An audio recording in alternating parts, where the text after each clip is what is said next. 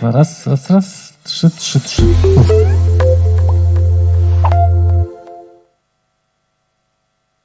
No i żółty. Okej. 1, 1, 1.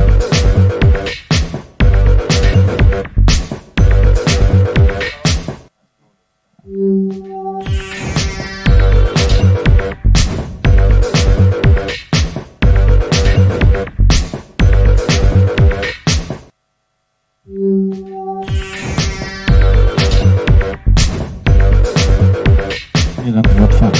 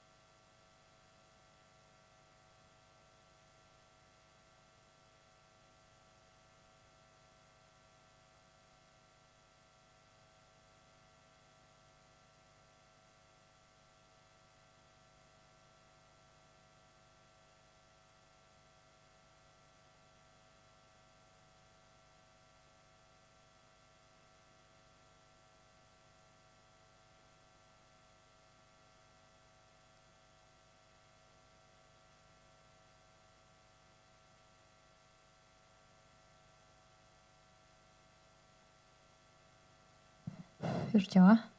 Dzień dobry. Bardzo serdecznie proszę wszystkich Państwa o zabranie sprzętów. To są słuchawki, które będą potrzebne do tłumaczenia. Tłumacze będą tłumaczyć z języka angielskiego na polski i z polskiego na angielski. Excuse me, ladies and gentlemen. May I ask you to have your headphones? We would like you to have the headphones. Okay, because we are going to have some translation. Okay, so where we yeah.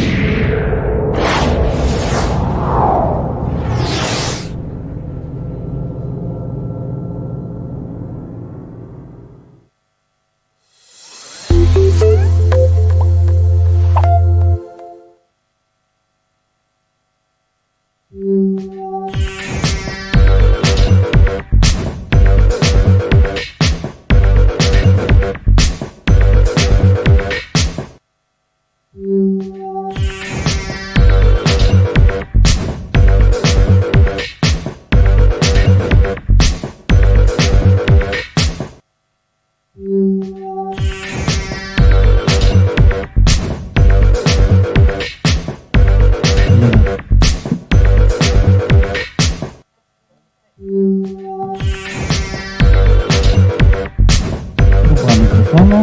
1, 1, 3.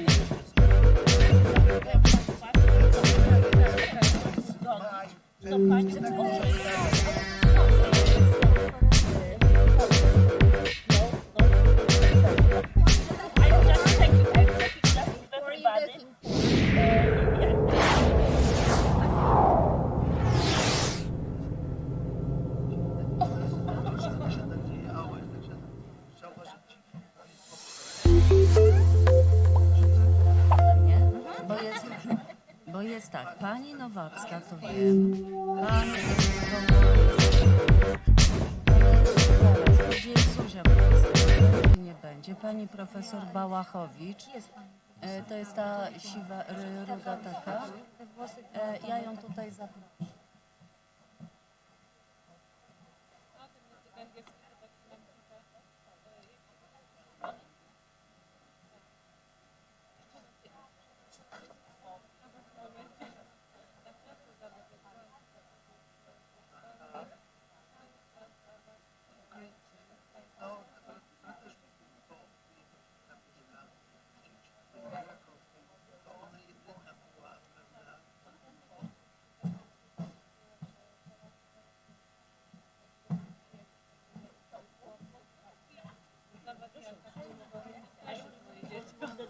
Yes, I think that you can.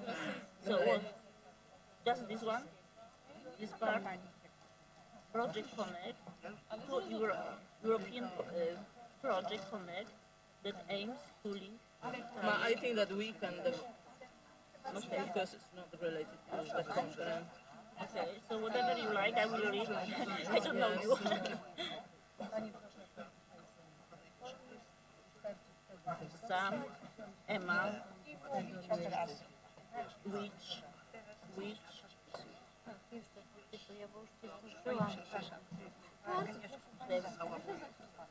PS smile, that aims to provide social emotional competences in primary schools.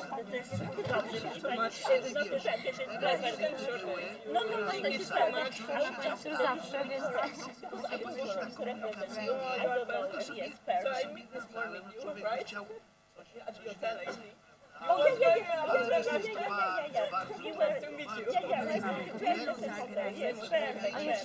Krzysztof, ale parę osób jeszcze miało też takie dosyć duże wydarzenie. Takie wydarzenie też równolegle było i tak, też 2 czy 3 osoby właśnie uczestniczą gdzie indziej. Yeah, I think Ale na this is szczęście the man to udało mi ask, się w miarę. because he knows what is going on. I don't know, I just came like you. I am sorry, I am trying to find Aleksandra Lipinska. Who is Aleksandra Lipinska? Just to check with her. Sorry. This is for the concert. Oh, okay. Got only 3 speakers here. What's your problem with the presentation?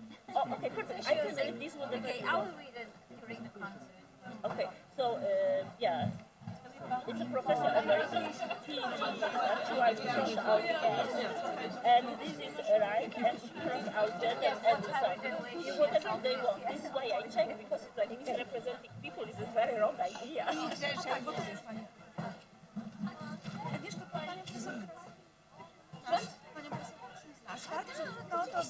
Dzień dobry, dzień dobry. Dzień dobry. I am sorry, where do you want that I sit, stand, or we here as you sit? How do you want? I can sit here, wherever you call me, I will come. Ja zaraz zapytam pani dziekan, dobrze? Pani profesor, bo ja nie wiem. Sorry, this is your water, one of yours, one of okay, this is yours. This is mine. Okay, so this is as far as no, so better don't. I will take you one. I don't know. I think that you will take new glass.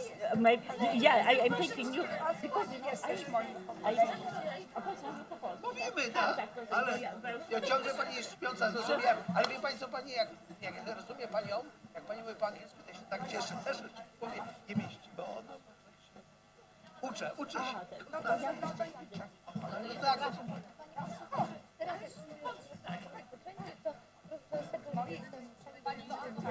to ja usiądę tutaj, jak pani da znak. Pani dziekan pewnie będzie prosić. Okay, perfect. Ja się chyba nie przedstawiłam, tylko Ale tak, pani profesor zajmuje się dwujęzycznością między innymi, prawda? A tu moje stoisko jest nawet bardzo serdecznie zapraszam Państwa do obejrzenia. Tam jest Pani Dyrektor. Mam ogromną prośbę, żeby już zajmować miejsca, bo i tak mamy troszeczkę opóźnienia. Ostatnie chwilę jeszcze.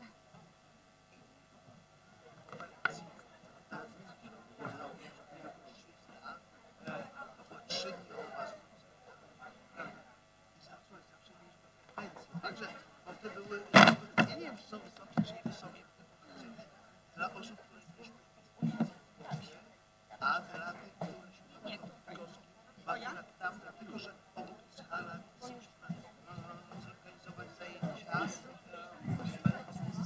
takie ale nie organizujemy. Zapisało się 50 osób, a organizowano konferencję przez 2 lata. To o tej porze, czyli 3 tygodnie przed konferencją, już było 15 prawda? A teraz płaciło bodajże 30, a zapisanych jest 50. Nie ma sensu. Jest pytanie, czy formuła się przeżyła, czy ceny, chociaż ta cena nie wzrosła, bo to ostatnia konferencja była 3-4 lata temu. No to może cena wzrosła 100 zł. Także ludzie nie lubią. Zuzia, przepraszam, a ty dokąd? Ty tu siadaj. Nie, ja ci oddam głos i powiesz, o wiesz. Proszę bardzo. Ty się przygotuj. Tak. Ja właśnie uważałem, że się nie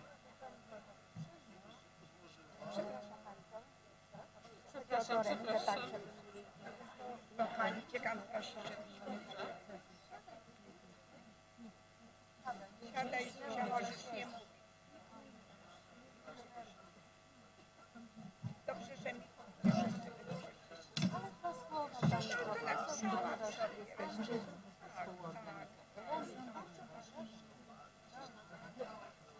Dobra, to nie ten, ale później. Ja sobie to wezmę. Profesor Agnieszka.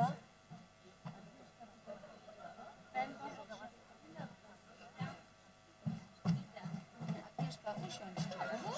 Mam 3. To później ustalimy, tak? Dobrze, to siądę, dobrze.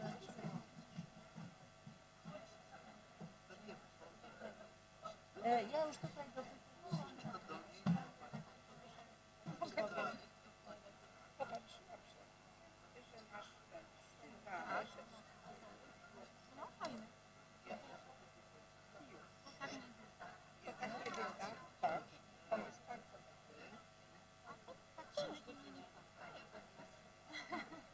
Niektórzy wpadli na ciebie, popatrzyła i się mówię, a po co to tylko? Masz większy program?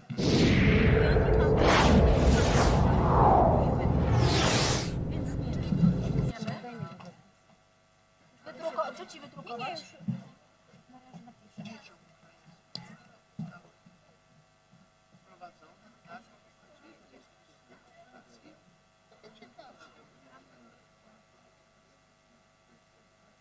Nazwisko Agnieszko.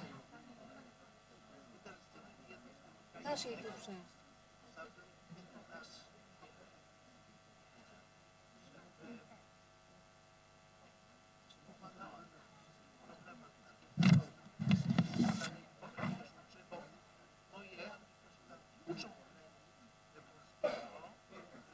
Nawet na te zajęcia, 2 razy w tygodniu, nawet na te zajęcia przyjeżdżają osoby z okolicy, które mieszkają Chodź tu. Krys profesor Nowak Fabrykowski. w Kielce. Tak, dziewczyny jeżdżą 2 razy w tygodniu. Okay. A ta dziewczyna, czy my na to? Teraz tak, czy już... Już trzecia rzecz. Aha, pani może Wiesz co zarobić? To Też od nich właśnie wzięłam, bo już wszystkie są.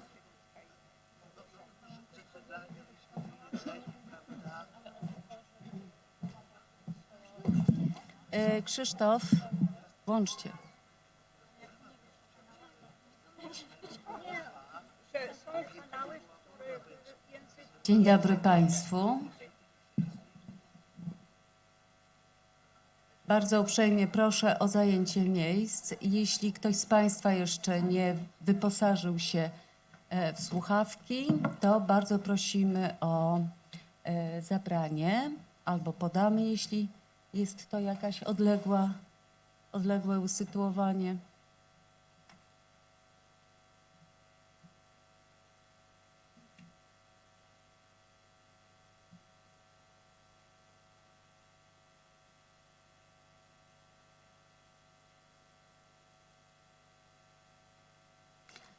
Zatem zacznijmy.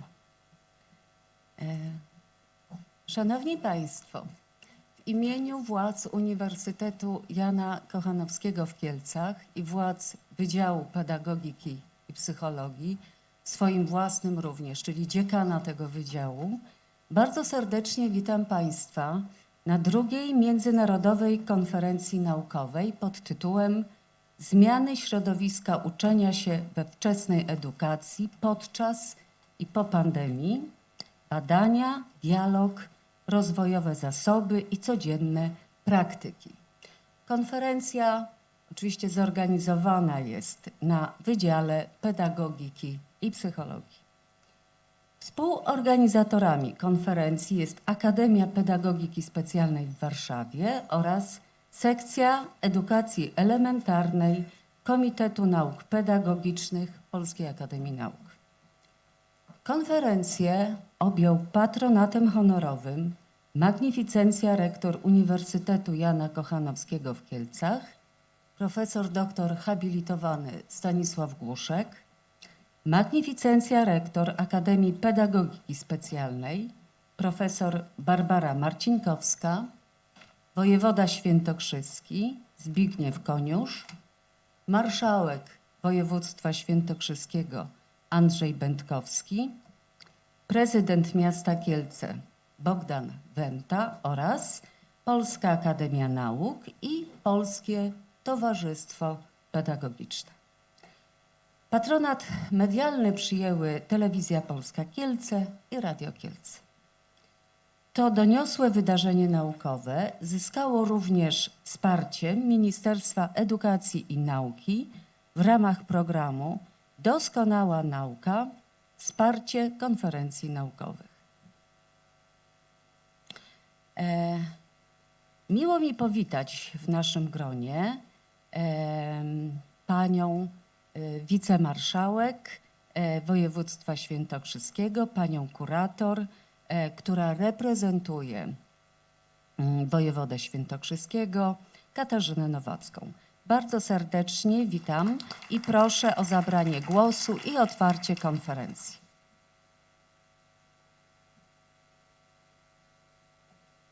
Mikrofon. Tak. Tak. Szanowni Państwo, z uwagi na to, że Pan Wojewoda nie mógł dotrzeć na inaugurację konferencji, poprosił mnie, abym w jego imieniu odczytała kilka słów skierowanych do organizatorów, ale także do wszystkich uczestników konferencji. Serdecznie dziękując za zaproszenie na drugą Międzynarodową Konferencję Naukową Zmiany środowiska uczenia się we wczesnej edukacji podczas i po pandemii, badania, dialog, rozwojowe zasoby i codzienne praktyki, mam przyjemność pogratulować Państwu organizacji tak ważnego przedsięwzięcia. Zmieniające się potrzeby na rynku edukacyjnym wymagają od nas wszystkich znalezienia i wykorzystania nowoczesnych form współpracy.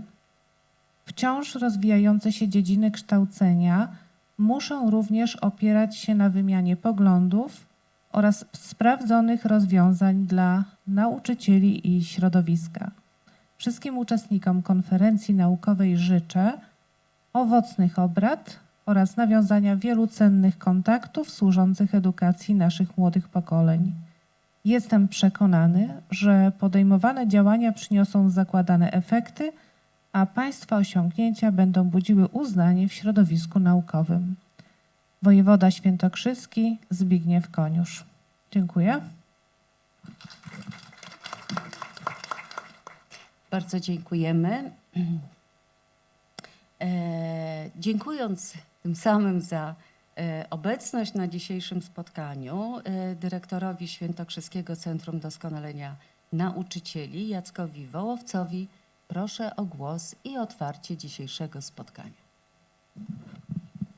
Szanowni Państwo, witam bardzo serdecznie na dzisiejszej konferencji. Pani dziekan, bardzo serdecznie dziękuję za zaproszenie, bo rzeczywiście temat dzisiejszej konferencji jest niezmiernie ważny i istotny dla wszystkich osób, które działają w obszarze edukacji. Moja placówka, Świętokrzyskie Centrum Doskonalenia Nauczycieli, na co dzień współpracuje, wspiera, doskonali nauczycieli i wiemy, z jakimi problemami nauczyciele borykali się w okresie pandemii, że musieli stosować nowe metody, że musieli wykorzystywać zdalne nauczanie, a to powodowało różnego rodzaju problemy, trudności. Mam nadzieję, jestem głęboko przekonany, że dzięki udziałowi w tej konferencji tak wspaniałych, zacnych naukowców otrzymamy wszyscy odpowiedź na bardzo ważne pytania, które związane właśnie są z edukacją zdalną, jak i również z radzeniem sobie z problemami w szkole, które właśnie wystąpiły po okresie pandemii. Szanowni Państwo, jestem głęboko przekonany, że będą dzisiaj pojawiać się wspaniałe wykłady, będą wspaniałe wnioski, które my, jako pracownicy placówki doskonalenia, wykorzystamy w swojej codziennej pracy. Życzę owocnych obrad. Dziękuję bardzo. Bardzo dziękujemy. Jesteśmy wdzięczni za udział w rozpoczynającym się wydarzeniu naukowym na Wydziale Pedagogiki i Psychologii pani profesor doktor habilitowanej Józefie Pałachowicz, przewodniczącej sekcji edukacji elementarnej Komitetu Nauk Pedagogicznych Polskiej Akademii Nauk. Bardzo dziękujemy za zaufanie, jakim pani profesor nas obdarzyła. Uprzejmie proszę o skierowanie kilku słów do uczestników konferencji oraz jej otwarcie. Dziękuję bardzo. Szanowni Państwo, Pani dziekan, koleżanki i koledzy, uczeni, uczone, wspaniali nasi goście z różnych stron świata, nie tylko Europy. Wszyscy, którzy dzisiaj przybyli na tę uroczystość naukową, uroczystość, która, tak jak przed chwilą słyszeliśmy, będzie służyła nam wszystkim. Mamy nadzieję, że zorganizowane dzisiaj z takim wielkim zaangażowaniem spotkanie przez panią dziekan na wydziale, ale przede wszystkim przez nasze wspaniałe koleżanki, panią profesor Zuzannę Zbruk, panią profesor Agnieszkę Szplit, będzie też tym wydarzeniem, które będzie wydarzeniem znanym, wydarzeniem na całą Polskę. Chcę przede wszystkim powiedzieć w imieniu sekcji edukacji elementarnej. Tutaj mamy wielu wspaniałych naukowców, których Państwo poznacie, będą prezentowali wyniki swoich badań. Będziemy rozmawiali o tych trudnościach, które zostały zaznaczone i które się pojawiły. Ale będziemy też mówili o bardzo dobrych stronach edukacji zdalnej. Nie będziemy tylko szukali trudności, chociaż one wystąpiły dla wszystkich. W nowej kryzysowej sytuacji zawsze są trudności i mam nadzieję, że będziemy umieli je przedstawić i będziemy znajdowali recepty, żeby je pokonać. Mam zaszczyt w imieniu Komitetu Nauk Pedagogicznych powitać wszystkich Państwa oficjalnie i otworzyć tę konferencję. Ale jestem też z Akademii Pedagogiki Specjalnej i moja pani rektor, magnificencja Barbara Marcinkowska, prosiła o przekazanie kilku słów i zaproszenie również Państwa na uroczystości z okazji stulecia uczelni, które będą w maju i będą również obchody Marii Grzegorzewskiej, roku Marii Grzegorzewskiej. Mam nadzieję, że przyjmiecie Państwo najpiękniejsze ukłony również z Akademii Pedagogiki Specjalnej. Życzę wszystkim owocnych obrad. Dziękuję Pani dziekan. Bardzo dziękujemy pani profesor. Przyjmujemy oczywiście zaproszenie. Będziemy niezwykle zaszczyceni również uczestniczyć w tak wybitnym, wielkim jubileuszu. Proszę Państwa, mieliśmy zapewnienie od pana prezydenta miasta Kielce, Bogdana Wenty, zapewnienie, że będzie obecny na naszym spotkaniu, ale niestety z przyczyn niezależnych, ważnych, zdrowotnych nie mógł przybyć na to spotkanie. Jednak bardzo serdecznie wszystkich Państwa, uczestników tej konferencji pozdrawia i życzy dobrych obrad. Szanowni Państwo, uczestnicy konferencji, Panie i Panowie, jesteśmy zaszczyceni, że możemy gościć grono wybitnych osób, dla których obszar edukacji stanowi nieprzerwanie interesujący powód do naukowej refleksji. Współczesny świat z racji swej złożoności, zmienności i nieprzewidywalności buduje nowe otwarcia i szerokie pole do dyskusji dla wyznaczania drogi postępu w wielu obszarach, także w edukacji. Niezaprzeczalnie ważną kwestią jest przygotowanie młodego pokolenia do funkcjonowania w świecie szybkich przeobrażeń, rozwiązywanie problemów różnej natury, życia w warunkach permanentnej zmiany, niepewności, doświadczanego cierpienia i obserwowanych tragediach ludzkich. W aktualnych warunkach kwestie te nabierają szczególnego znaczenia.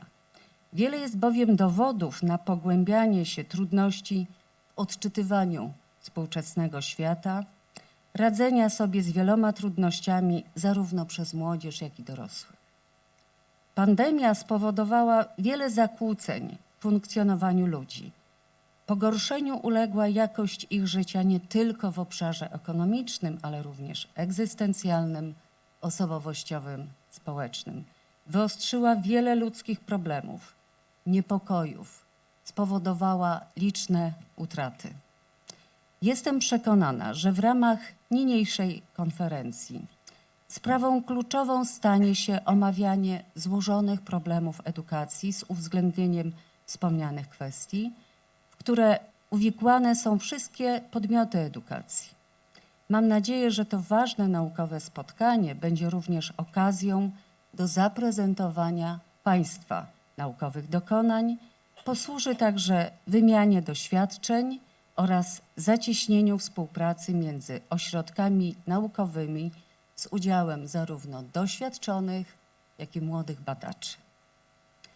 Szanowni Państwo, drugą Międzynarodową Konferencję Naukową pod tytułem Zmiany środowiska uczenia się we wczesnej edukacji podczas i po pandemii, badania, dialog, rozwojowe zasoby i codzienne praktyki ogłaszam za otwartą. Życzę wszystkim uczestnikom satysfakcji z udziału w tym ważnym dla nas naukowym spotkaniu. Dziękuję.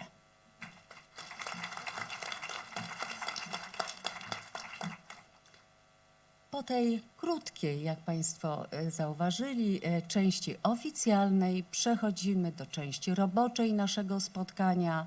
Zapraszam do stoła prezydialnego, właściwie już jest pani profesor, doktor habilitowana Agnieszka Szplit oraz zapraszam panią profesor, doktor habilitowaną Krystynę Nowak-Fabrykowski do prowadzenia pierwszej sesji plenarnej.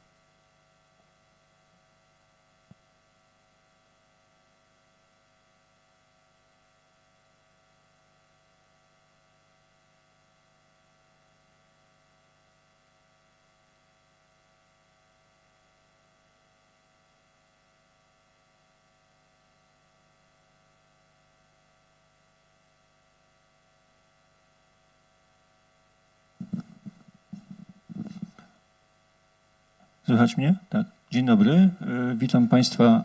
Szczególna informacja, szczególnie przekazana dla osób, które są obecnie w aplikacji Zoom, uczestniczą w konferencji zdalnej, ponieważ osoby na sali mają tłumaczenie symultaniczne. Macie Państwo do wyboru ścieżki językowe w zakładce tłumaczenie ustne, language interpretation, English to Polish, Polish to English and original soundtrack, oryginalna ścieżka językowa. Proszę sobie odpowiednią wybrać w razie konieczności. Dziękuję.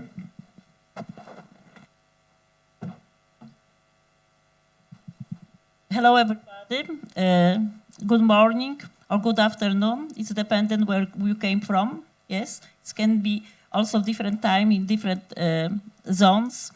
I have a pleasure to introduce our first two presenters. First is Pete Boy, who is a professor emeritus in professional learning at the University of Cumbria and focus on supporting the development of research-informed practice.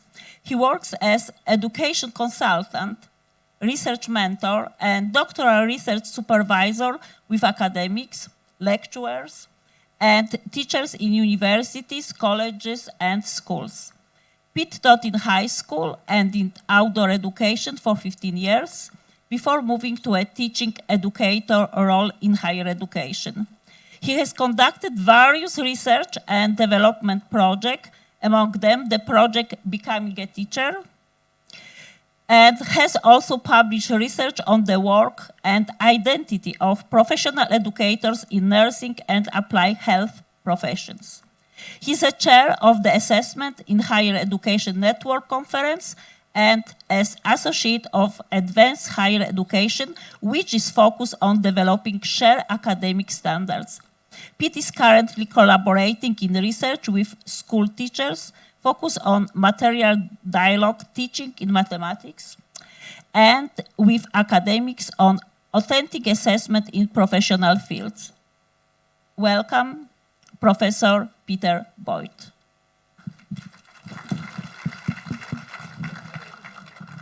So the floor is yours.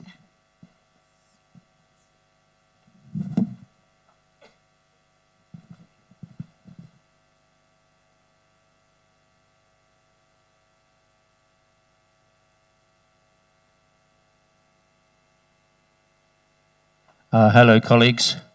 My name is Pete Boyd, and thank you for that introduction and this opportunity to speak at the conference. I think it was important to say that I did teach for 15 years in schools. I wasn't so good at that, so I'm better at being an academic, I think. And the rest of my career, I've been a teacher, educator, and a researcher. So everything I speak about today for you as teachers is based on my work with school teachers, which is still ongoing, mainly research in primary schools on how to teach maths. And let's get started. I'm going to argue in a very general way at the beginning of the day that if we want positive learning environments for all of our children, whether that is face-to-face or blended or online, then we need 3 Ds, 3 dimensions, if you like: design, dialogue, and dispositions. So I'm going to speak in a very general way, and then colleagues later and during the day, I see the presentations will be much more grounded in practical experience of the pandemic. But it's very important to me that we have a big picture, and so I try and set that at the beginning as a challenge to everybody today. But I recently worked with colleagues here at Kielce, Agnieszka Szpilik and Zuzanna Zbrog. I apologize for my pronunciation. And I heard secretly they had a party without me. Maybe you weren't invited either. And at the party, maybe it wasn't a party, maybe it was a work event. Okay, that's a British joke, okay. And they had some cake and coffee, and they agreed if any cake was left over, they would share it equally between the two of them and take it home to their family. So, they had one big cherry cake, and only 1/4 of the cake was eaten during the party. So I want you to think now. No pressure, because I'm not going to ask for answers, okay? So don't feel stressed by the maths. How would you divide the cake if you were then having to divide, and they were having a bit of an argument about how to divide the cake? How would you go about dividing the cake? Have a think to yourself, and then just turn to the person next to you for, I can only give you 30 seconds, okay? But it's an easy piece of maths, and you're all brilliant teachers, okay? So how would you go about dividing this cake? Just in a very practical way. There's no trick to it. Off you go. You have 30 seconds to decide. Go.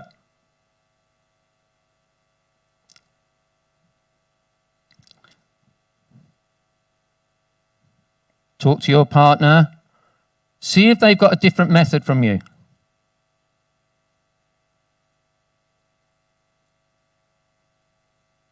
That's not much talking. I don't think you're used to talking in your lectures. Okay. Have you got an idea? Now, I imagine we would start the lesson like that, but I'll just tell you some answers. Maybe you did this. Maybe you divided the cake into quarters, and then you took 1/4 and divided it into 2/8. So already you have the idea of a fraction of a whole and the equivalence of fractions.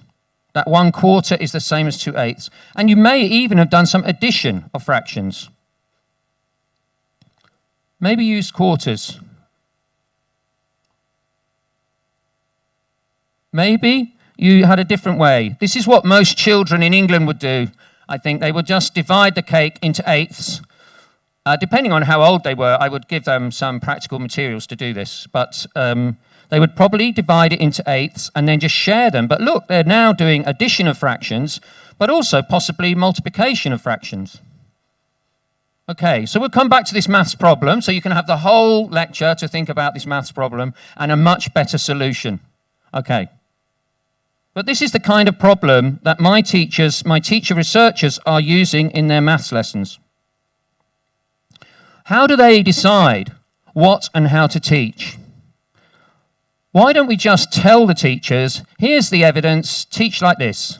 What we call that off the peg answers. Evidence-based answers.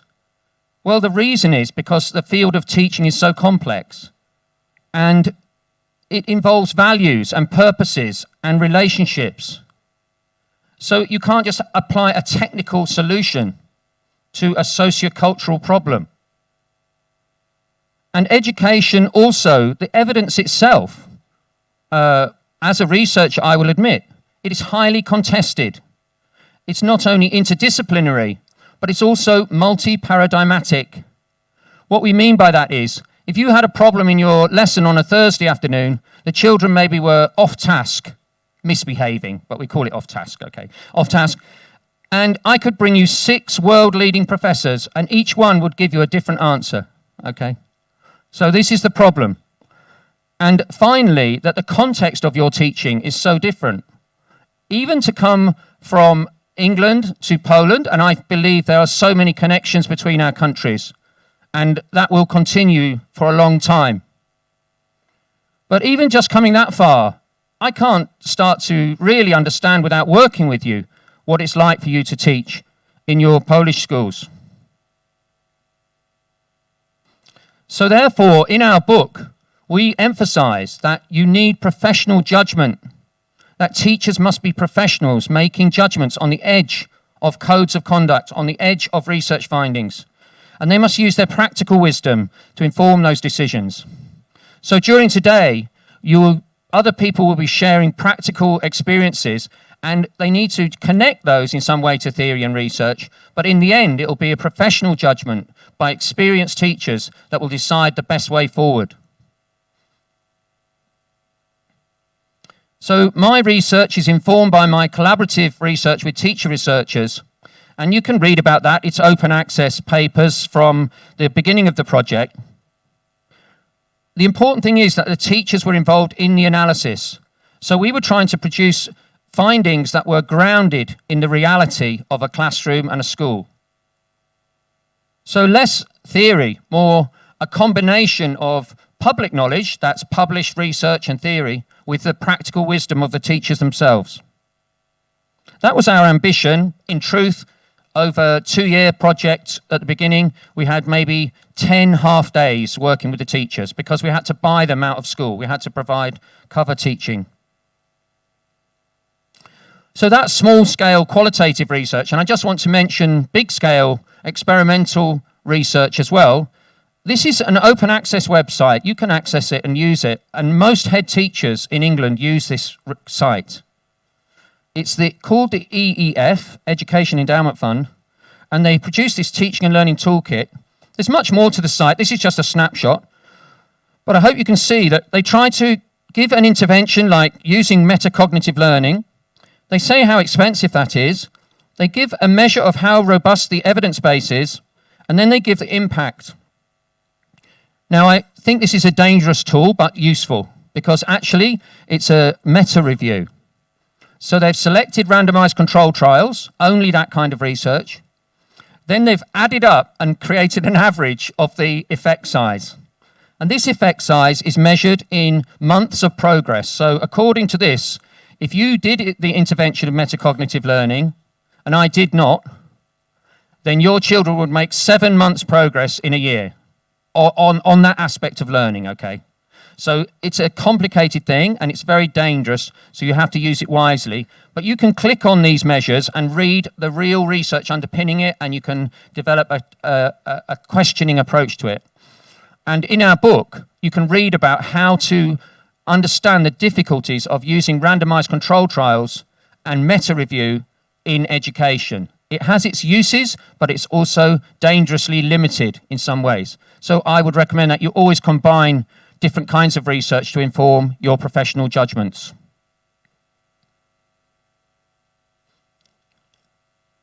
Okay, so this is my main argument for today, to open the conference with an argument that you need 3 Ds for a positive learning environment: design, dialogue, and dispositions.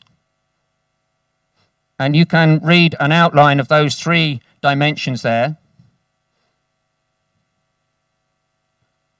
In particular, I'll give you a slide on each of those Ds, but I sneak in an extra slide on dialogue, because I believe that dialogic teaching is at the heart of what I have learned from my work over 4 or 5 years with these maths teachers.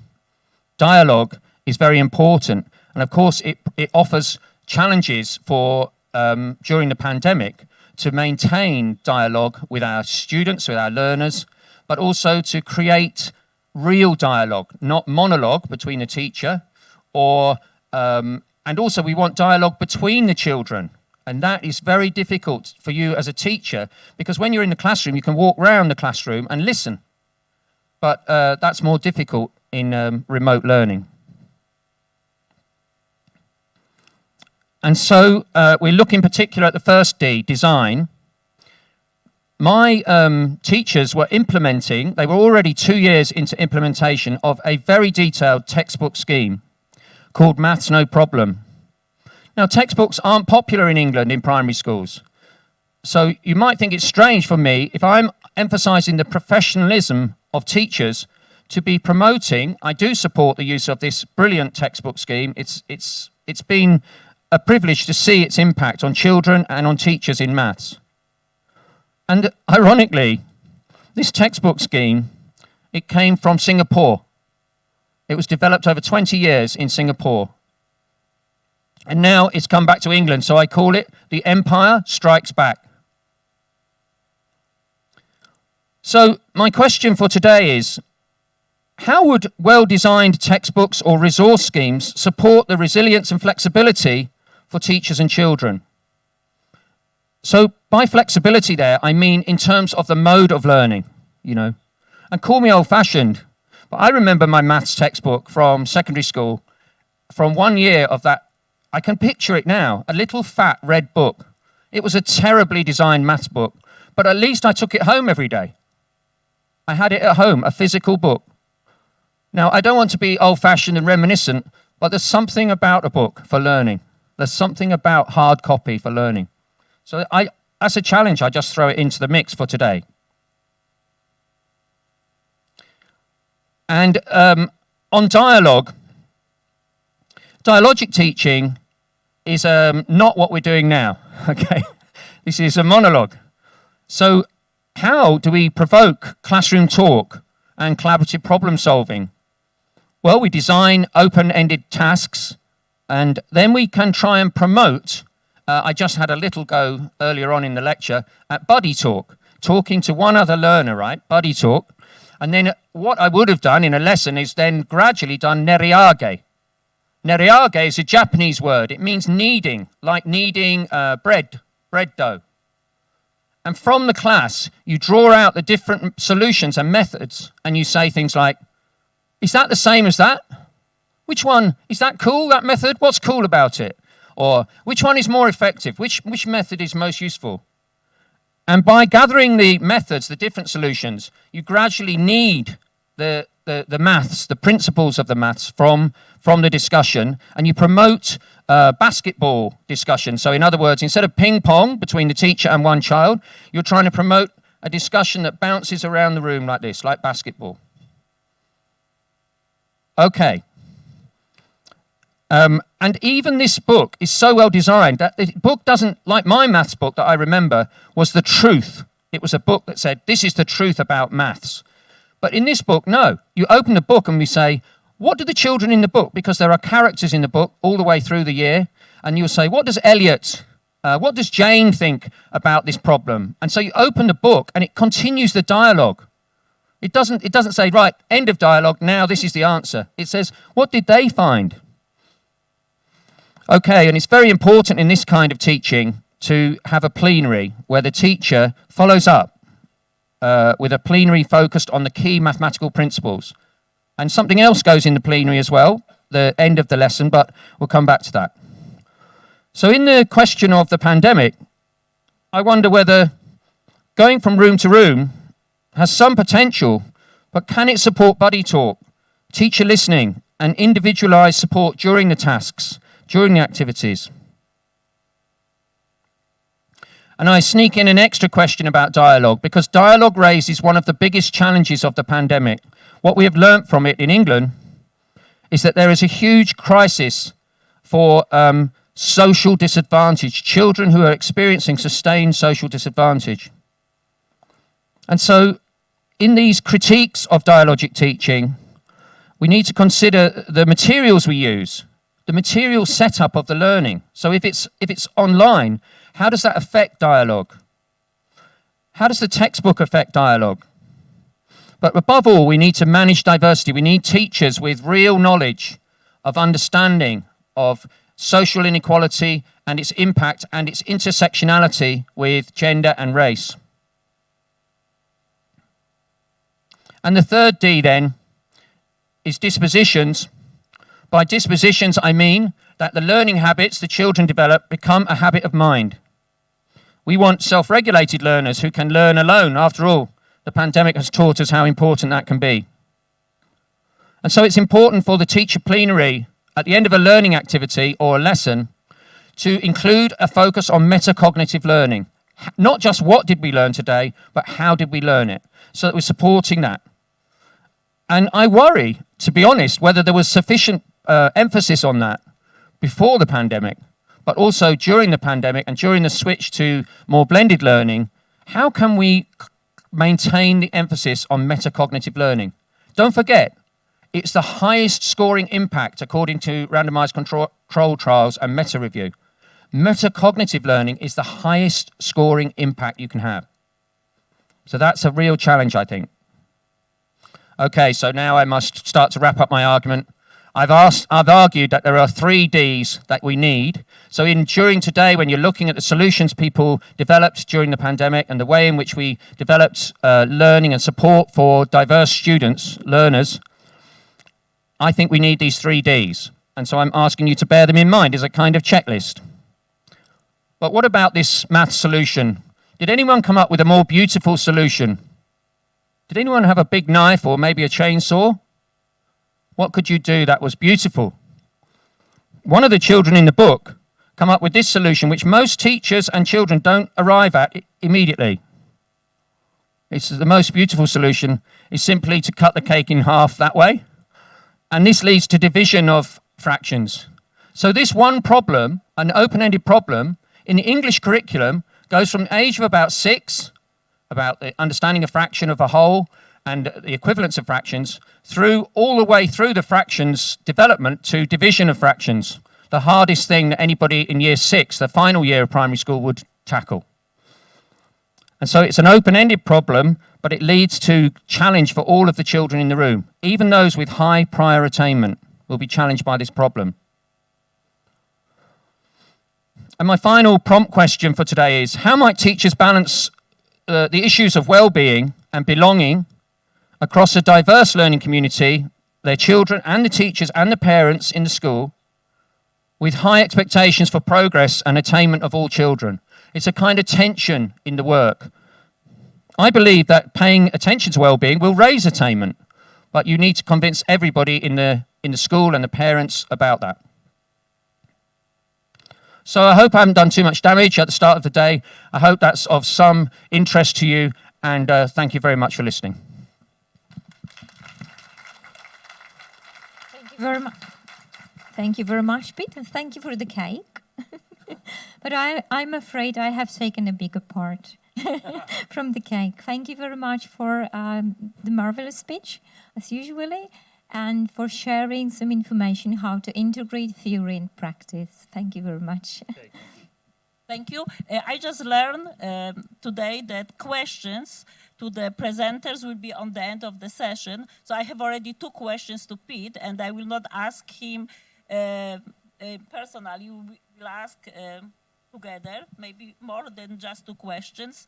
Our next presenter came from Italy, and is David Parmigiani, who is currently an associate professor of education at University of Genoa, Italy. He's president of the Association for Teacher Education in Europe, ATEE, that aims to enhance the quality of teacher education in Europe through active dialogue and international exchange of research and practice in initial and in-service teacher education. David is also the president-elect of the World Federation of Associations of Teacher Education and a member of European Commission Working Group on School. His main research interests are focused on teacher education, intercultural and international education, learning assessment, curriculum development, and educational technology. In the last few years, David visited many universities as a visiting professor, for example, Norway, Finland, Netherlands, and Iceland, etc. And today it is my pleasure to invite David Parmigiani to present his speech in Kielce. Welcome.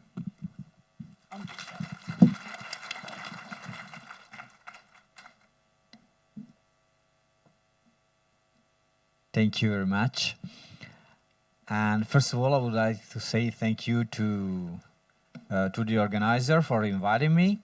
And it's a very great pleasure to be here, first of all, because finally we can travel, we can meet in person, not only on a screen, and I teach educational technology. So please believe me. And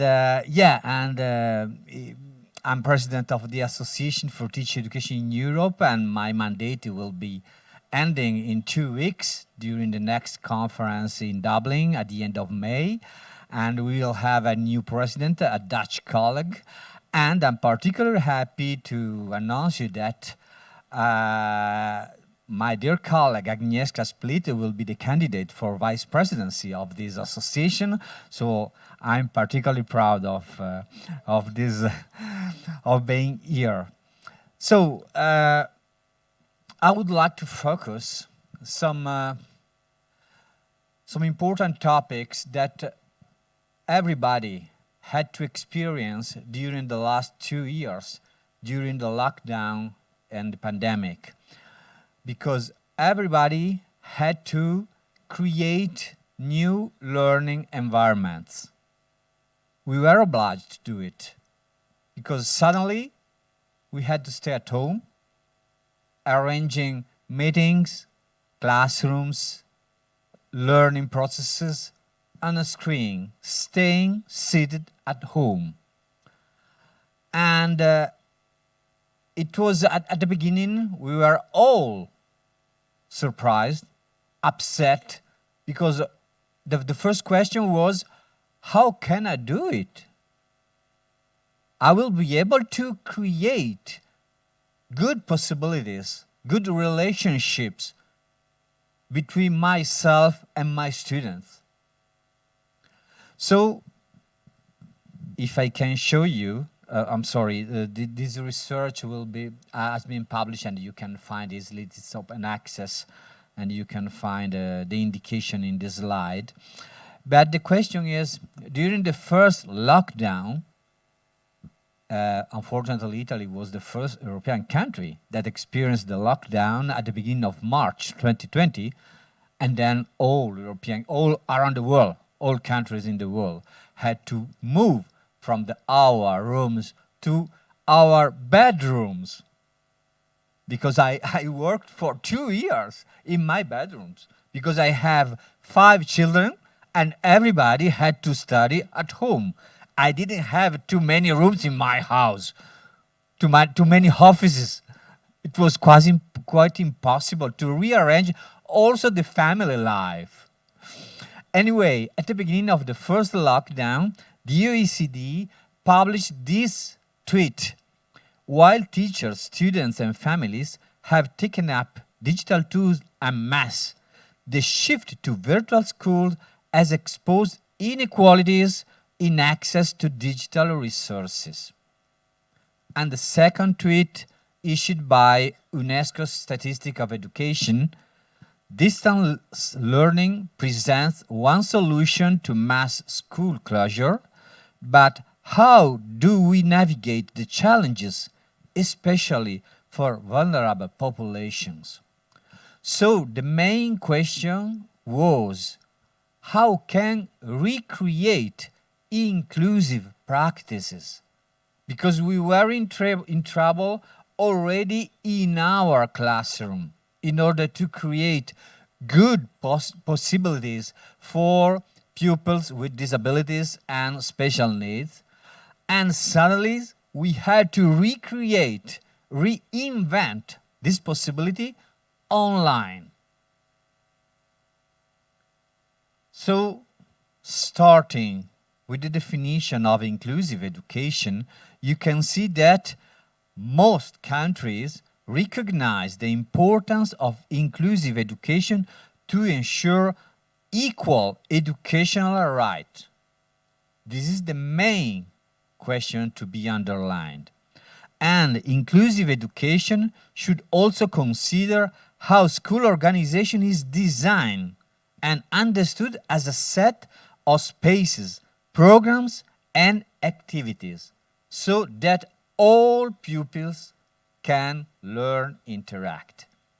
So starting from these two definitions, I would like to try to draw an idea of inclusion and e-inclusion, which means a kind of electronic inclusion. So in this sense, the concept of e-inclusion plays a key role. So the e-inclusion refers to the degree to which technologies contribute to equalizing and promoting participation at all levels. So the role of technology is to create equal opportunities, not just to use the last technology just to say, okay, we are very modern teachers. In this case, technologies can represent a tool to create equal opportunities. So during the pandemic, the question is how e-inclusion can be developed in conditions of learning isolation. This was the first step. During the first lockdown, everybody was at home. And the problem was how to create conditions to have a good relationships with pupils with severe disabilities.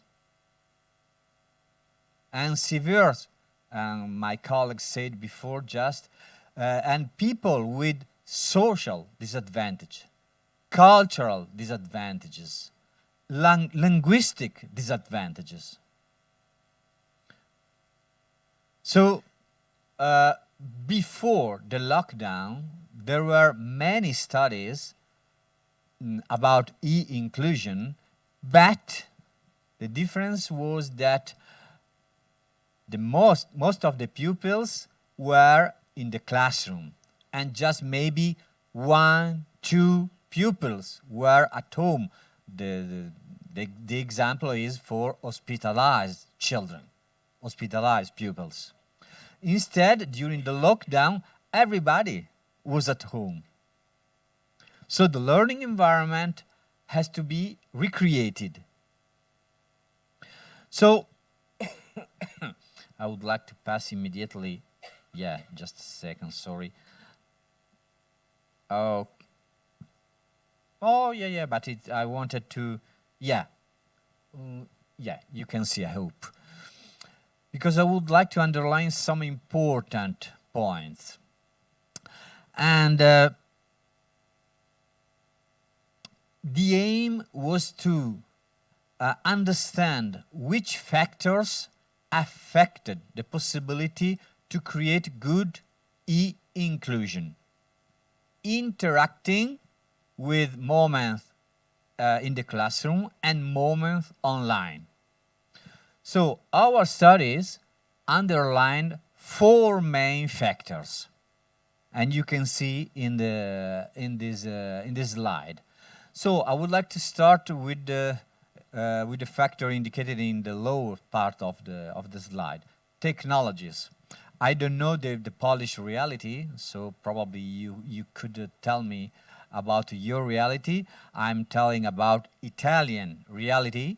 And so first of all, technologies. So the instruments, the available instruments for families, schools, and pupils.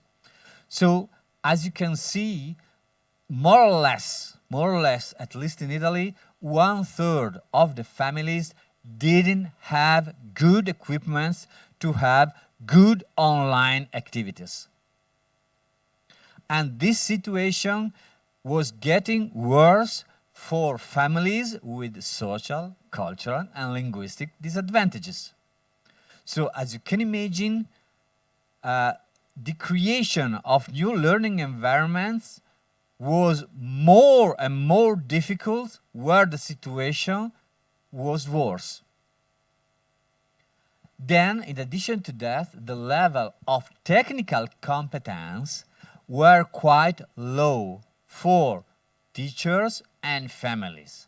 So many families were in trouble in arranging, using materials at home because they were not able to recreate materials.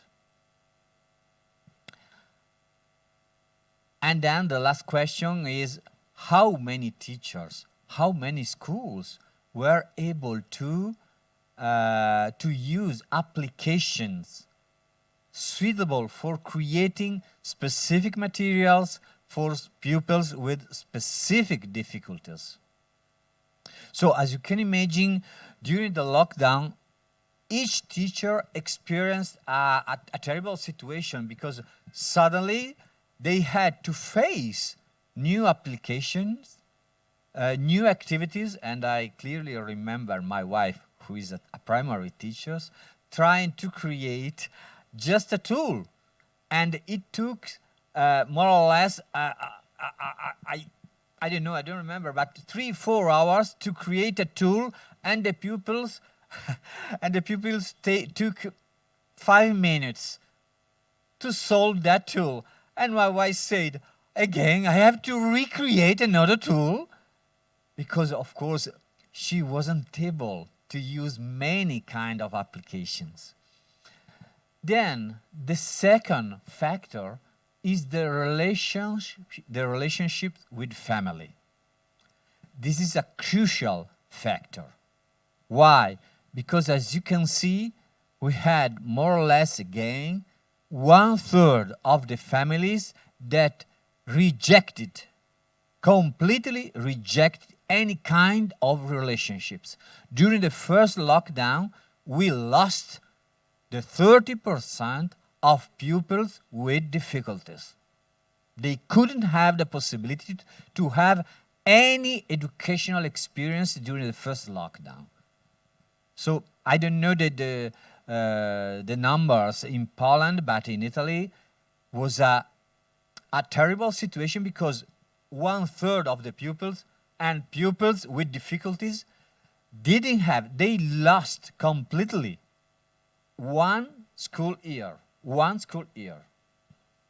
Fortunately, 2/3 of the family showed a good level of collaboration together with the teachers. So they were, again, I remember the first weeks of the lockdown, and maybe also you, using WhatsApp, because the families wasn't able to use the first video conferencing tools. So you probably use your own mobile and creating groups with the families of your pupils. Why? Because it was the fastest way, the easiest way. The third factor is the teacher collaboration. I must underline this factor because it's typical from Italy. So also in this case, we should discuss about the Polish situation and probably compare.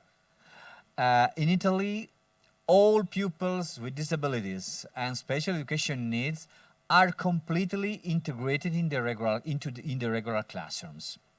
So in the same classroom, you can find the main teacher and maybe one special education teacher.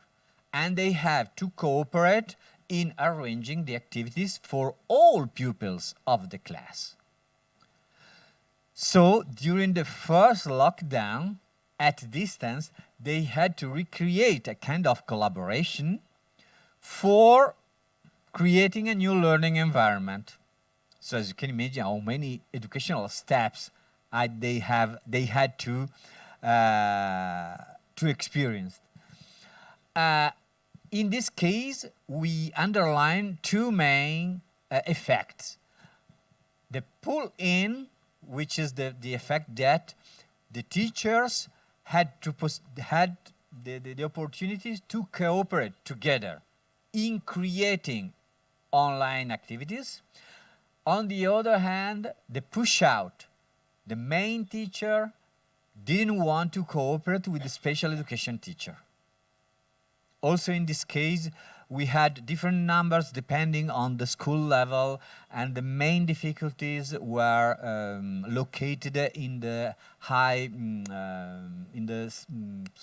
in the secondary education, maybe in the higher education.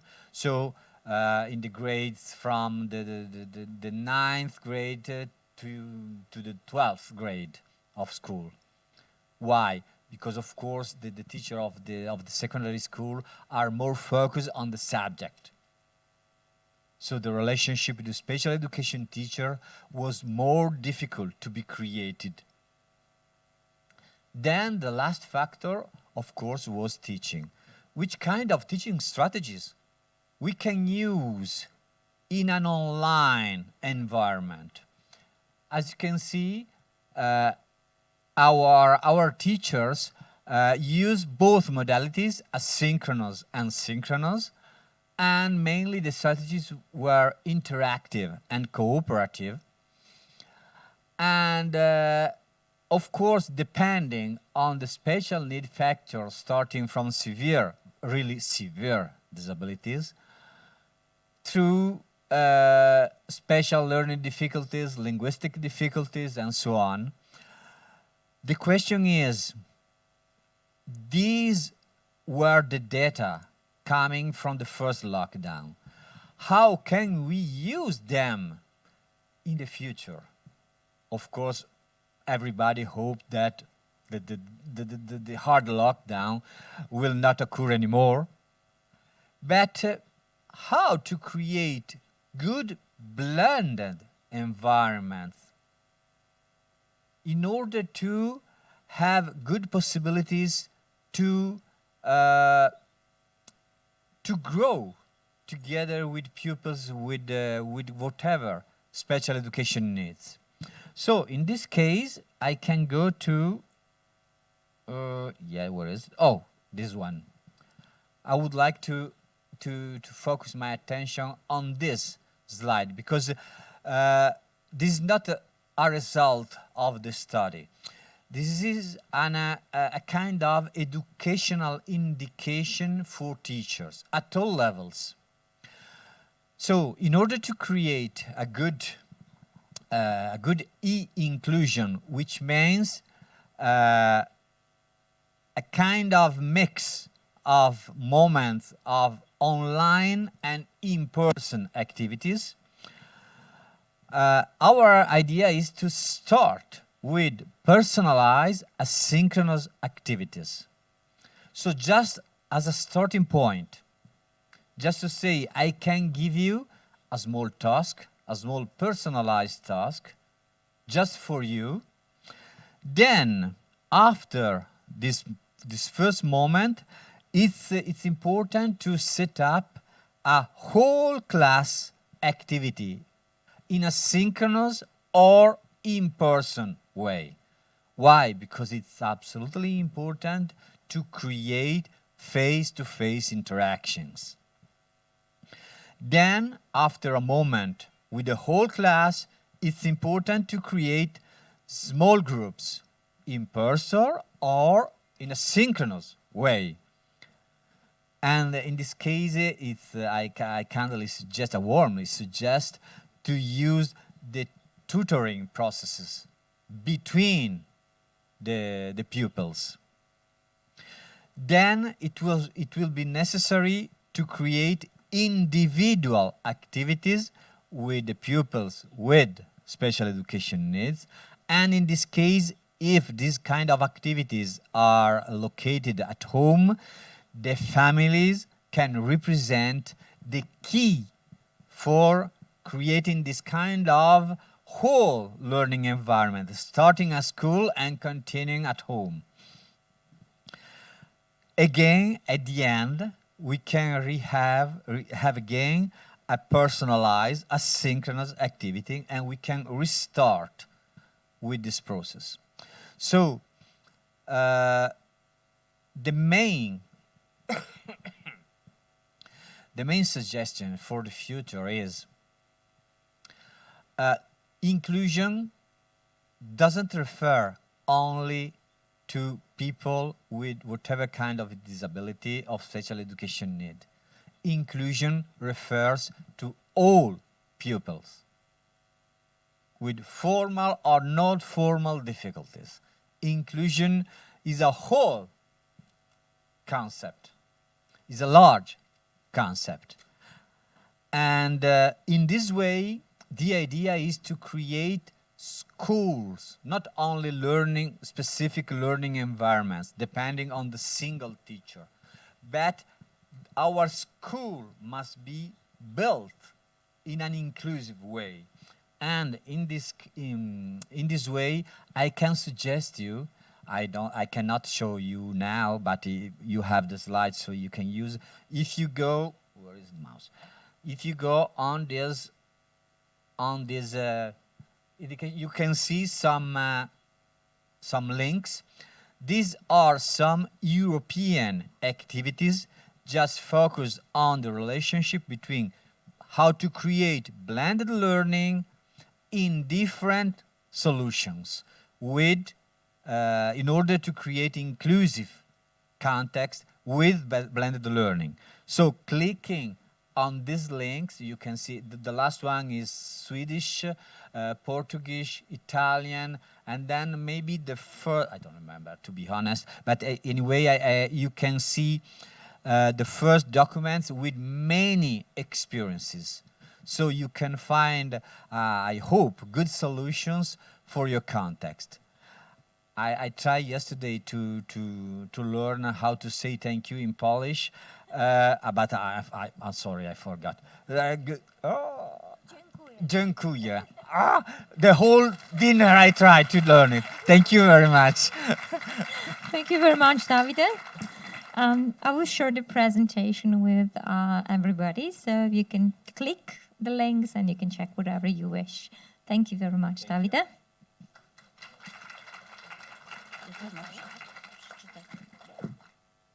I learned that we have a change in the program, and we will have a next presentation will be online. It means I think through WebEx, but the next through Zoom. Yes, one of the programs, different modality, and the next presenter will be Flavia Vieira. Flavia Vieira is a full professor at the University of Minho, Praga, Portugal, and she's a researcher at the Research Center in Education, CIED. She works in the field of reflective teacher education, pedagogy for autonomy, and the scholarship of teaching and learning in higher education. She's co-author of the book, Pedagogy of Autonomy in Language Education in Europe, towards a framework for learner and teacher development, published in 2007, and Struggling for Autonomy in Language Education, Reflecting, Acting and Being, published in 2009, and Enhancing Autonomy in Language Education and Case-Based Approach to Teacher and Learner Development, published in 2015. So welcome our next presenter, yes, in Zoom. Thank you very much. As I mentioned before, after the presentation, the question will be open. So if you have a question, you can ask, and then we will be translating if you wish. Yes. Thank you very much. And next presenter. Do we have our professor linked? Yeah. But we couldn't hear you.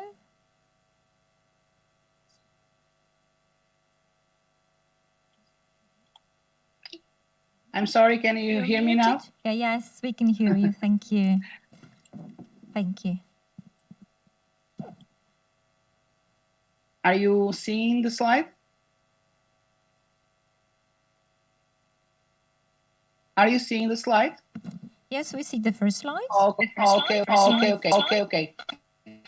you for having me online. And good morning, everyone. And the topic I'm going to talk about is developing learner-centered teaching through inquiry, possibilities and challenges in pre-service teacher education.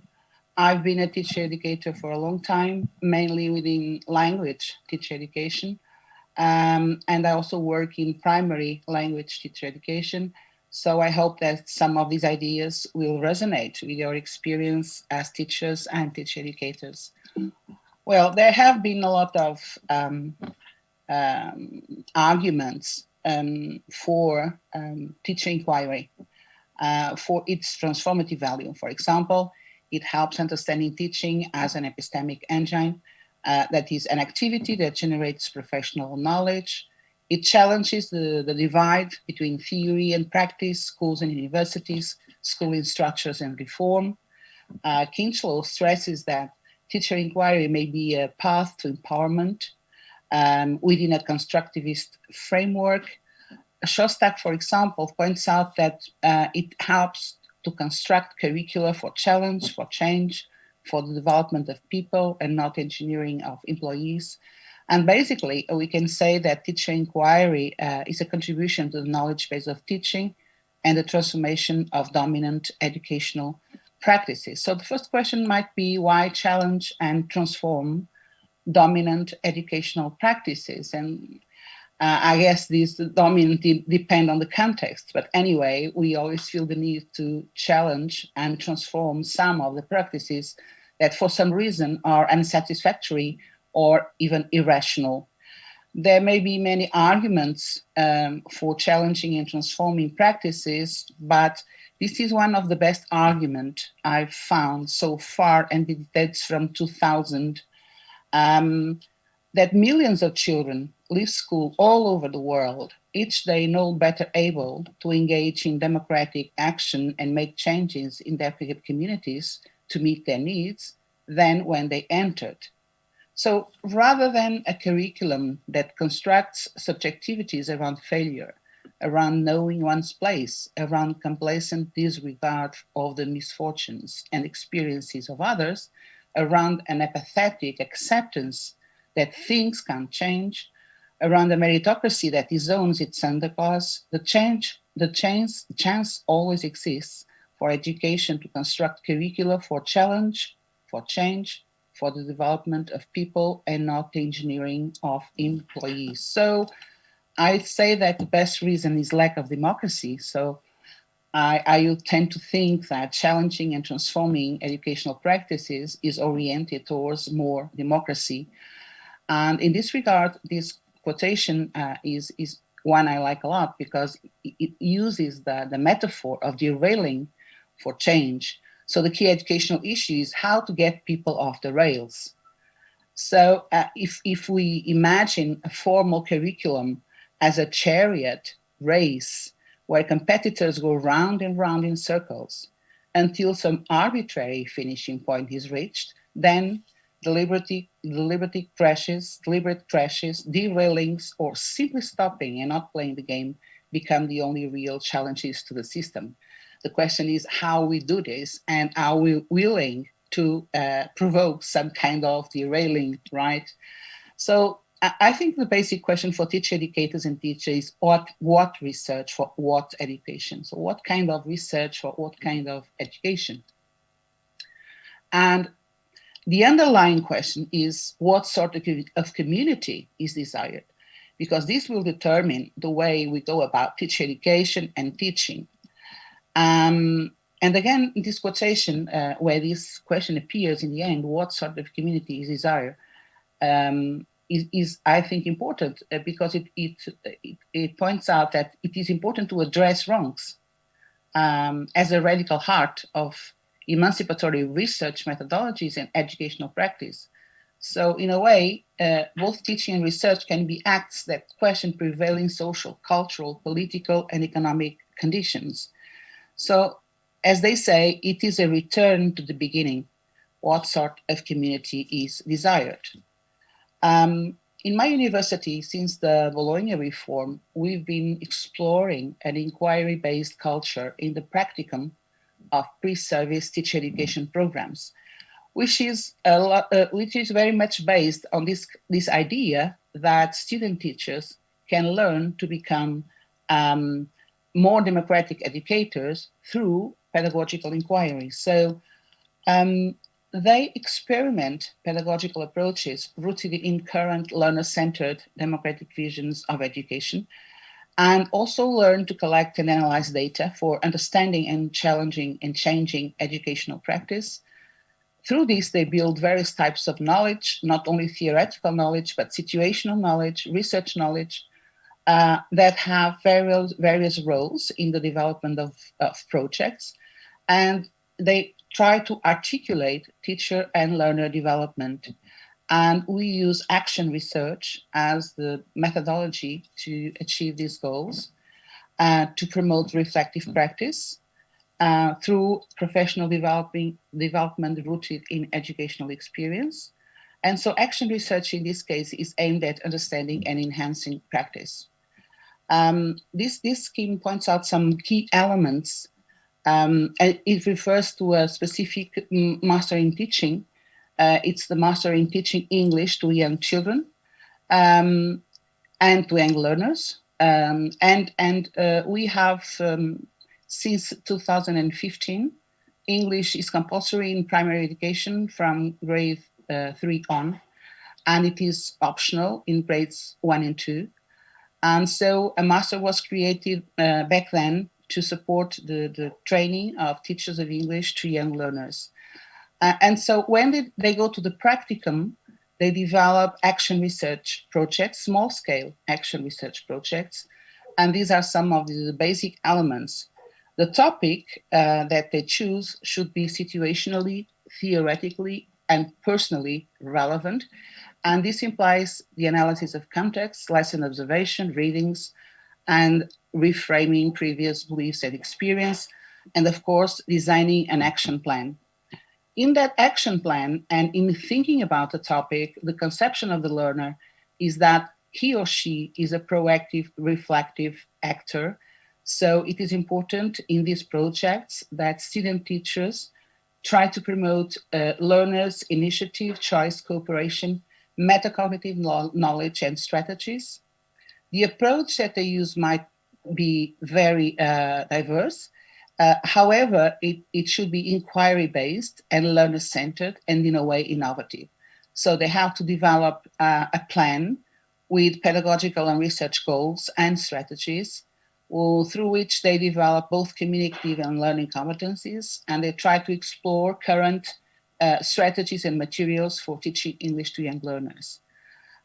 During this process, there is an evaluation going on. They collect data and they try to interpret the data according to the initial goals.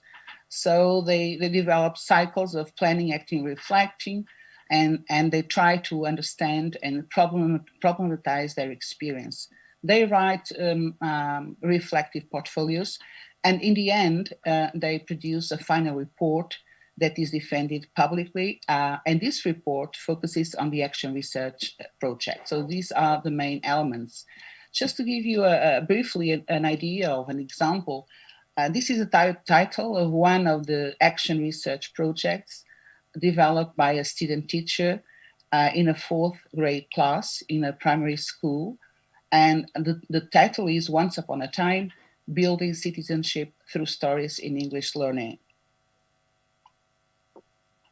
This was a student teacher with no previous experience of teaching, and she wanted to use storytelling as a way to develop citizenship competencies.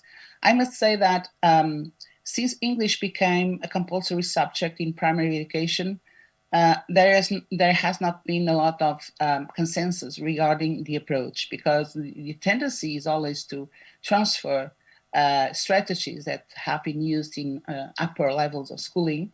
And for example, the textbooks that teachers use for primary education, some of them do present stories, but these are stories that are specifically produced to be used in the classroom, not examples of children literature.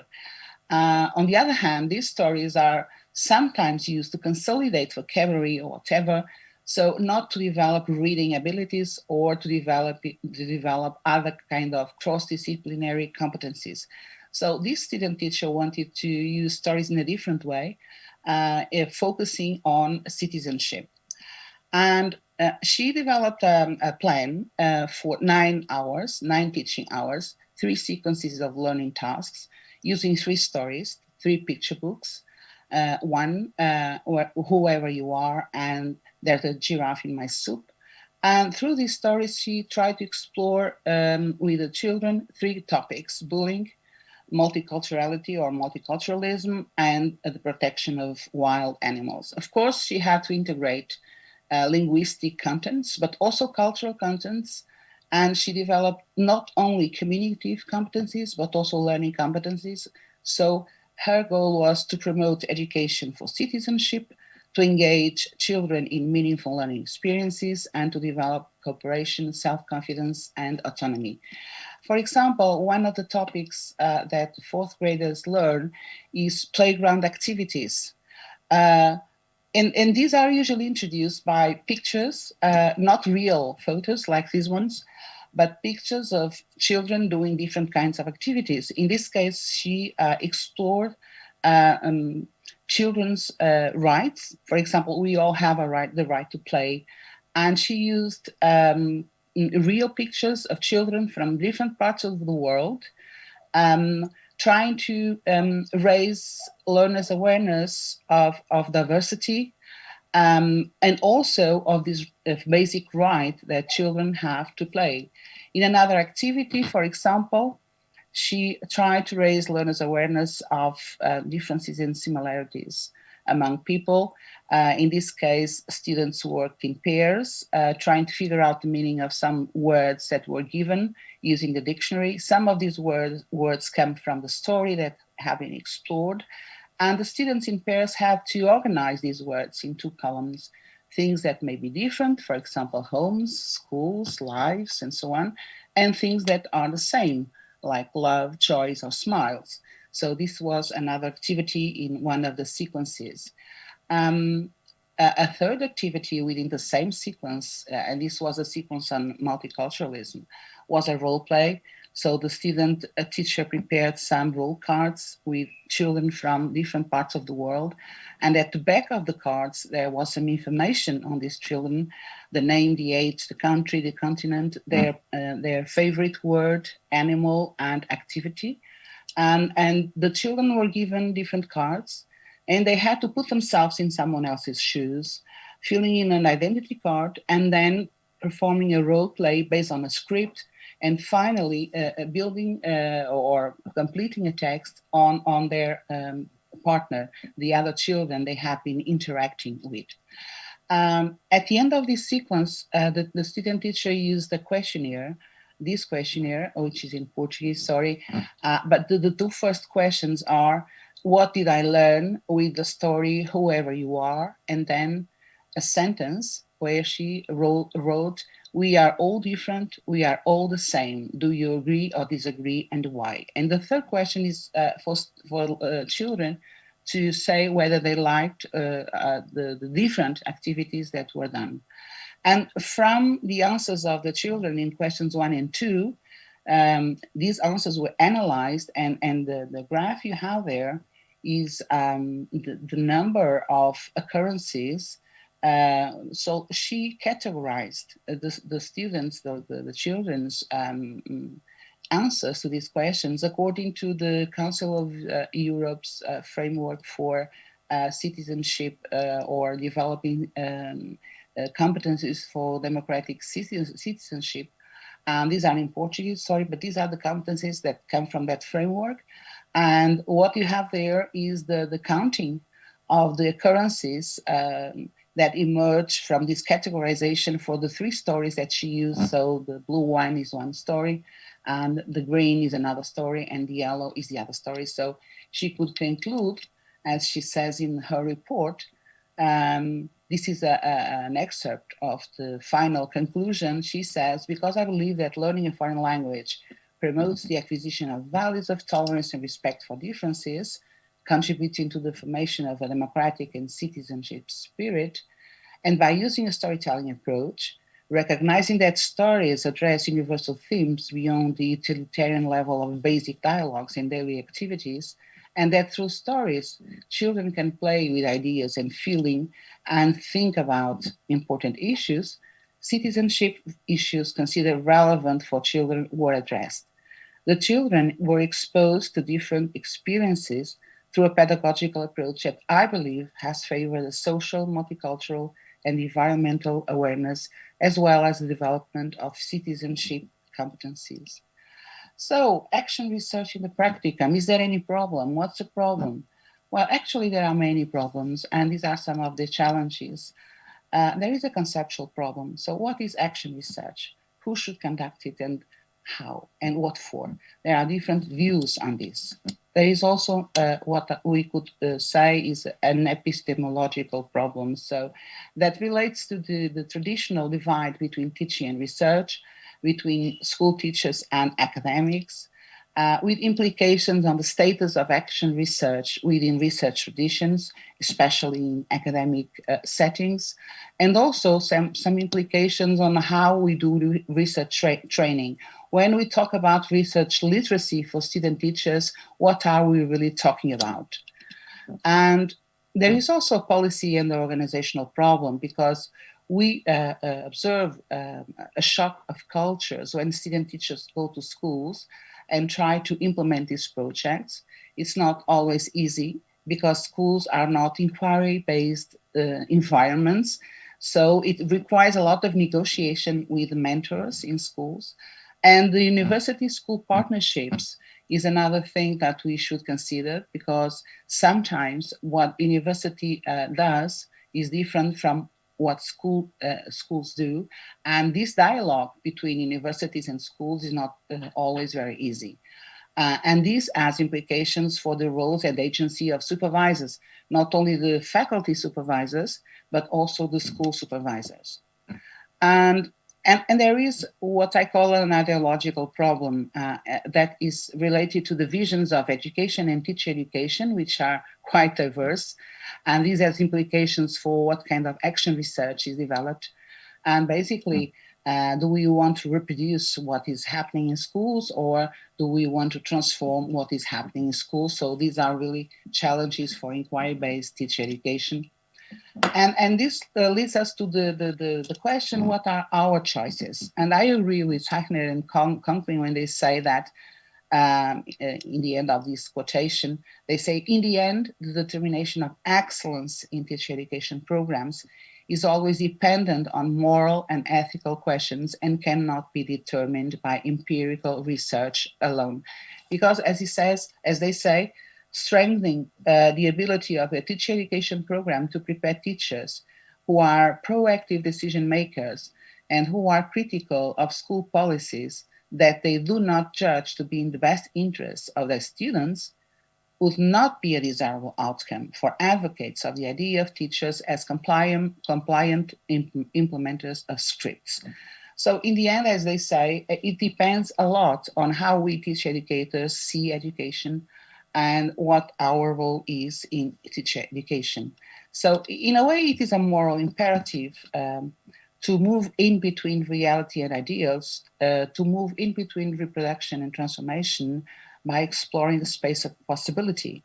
And I use there Paulo Freire's metaphors of domestication and emancipation. And of course, we may think that it is impossible or difficult to move towards the transformation.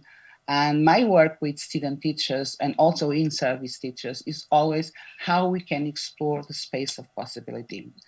And this is also related to this metaphor of pedagogy as the third margin of the river, as the river itself, right? So I would like to finish with this idea of teacher education, educational experience, and action research as third margin realistic practices that are always to some extent unique, uncertain, dilemmatic, ineffable, situated, value-laden, hybrid, and transitory, but yet they should be, I think, guided by this fundamental question, that is, what sort of community is desired? Thank you.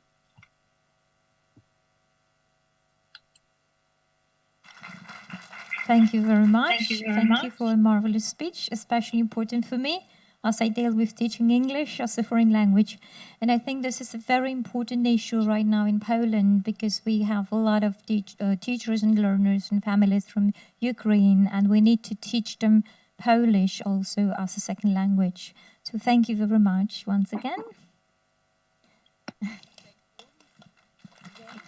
Please stay with us because now we have some time for a Q&A, so questions and answers. We hear three presenters from three different countries on three different topics, teaching math, students with special needs, and of course teacher education and English learners. Please don't hesitate to ask questions, and again we can translate. So please. Szanowni Państwo, bardzo prosimy o zadawanie pytań również w języku polskim. Mamy cały czas wsparcie wspaniałych tłumaczy, więc oczywiście będziemy tłumaczyć.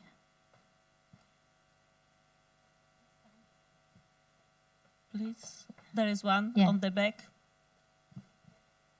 It might be in English as far as I know, because it's my student. Okay, So I am Let's not try. good enough when I speak English, but I try. Okay, we have first presentation. It's about methodology 3D, yes? And we have dialog, yes? And we have second, its presentation is about technical problems, yes?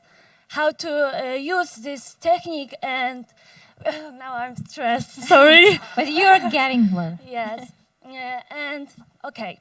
Dialogue is the most important thing with students, face to face. But now we have time when it's COVID and some problems in another country. And how to use this methodology, dialogue, yes, to students with a laptop. Some people, some children don't have these technical things like laptop, computer, and we don't have camera. Is that a problem? Okay, thank you for your question. It's a bit challenging, but I'll try to respond, and perhaps my colleagues, fellow speakers might offer an opinion. Just that straightforward problem straight away is the technical, access. But I think that in some way, David had some answers to say that dialogue could occur, I guess. It could be, without a smartphone, then you're lost, right? But it could be that the dialogue has to be what happens in the coming together in the, if you've got a hybrid situation, then To be honest, most of my teaching, that's what happens. I'm not working with children, but I'm working with teachers. And so I produce almost they're kind of like self-study materials that are hard copy or printable. And then when we come together, the time we have when we are online is all the dialogue bit.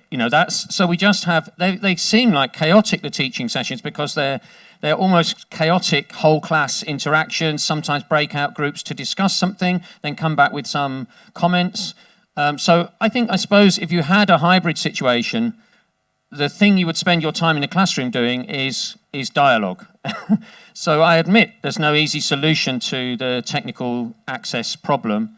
And I do also think that the buddy talk, which I think is so important to build confidence, that could be using social media between children in an informal way, but they still need a phone, okay? And I worry about relying on families for that, because that might emphasize social disadvantage by relying on families. School is the thing. The most disadvantaged children, they need to come into school. Why? Because it gives them a different environment, a secure environment, and hopefully an accessible learning community that they can be part of. When I'm working with teachers, they've got their family, but they've also got their work, so that they can learn in those other places. But for some of our children, school is fundamental for dialogue. So I accept your point. I mean, there's no easy solution. I don't know if David, you might have, or... I can also add to your point, because when I teach, I use break rooms. I don't know if you were using break rooms, but for me work perfect, because I could break my class into small groups, and each of them I assigned, for example, case study for discussion, and they were discussing case studies, and we were coming back, and then they were summarized, and they were they reflected on those case studies, etc. So break room, if I can recommend, yes, I practiced for 2 years, and it's working very well. So this is, and it's necessary. I cannot imagine just lecturing without break room. We need this dialogue. So, if you Yeah, can well, add. I wanted just to, sorry. Yeah. I wanted just to add that probably during our presentations, many of you have chatted with your friends, right? That's probably. Maybe you have answered to your emails, my colleagues. And so we have been experiencing for many years the digital dialogue. The question is not to say, sorry, this is the devil, this is the heaven. I travel, I work, I teach, and I learn, always with an exercise book and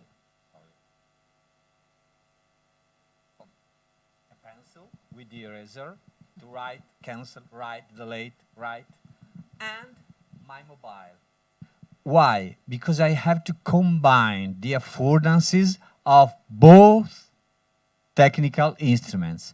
This is a technical instrument, just like a mobile phone. So the question is not saying the dialogue, the educational dialogue is only face-to-face or is only online, but how to create good opportunities with all kinds of technologies to have good educational dialogue. Thank you. Thank you. Thank you very much. Okay. Do you have any other questions? Else?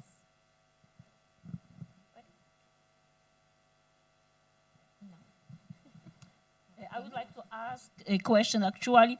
The question related is to this cake. Did you ever present this question to younger children that 6?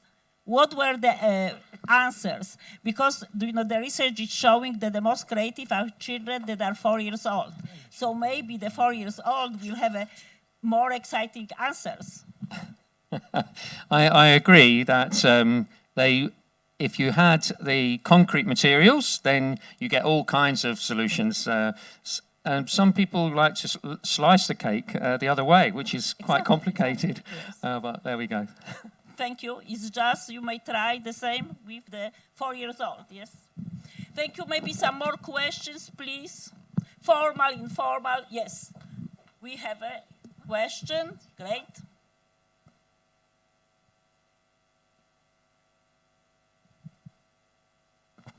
Okay, I will try to ask in English. Sorry for my bad grammar. But we were talking about students with special needs. And do you have tips how to include students with special needs on our online educations? Because I think it's always challenging for a teacher and the students with special needs to cooperate with on our class, like face-to-face, but how to, include them into online classes, because it's, I think, even more challenging for them to be present and active on our online classes. Do you have any tips? So any tips in the sense that you would like to know some kinds of applications or Yes. what kind of activities? Applications, activities. Because the applications are the same for all people.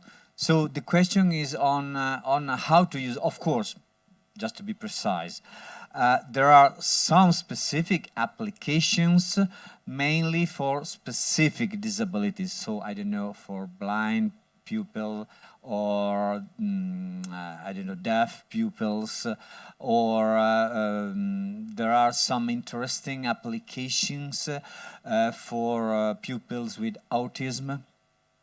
So, of course, it would be necessary to specify different application for specific disability, or, for instance, for applications to be used for pupil with whatever kind of problem of mobility.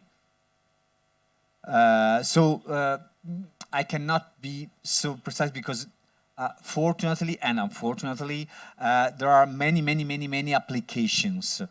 And the question is on how to integrate these specific applications. So my example was during my speech that, for instance, an hospitalized child who stays at home because she must spend, 1 month, 2 months at home because he or she cannot attend the school. In that case, the applications are totally the same. And there are many experiences that combining different kinds of online and on-site interactions between the pupil at home and the pupils at schools, they can recreate a hybrid learning environment. Instead, for specific situations, for specific disabilities, the question is more, I don't know how to say, because, for instance, in the second lockdown in Italy, the law obliged all schools to welcome, also during the lockdown, pupils with severe disabilities, just to give the possibility to have a on-site support by the teachers. Because during the first lockdown, we experienced huge difficulties for severe disability. So I'm sorry if I don't answer specifically to your questions, but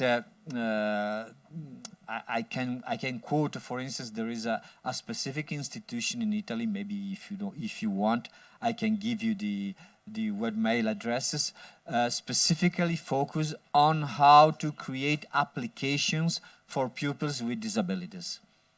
So in the market there are many opportunities. I'm sorry. Okay, thank you for your question. Isn't it daunting in this learning situation to ask a question? So I respect those people who are daring to ask, okay? So that's the trick, isn't it, with a learning environment? You've got to create a sense. Two things I would say. Pressure from the bottom, which is everybody's voice has some value, okay? So you have to create a learning environment, a culture where mistakes and struggle are good. Because if you're not struggling, you're probably not learning very much, right? You're just repeating and passing back, ping pong. You're just passing back what the teacher wants to hear. So isn't it difficult in this learning environment? So then we'd go into, even in a classroom, even in a perfect setting, maybe a small classroom, well, a large space with a small number of children, you're trying to include all the children, including those with learning needs or disabilities, and including those who have experienced social disadvantage, who will also tend to stay quiet or make noise in the wrong way. So how do we create that environment? That's a key part of dialogic teaching. It's no good just doing dialogic teaching and thinking, I'm not going to evaluate what's happening. I try and identify that there's contribution from all the students, all those children. And then there's also this middle-class parent who's looking in on the classroom, right? Who says, and many teachers, when they observe video of dialogic teaching, will say, oh, at that age, my children will be progressing more quickly, right? You know, they can tackle harder ideas, bring them new material. And we say, no, adopt a mastery approach, which is that you can learn in depth, and you can learn in different ways, and you can learn from everyone in that classroom. So listening, responding in a careful way, this is what we expect from children in a dialogic teaching setting. So I think that that's what inclusion means. It means a learning community that is supportive and accessible for all of our learners, and that we can all learn together. In Japan, they would say, the whole class marches together. So we all get an understanding, and we're ready to move on. We've mastered that. It doesn't mean that those with higher prior attainment can't pursue in depth to division of fractions, while I'm still learning maybe that there's a unit and that quarter of the cake has gone, and I'm understanding the idea of a fraction. We can all learn together. That would be my answer. Not very technical, not very up-to-date or anything, but more philosophical, I think. I think that I will add to it always. As you know, I'm very talkative, as you see, but I always like to add my reflections. And one of them, we just finished in United States our semester, so I can reveal one of the questions that was on the final in one of my classes, how to create environment that is conducive to learning. And exactly how to create this environment in which children can learn online, like mathematics, or how we can create environment in which children with special needs can survive and learn, yes? So of course I will not give you the answers because I may actually repeat this question next semester. But if you need, I can email you the answers. Of course, I use textbook Ormrod. So you can also check on Ormrod and his ideas. So if you have more questions, please welcome. I've got one. Yes. Yeah. And of course, we had also presenter of teacher education and her specialization in language. Yes, so if there is somebody who is studying, I've got a question. Yes, already. Got a question. We've got a question and to Professor Flavia. is giving you points for participation. No, maybe yes, maybe not. I think they enjoy yourself lessons. I've got a question to Flavia, if you don't mind, as we were talking about learning environment, and I'm personally interested in the way you develop learning environment for your students, and whether you've got something like a special course in your curriculum, I mean, a special course to develop reflection and to help you learners, your students, to become reflective practitioners. Is this a course, or is it just a niche included in several courses? Thank you. Actually, there is not a course on reflection, but some of the course units, mainly those related to English teaching methodology for children, they are reflective in the way they are developed. Because the tasks that we give, and I'm involved together with another colleague in those courses, the tasks that we give students are very are aimed at promoting reflection on school situations and on children learning and on what language learning means. And they have many practical activities where they have to integrate theory and practice. For example, one of the activities that they do before going to the practicum is to analyze a practicum report from colleagues that did a practicum previously and they analyze them with guidelines regarding, for example, the nature of the action research projects that these student teachers developed, regarding the methodologies they used in the classroom with children.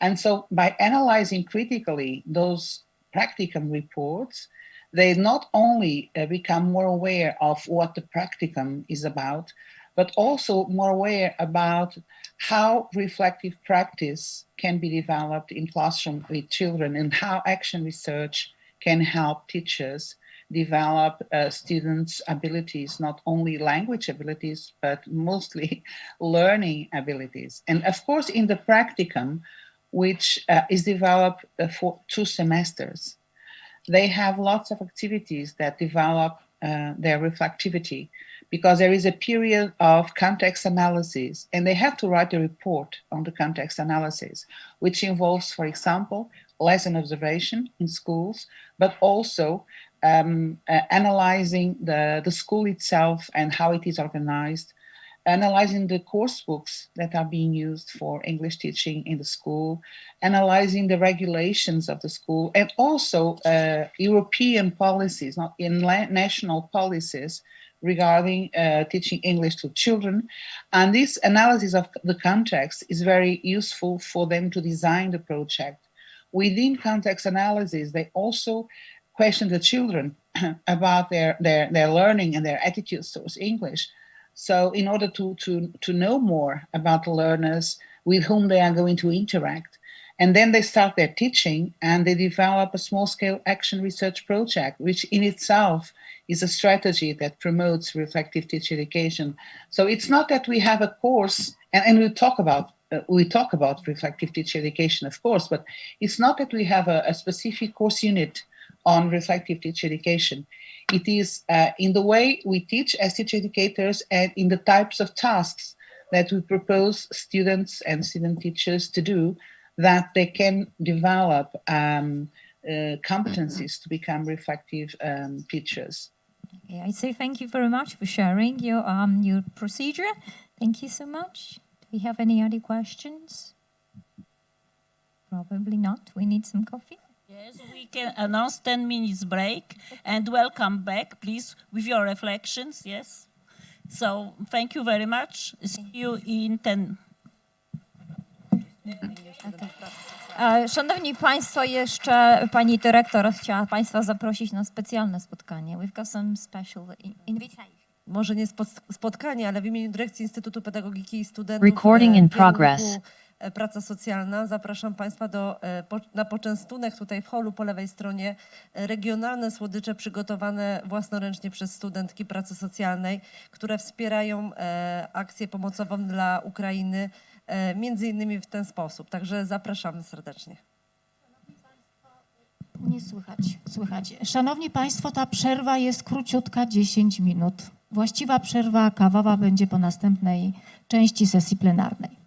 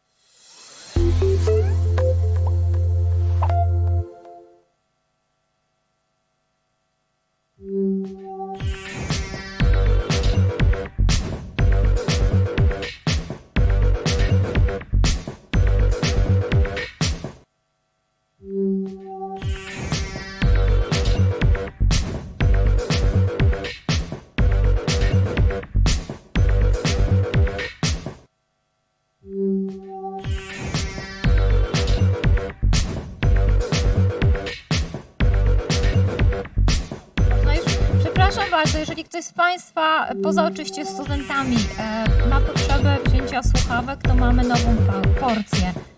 Także zapraszam serdecznie.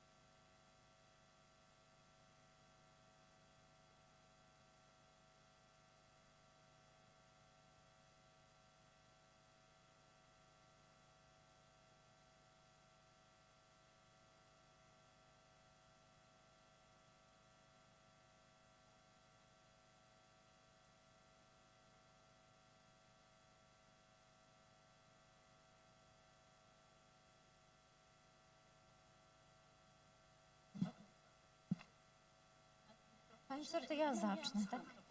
Aha, to ja zacznę, pani profesor? To ja mam panią profesor. Teraz powiem. Okej. Dajcie się na szerokość tych O, krzesełek. przepraszam. Nie za daleko, bo ja będę musiał kamerą do środka. O, to no dobrze. A ja A tak to się nie... zmieścicie w kadrze i będzie Dobrze. idealnie. Znaczy pani profesor chyba tutaj będzie przy tym, a pani profesor prezentacja Ja jest... nie mam śmiałości A powiedzieć, prezentacja? także proszę nie przepraszać, bo to nie jest żaden Pani problem profesor, techniczny. pani profesor prezentacja już tutaj jest?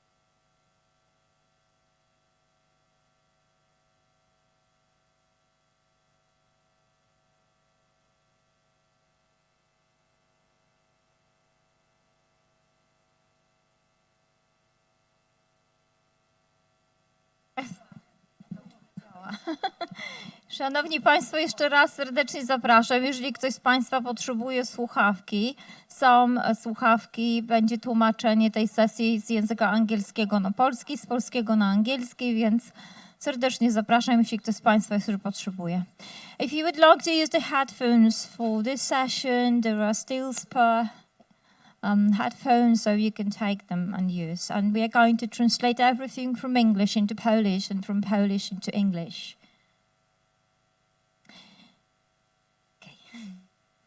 Okay, ladies and gentlemen, I would like to start the second session. This is the second plenary session, and I've got pleasure to introduce Professor Krystyna Nowak-Fabrykowski. Krystyna Nowak-Fabrykowski is a full professor of early childhood at Central Michigan University. She studied in Poland at the University of Łódź, Master in Early Childhood, and at the University of Warsaw in France at Sorbonne University, in Canada at Laval University. Her master degree, she conducted research in France investigating Frenet methods of teaching and his theory of teachers. And for her PhD thesis, she concentrated on the role of symbols in the process of schooling children.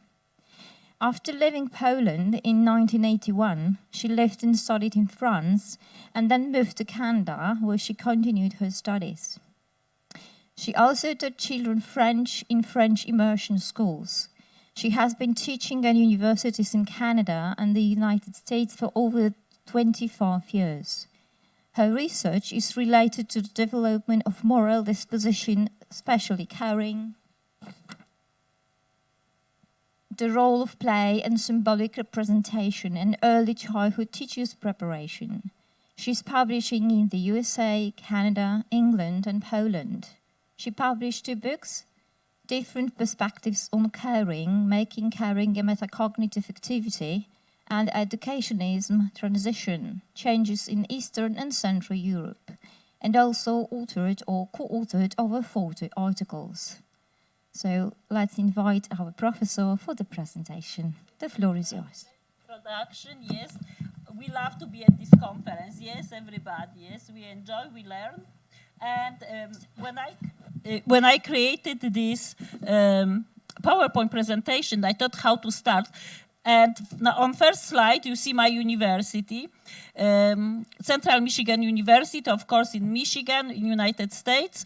And what I put here, and I hope it will work, if not, we need help, my speech to the students in January 2019, when they learn that we are going online. And first, as you see, I thought, this is why my face is so sad, because it was shock for everybody.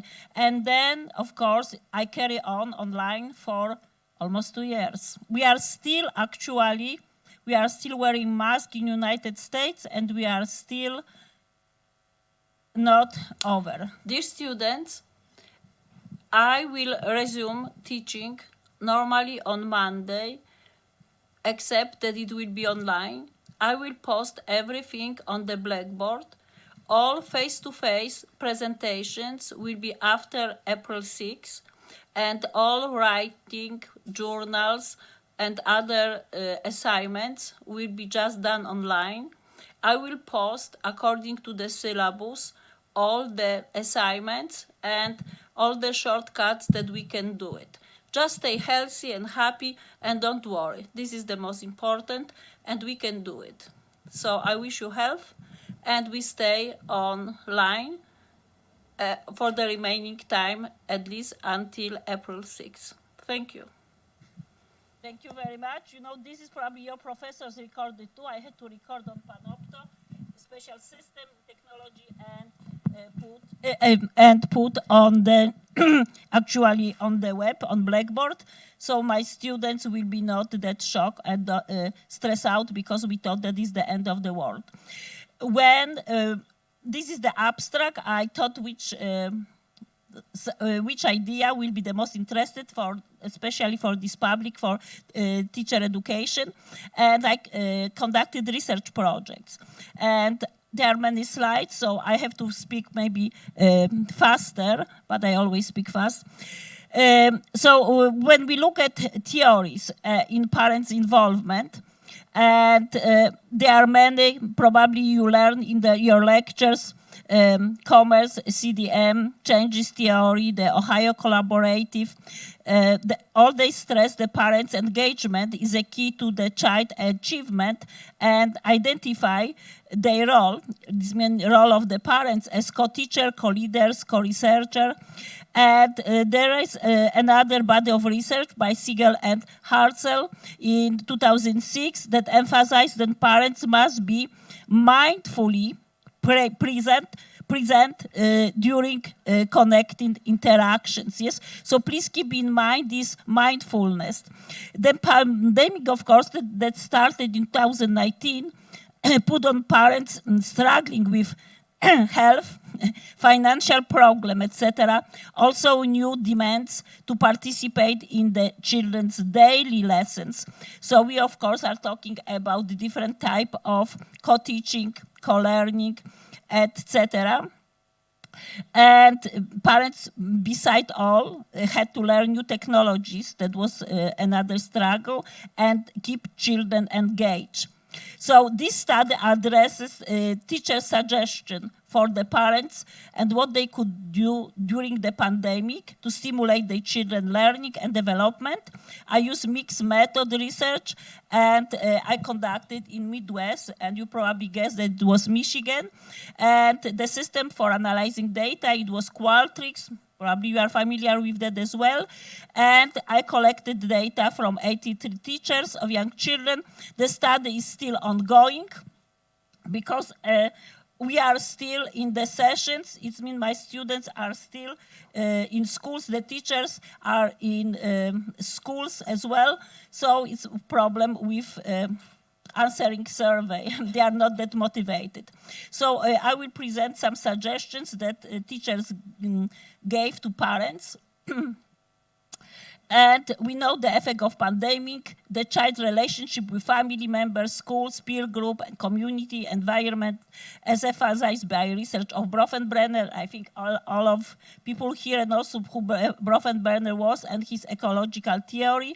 Yes, and we call this part microsystem was affected by new reality of being not interacting with the parents, with the grandparents, not interacting with children, not playing, and not being able for face-to-face relationships. So we had a lot of challenges, as you know, lockdown, staying at home, culture was affected, so cultural factor, isolation, as I mentioned before, and daily living. So fear of family members getting COVID and healing from COVID or death of the relatives. As we know, millions of people die of COVID. So the 3 years of pandemic, 2019, 2020, and as I mentioned, United States, we are not saying that it is over. I know here we are not wearing masks. At my university, we are still wearing masks. United States people are wearing masks. So, of course, it's still fear that of the different variant. We had the Delta, we had the Omicron and BA2, but of course, it can surge anytime. So this research is relevant because we can face a similar problem. I hope not, but we have to be ready. So, of course, this effect of pandemic was very difficult all over the world, but it was also very, very difficult for United States that is in period of struggle, is underfunded. You may maybe say the same, but it's really underfunding and experiencing shortage of teachers. We don't have enough teachers to cover all positions. So we switch online and mostly in Zoom. However, teachers use also different program. So what teachers had to do, they had to revise method of teaching, adjusting assignment and curricula, and creating new learning environment that we are talking about, how important is to create good learning environment.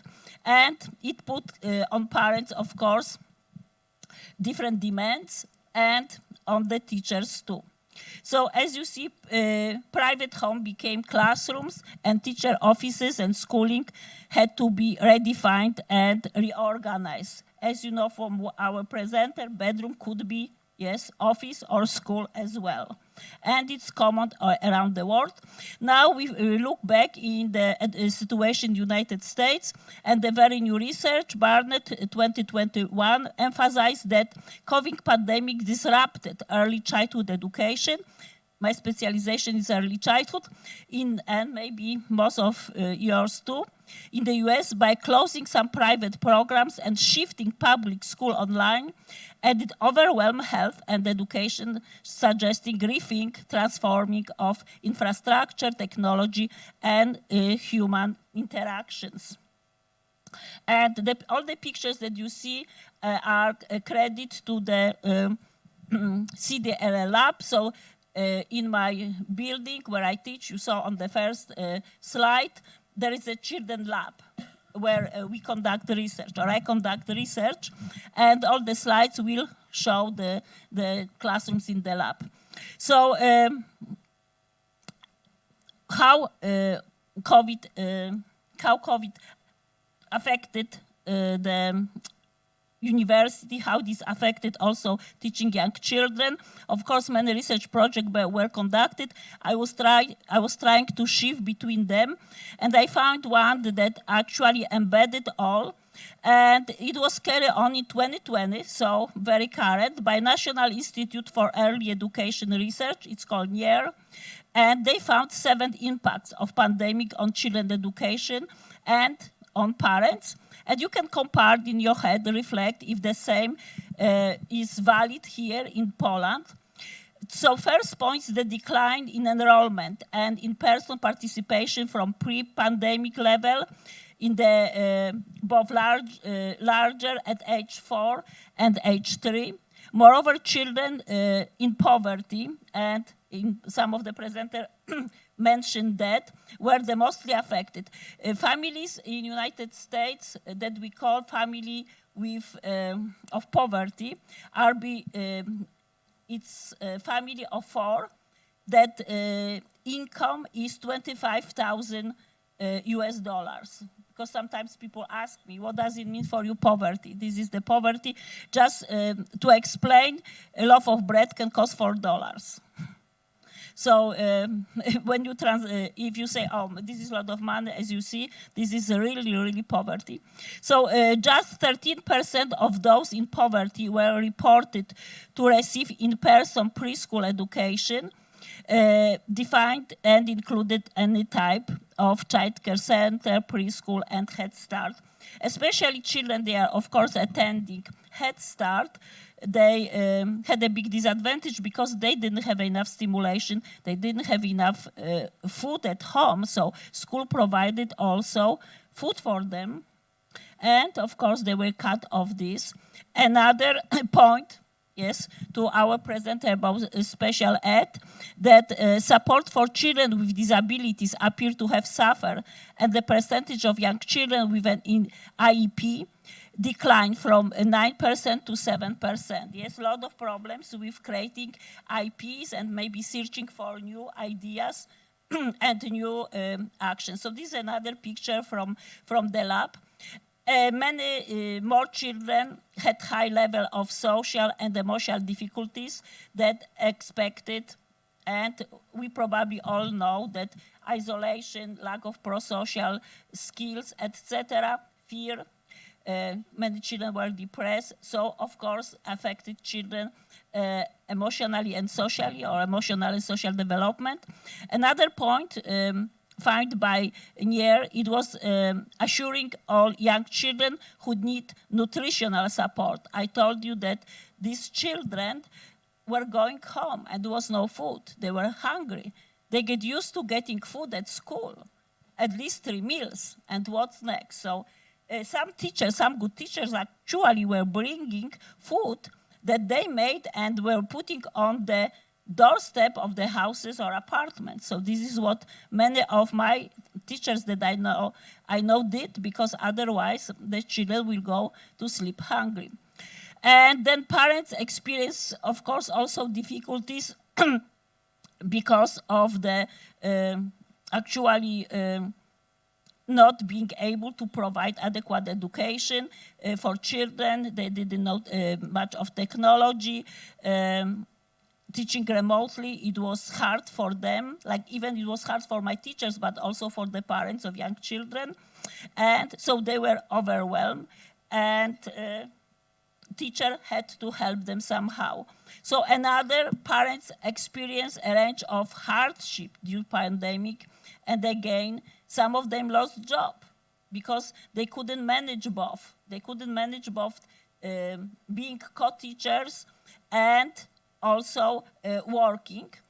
And loss of wages, of course, negatively affected their lifestyle. And this was another hardship that children could feel. Yes, could feel parents' emotion, parents' fear, etc.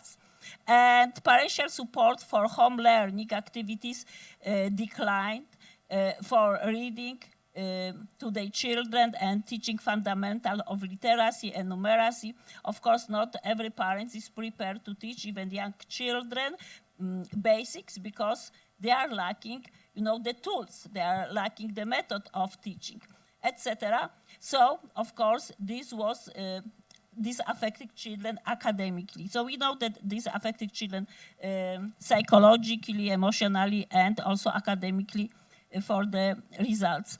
So this problem, of course, occurred not just in the United States, but pandemic was global, so affected families and children around the world. And I found data from the World Health Organization that highlighted how lockdown and negatively affected psychological well-being, especially for children that witness the death and sickness of parents and relatives.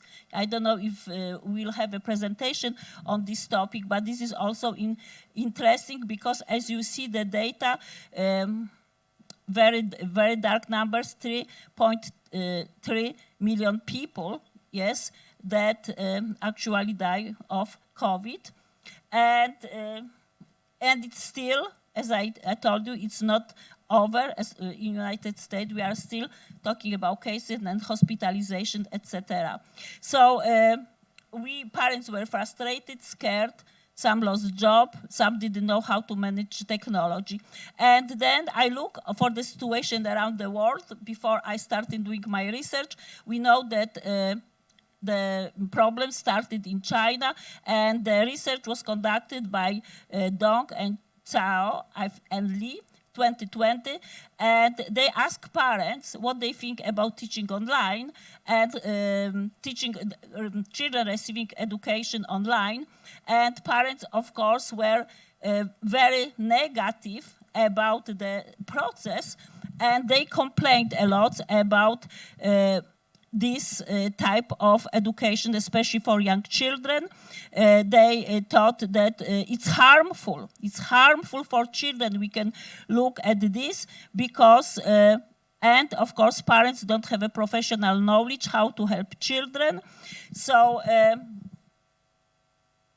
this is something that Chinese parents really rejected as a type of education for the future for their children. And in Spain, parents were worried about sleeping problem of children associated with less time doing sport and being outside, 5 hours per day using electronic, etc. So children were gaining weight. They were more irritable, anxious, and sadder. So yes, children. And in Italy, yes, in Italy, I found the research of Cusinato, probably at all, wrong pronunciation. So parents also saw this process as negative, of course, on psychological well-being of children. And parents believe to be competent in managing a parental task might be a protective factor for their children's emotional well-being. But of course, this is also negative results of parents of young children and their opinion on reflection of COVID and the effect on children. In Greece, research was conducted with parents of children with disabilities, yes, and research of LAPA 2021, including 3 scales: a scale of parental involvement in homework, scale of fear of COVID that I mentioned before, and scale of resilience.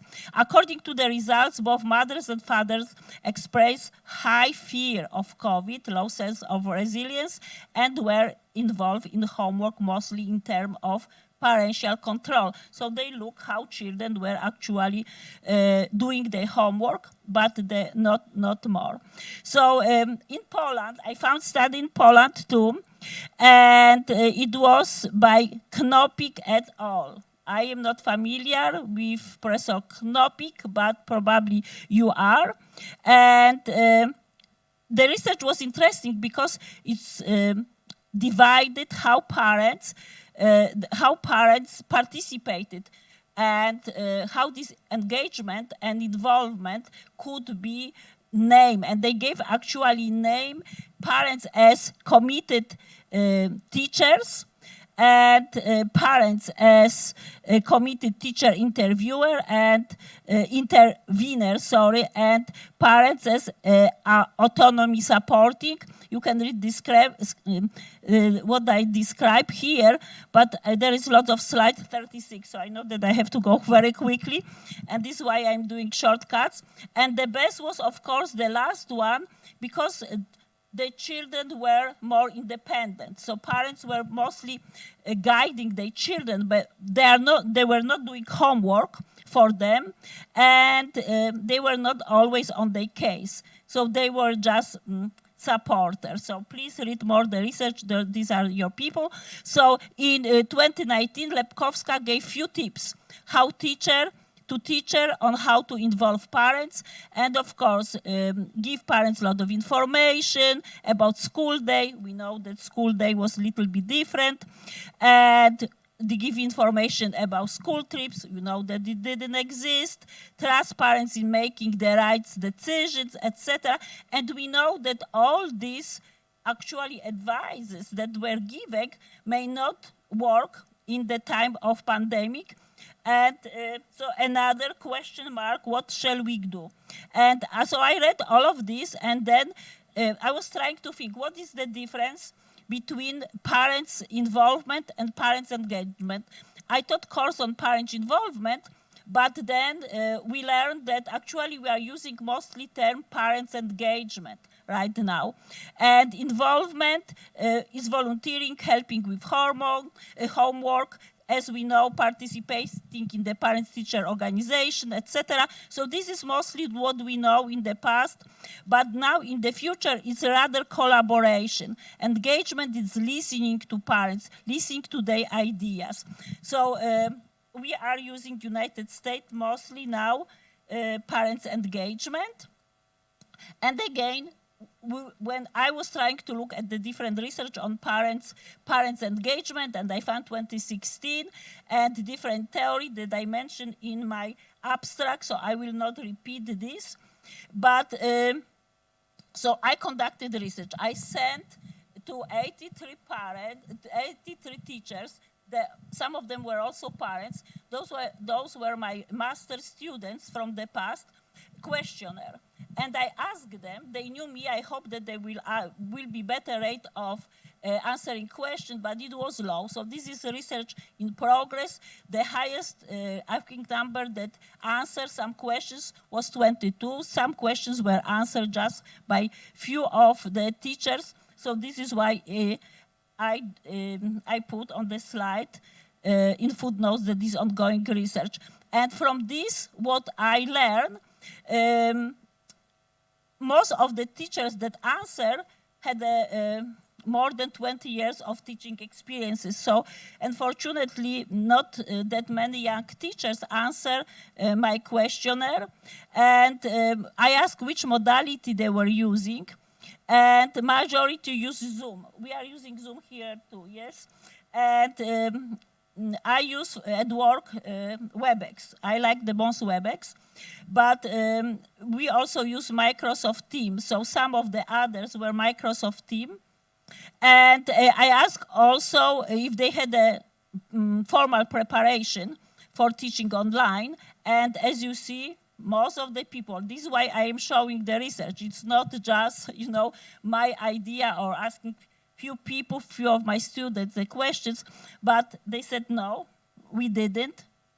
And this is what actually the response on the questions, when I said, I use both, of course, quantitative and qualitative, so those are the comments. Distant teaching for pre-K children does not work, regardless of training. In the beginning, I had never even heard of Zoom. Those is from teachers. So I had set up one-on-one meetings with my students via FaceTime. After I learned about Zoom, I had classes meeting.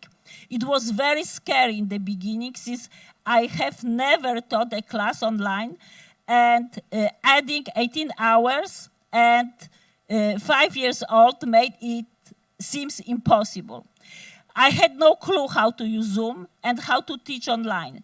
So I went it in the beginning going in blind. Teacher education, I had classes on, in the teacher education should be, I had a classes on use of technology for grade school children, but usually they didn't get for in the early childhood program. Each class was trial and error. The pandemic hit and we all reacted as quickly as we could. Our teaching staff immediately began taking webinars. There were a lot in United States how to teach online, but again, it was trial by fire. Yes, everybody learned quickly. Most of the teachers that reply for questionnaire were teaching in pre-K. And what type of parental involvement did you have? So participating in classes online, we know that we parents had to supervise teachers and preparing some props and models, whatever it was. Okay, oh boy. Teacher suggestion. So maybe I will go, okay, a few minutes just. So what the teacher suggested to parents and how to stimulate, what type of support, not just with technology, they need. So parents needed guidance for behavior of children, motivating children how to learn, helping them with technology, organizing station where children learn, and organizing daily home activities. Yes, so parents were very involved or engaged, depended how we are looking at how they did. Also teachers type of support, not just with technology, so they need to be one-to-one, keeping children busy. Parents said, please tell me how I can keep my children busy during the time even you teach or after. We don't know what to do with children at home. They said take parenting classes, take financial classes. The parents also asked teachers about some financial problems, how to solve. So this was like amazing, putting on parents much more pressure than before. And they asked for classes in mental health beside the classes in technology. And we see later on very quickly that there are also children from lab. What advice have you suggest to parents? And allow children to be engaged. Some of the parents even said, not ignore COVID, but let children play with each other. Don't be too strict. And of course, our governor, president, or of course said that no, lockdown, you cannot, parents cannot, grandparents cannot visit even their children. Children must stay locked down at home with their parents, and that's it. So they advise parents to keep positive attitude, because if not, if they are very scared, very negative, very frustrated, and children can feel this stress, and then of course they will struggle together with parents, and it will just aggravate the problem. And mostly they said, please think about mental health of your children more than of the homework that are sent home. And stay calm. Recognize that families' needs are most important that actually education that they learned during the COVID. So major finding, I am on the end, major finding of this research where the teacher noticed parents need help with technology, of course, as I mentioned, mental issues, parenting, financial classes. But from parents' perspective, for teachers' perspective, parents should put family needs and children needs, especially related to mental health first, yes? Look what children are doing, look how they are behaving, look if they are happy. And this actually research is congruent with the previous research finding, especially of research with Siegel and Hartzell, that stress then mindfulness. So be present with children and put children first, put family needs first, and then maybe slow down and more relaxed about actual education of children. Yes? Thank you so much. I know I went to Thank you so much. Thank you for such an interesting presentation and making us familiar with important aspects like parental engagement or mental health for children. Thank you very much. And of course, the questions will be discussed, will be answered at the end of the session. So right now, I would like to introduce the next presenter, Professor Lera Ferrari. Professor Lera Ferrari is actually a professor in psychology at the Department of Psychology, Sociology, Pedagogy and Applied Psychology at the University of Padova, Italy. Her research efforts are devoted to the study of variables and processes involved in career construction models to promote work and social participation.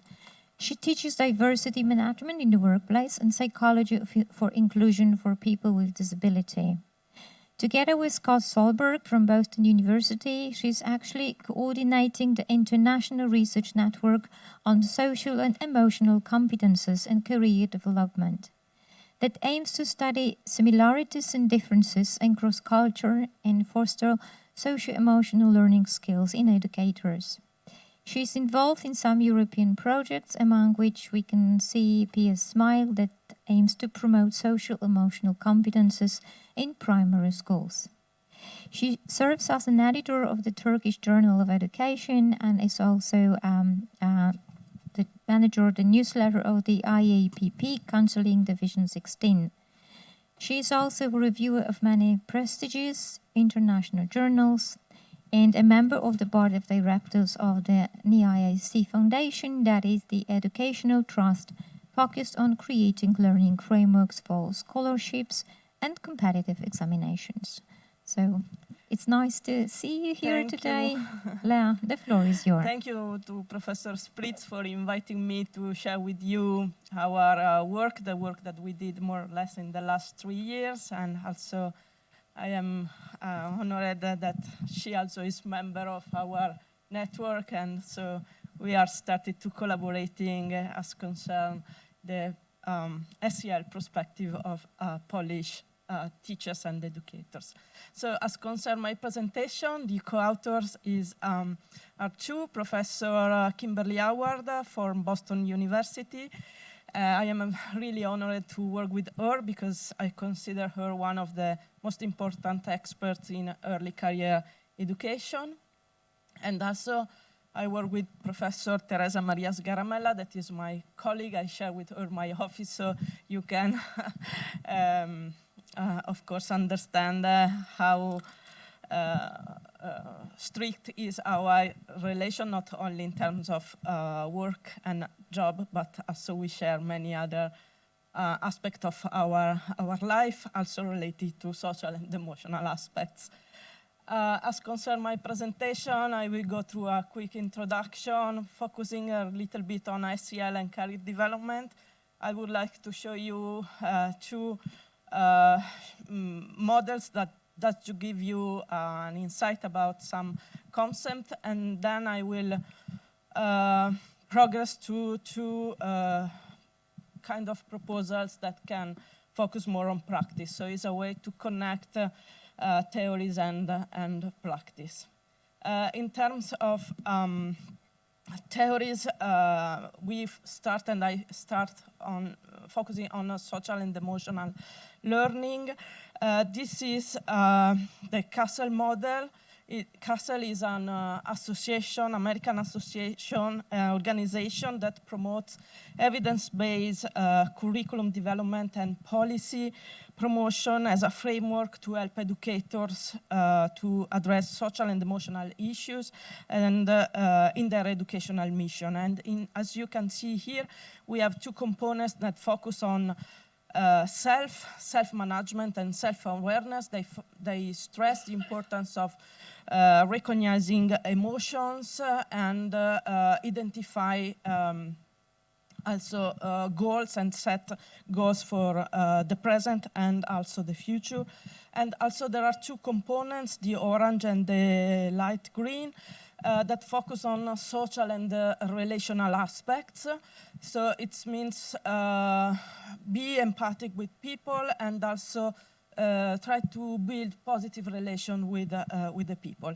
The fifth component is responsible decision making, that somehow cover all the other aspects and refers to how we can behave and take decisions that are positive and fruitful for us and also for the people around us. So there is, of course, a connection with the environment where we are.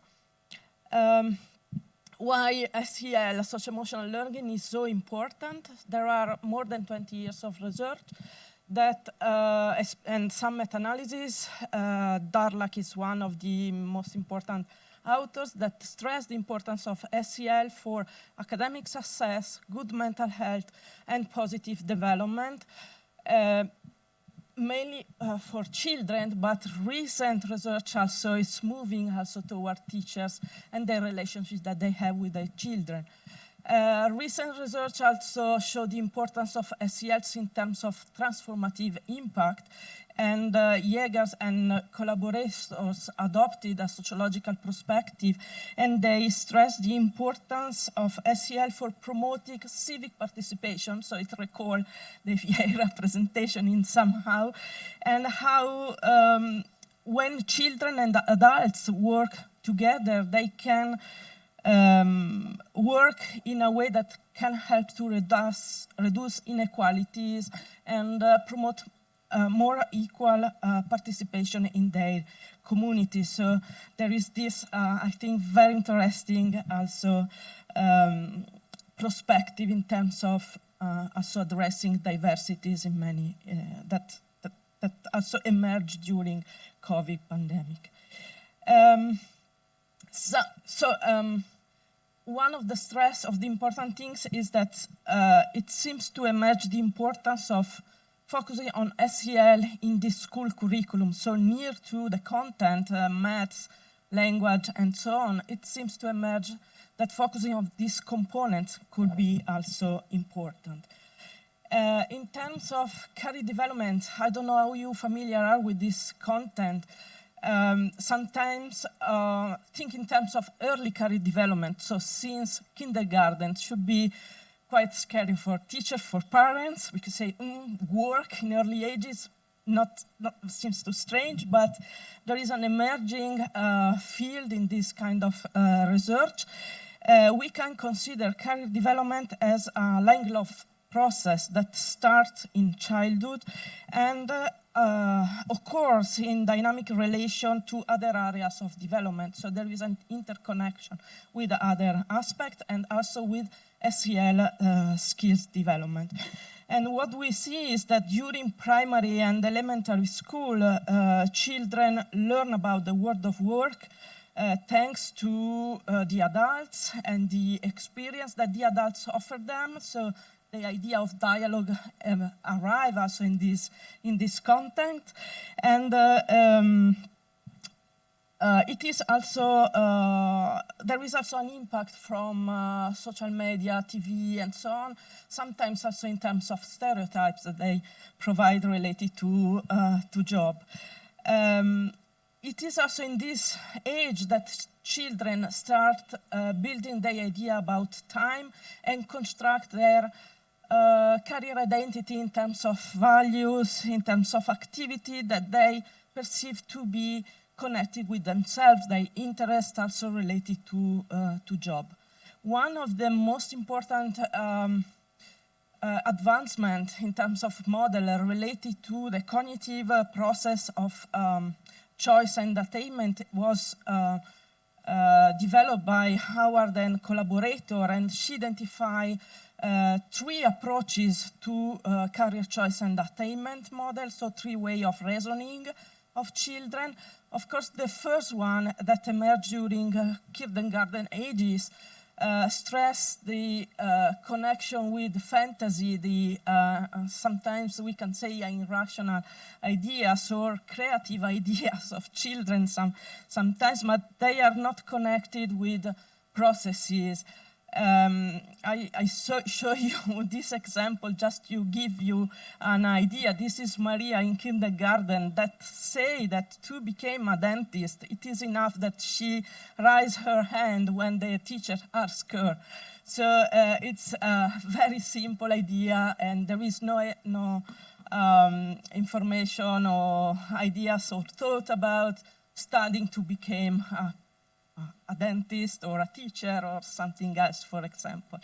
So the sequence approach is more or less related to elementary and primary school, and what we see here is that students start to identify their values, their interest, and also start to consider elements that characterize world of work and profession as adding one piece near to the other. And only in the interaction phase they take into consideration relational aspects, so the impact, for example, of parents on the context on their choice. So a more complex that, of course, is related to the cognitive development of the children. Taking into consideration all these elements from SEL perspective and career development, we developed this Selce model that tried to integrate the two perspectives and stress on the importance of see these elements are interconnected, complementary, and also sometimes, even if sometimes they are overlapping. And what is important for us in terms of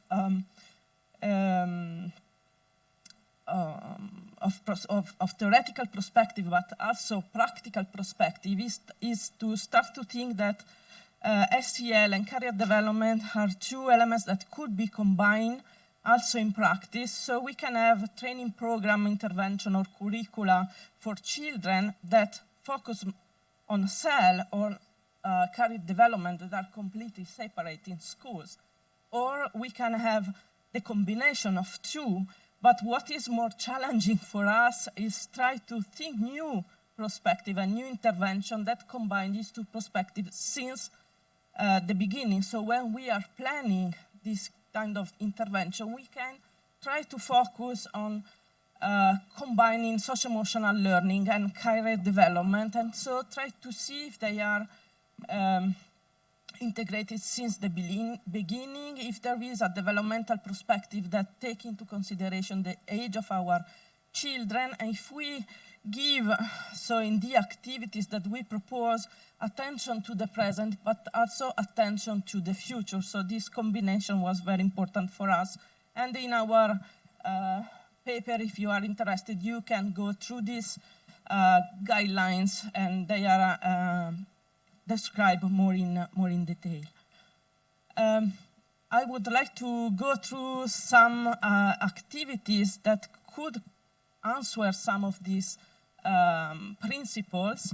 The first was run with a small group of students in a primary school, but was very important for also the request that we received from school during the pandemic, the recovery, I call recovery from the pandemic, because it was not in the distance education, but when the children are at school. So the school called us more or less at the end of last year and asking for help to support the social and emotional learning aspect of these children. So this was the preliminary activities that we did, and we focus on activities to promote optimism, time perspective into the future, and writing a story related to the future. In somehow similar to what we saw before, we use a booklet for children, two booklets, one for optimism and one for the future, that describe a story of this child and how he is positive, he thinks positively during some everyday activities. We read this book with the children, discuss the definition of optimism with them. So we use some PowerPoint presentation and then go through some practical activities. So what you see here in the picture are the children that built this net with the clue. There was some music, and when the music stopped, the children that has the clue in his or her hand is requested to share some thoughts related to optimism. So we arrive at the end with a poster on optimism, as you can see here. And similarly, we did with the perspective, time perspective, so think about the future. Again, there is another booklet. These booklets are in English. I bought them in US because I didn't find something like this in Italy, and of course we translated the aspect that the pages that consider relevant for our children. And at the end, in the third session, we ask children to go through the two previous sessions and start to think about the story, how they would like to write the story on the future. So we have some episodes related to the present and some related to the future. I was really impressed by this child when I read this episode about how he was affirmative about himself and how he interconnected SEL aspect as well as in somehow career development and think about the future and how he can affirm themselves also with parents and teachers. Mother and dad. So very, very powerful for me. Of course, I say to my students, unfortunately, I am a psychologist and I like very much numbers. So as usual, I have a pre and post-test measures that I use to assess this kind of programs and intervention. Some of them are quantitative and others are more qualitative. It was interesting for me see the effectiveness of this kind of intervention, even if very short, and you saw the light bar, it's the post-test for my experimental group, and it increased significantly. And also, it was interesting to see the emerging of new meanings and categories of meaning at the end of the intervention when we compare the definition of optimism and future of the children that took part in the training program. So I consider that very important, and thanks to this work, the school, as I say, called us asking for help. So during the last part of the pandemic, at the beginning of this year, we started to work with them, and we developed this fourth session for them and developed a story that describes Martin, that was at the beginning very worried for his uncle. In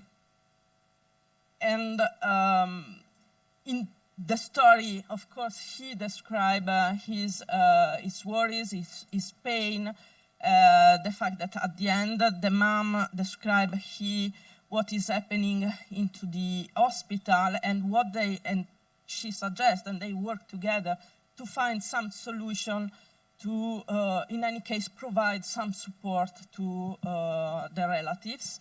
And he, at the end, was very proactive because he also called one of his friends to share some ideas and to do things together. So it's, of course, a story that we use as model that can be interesting also for us. And also we decided to involve parents. So in the second part of this training, we ask parents the strategies that they use to cope with the pandemic, to go forward, and discuss also this with the children. They interview the parents. Of course, we anticipate these activities to the parents in order to prepare them and have them positively involved in this project. And the last part focus on their own resources, also in terms of spirituality. So the energy and the positive reflection that they can use in order to step forward and find new solutions. But now I have a cake to close this session. Somehow we open with a cake and there is another cake at the end.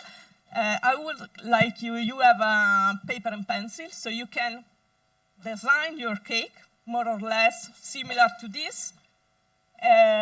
I'm not interested at this moment if it's exactly 1/4 or half of the cake. If you prefer, you can use technology, your computer, your cell phone. They are tools, so for me it's important that the people do the task. It's not important the tool that they use.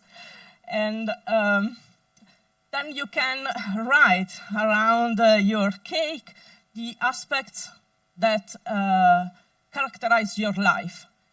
Each slice of the cake or could be one aspect of your life. Of course, each of us has his own slice of the cake.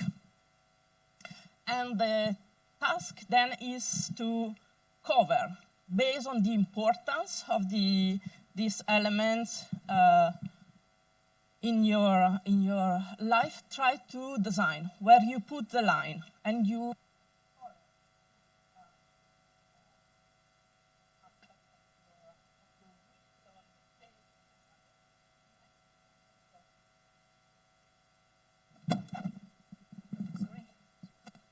Okay, so you can color based on the importance. I show you, this is one of the cake, the wheel that one of the teachers that took part in our training program did. So it's just to give you an example. He did with the cell phone because he was not able to use the computer. So he identified a solution and then he sent us. So it is nice to see how we colored the different piece. Of course, what is the issue here? You can process and analyze this cake in different ways. Think about the present, think about the past, but also think about the future. So, for example, you can try to answer this question. Think about yourself in 6 months. How would you like this cake will be, for example? So you can identify new goals or some goals, or some changes. You can call how you would like. And then you can ask yourself, what do you want to do to realize, or what do you have to do in order to realize your new goals and your changes? So you identify the steps, okay? So for me, it's nice. It's a nice way to think about your future in a positive way. There is someone of you that did identify a new goal? A new goal? A new goal. Okay, so this is one activity that we propose also to primary school teachers. You see here the fact sheet. And there are also some reflective questions that we prepare for the students in order to go through these elements and start to think about their future. And there are also some activities that can help the teachers to understand if they achieve their goals. These activities are part of a training program that we develop in a European project that was mentioned at the beginning. Is the PS Smile program. There are several partners in this project. We are working together to build to contribute building emotional, stable, and inclusive community. I am finished.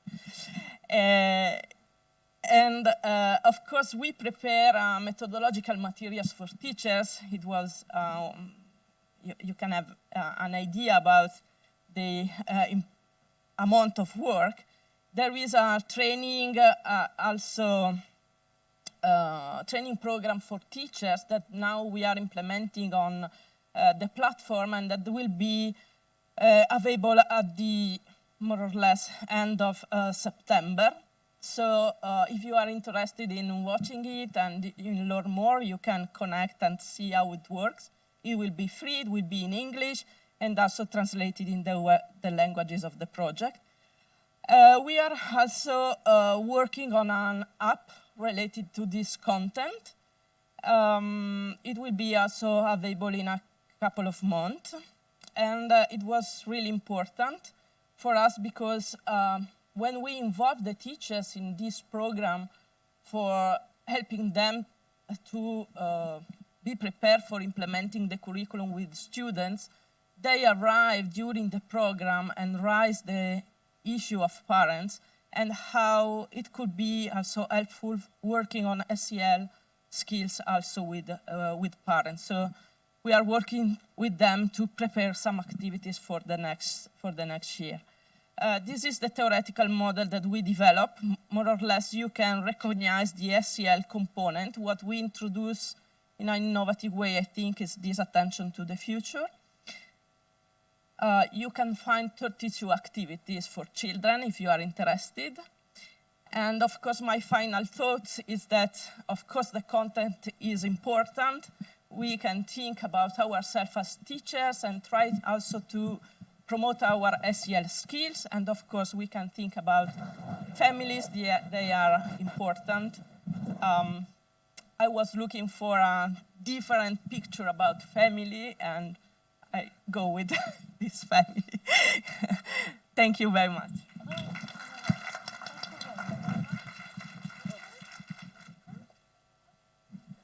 Okay, can you hear me? Yeah, thank you very much, Lea, for making us a bit of more optimistic. Yes. I've got my new plans and new activities in my daily timetable. Okay, thank you very much. Thank you. So I think we've got some time for the discussion.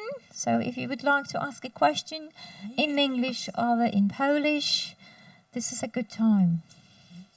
So We have please any do not hesitate to ask, because we are here to exchange ideas. This is the purpose of the conference. Yes, that we just ask more questions maybe on the end, but we try to answer some of them. Maybe if someone from home have questions, can write something. I have a question. Actually, I have two. I hope you will understand me. Do you think that if the pandemic comes back, I hope it will never again, but the teacher will be ready to teach children in correct way? I mean, there is many ideas, many new application, but won't it affect the kid as before? And my second question is, the teacher are prepared for it? I can answer partially, and you can probably answer partially. What I observe, now we are all COVID tired. This is what and when we are COVID tired, you kind of may not have the energy to build some new ideas. Teachers will repeat, so for example, for sure they learn how to teach on Zoom. They maybe learn about breakdown rooms. Maybe they can learn, to smile, yes, to smile, so the children will smile back. But because we are tired, and many people are in depression, mental depression, that my students officially are talking about, like, I cannot do it because I am depressed. And American students will take you right in face that I cannot do it because I don't have any more energy. I had a COVID. I am so tired. And so this, I am worried the most about that we cannot manage anymore because we already went through these 2 years and we didn't have the tools to, to put the strength together. We were not resilient enough, so now we are paying price. Maybe after some break, we can gather some energy and new ideas, but for me, it's just COVID tired. We say in the United States, COVID tired. My experience with the teachers that were involved in PS Smile project somehow suggests us that if we, for example, as academics that study this field, can offer them some moments to share also their thoughts, also for preparing activities with children, but having moment for speak together, try to do things together, maybe reflect on their will, on their cake or something. They can find some more energy, and it's a way to involve them in a collaborative way, so they do not perceive to be alone anymore. So it's a way they can give us the perception that we are together and working together in this situation, right? So. Maybe somebody can share from your experience. You are in class. I know that I had many students with COVID this semester. Out of, I taught 3 classes, 1 totally online and 2 on hybrid. And in each class, out of 25 students, 7 had a COVID in the beginning. In the second class, 8 had a COVID. And after they came out from COVID, they were very tired, very exhausted. Assignments were late. I graded assignment in May, beginning of May, to give them final grade that were due April 26. And I normally deduct point for the absences because we had a lot of absences. I don't know how it was in your case. We were in United States, we are getting notice from the health center that this student will be absent for 5 days or 10 days in the beginning. And we knew nobody said COVID, but we knew what does it mean because this was like the common verse that it was repeated. And so we saw that these students were not coming, and after these 5 days or 10 days, they were still not coming. So we had a terrible, terrible absences, the same at university. Well, my university decided to provide the lessons in dual modality. So I had some students in the room and some at home, and I have to say that it was frequent, especially at the end of the course, to have the room almost without 3 students, 4 students. This is somehow, I think, not only related to COVID. What I experience and my doubt is that in somehow students take advantages of the situation and decided, for example, to stay at home. So there is also the other coin of these modalities.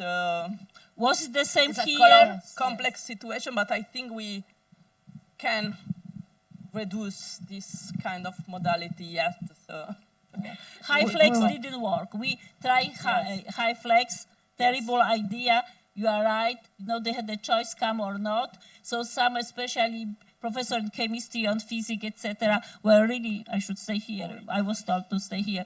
They were really prepared and lab and everything. So to show the students, and like they had 1 student or 2 out of 25. Usually our classes are 25.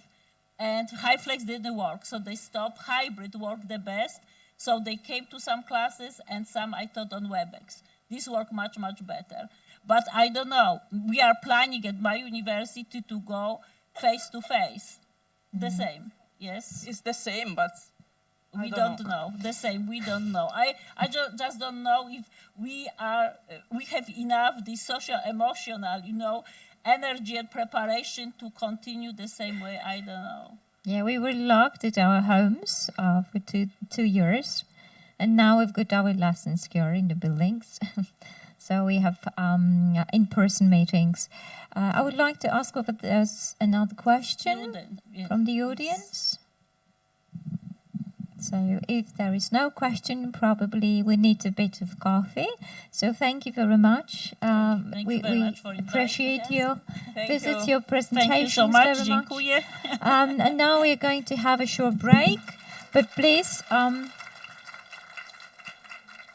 according to the timetable, the break should have 30 minutes, but we need to shorten it a bit. So we would welcome you here in 20 minutes. Thank you very much. Szanowni Państwo, chcielibyśmy skrócić przerwę do 20 minut, ponieważ poprzednia nam się nieco wydłużyła i teraz musimy troszeczkę przyspieszyć. Także za 20 minut serdecznie wszystkich Państwa witamy tutaj na kolejnej sesji. Dziękuję bardzo.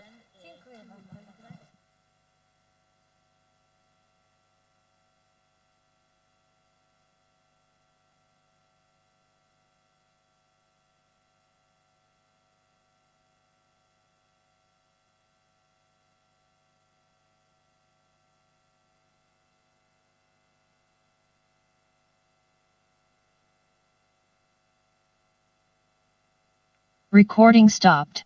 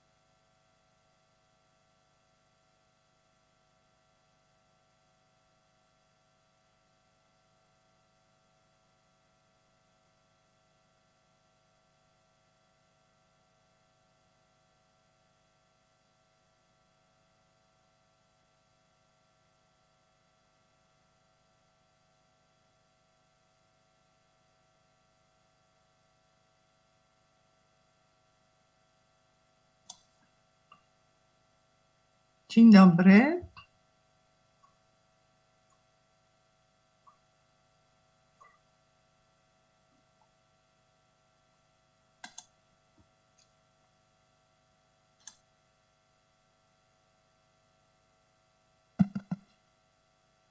Dzień dobry, pani profesor. Mamy lekkie opóźnienie i troszeczkę przedłużyła się przerwa, ale za chwilkę wracamy.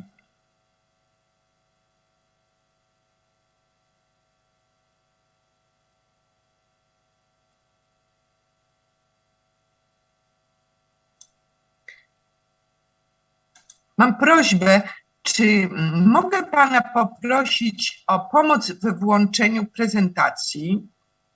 Czy pan mnie słyszy? Tak, słyszę panią. Mogę uruchomić za panią prezentację, tylko musi mi pani Nie, mówić. ja chcę uruchomić, Aha. tylko proszę mi, bo wtedy będzie łatwiej dla mnie. Tylko proszę mi udostępnić ekran, dobrze? Czy to możliwe teraz, czy dopiero później?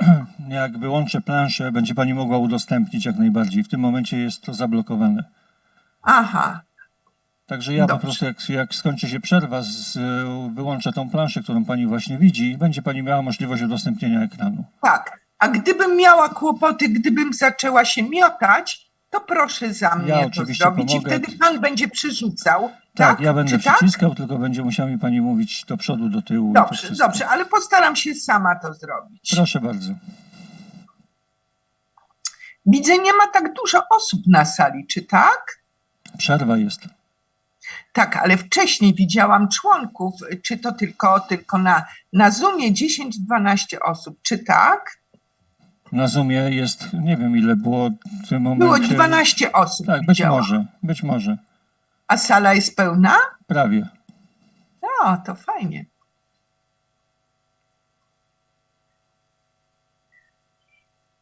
Czy to ja do pana pisałam? Tak, pani profesor. To dziękuję serdecznie. Mieliśmy możliwość korespondencji, tak. Dziękuję i przepraszam, że pana kłopotała. Nie, nic w porządku, wszystko.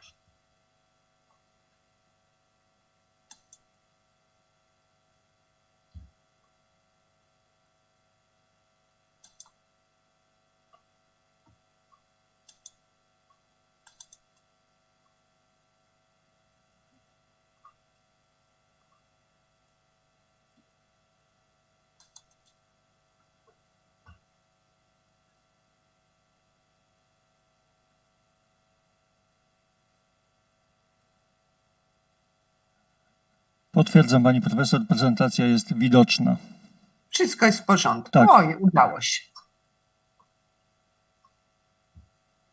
To nie przeszkadza w tej chwili. Nie, jeśli pani życzy sobie, żeby ją było widać, to bardzo proszę zostawić sobie otwartą już. No, Nam nie wiem, przeszkadza. czy to, bo nie uzgadniałam tego z panią profesor, która prowadzi tę Ale część. jest pani pierwsza w kolejności, więc myślę, że będzie to zrozumiałe. Dziękuję bardzo. Proszę. Już się włączyło.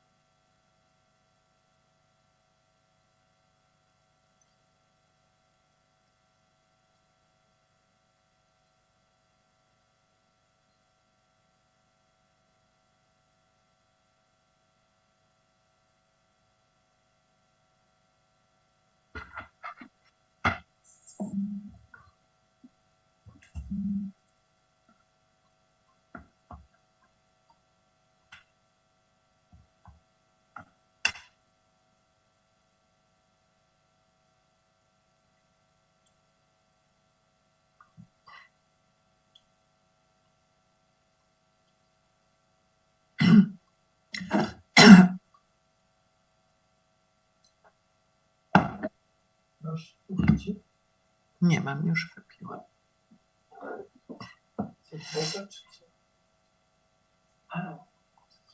Wodę.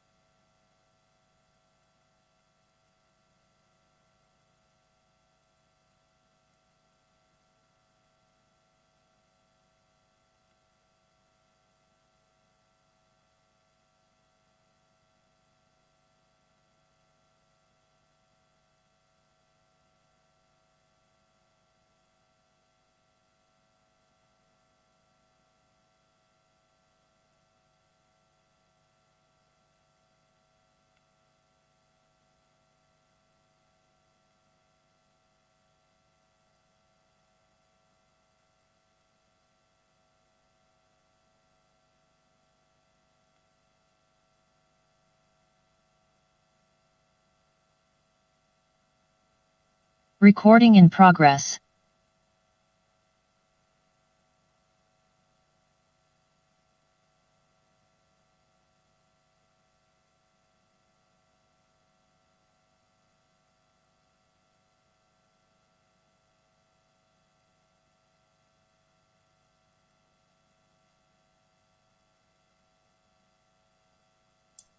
Czy pani tłumaczka mnie słyszy?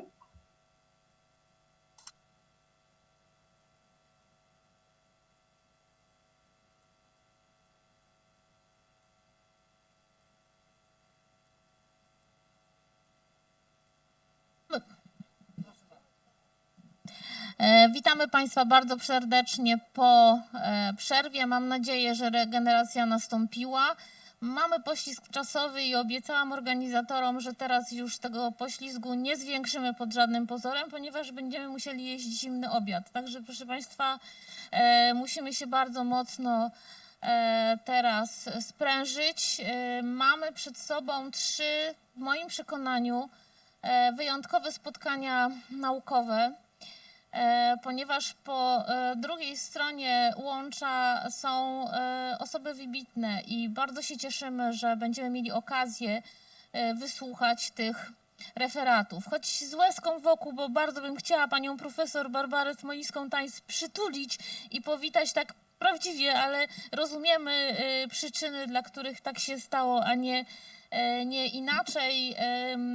Zatem cieszymy się i z takiego spotkania, pani profesor, że będziemy mieli szansę przynajmniej zobaczyć się online.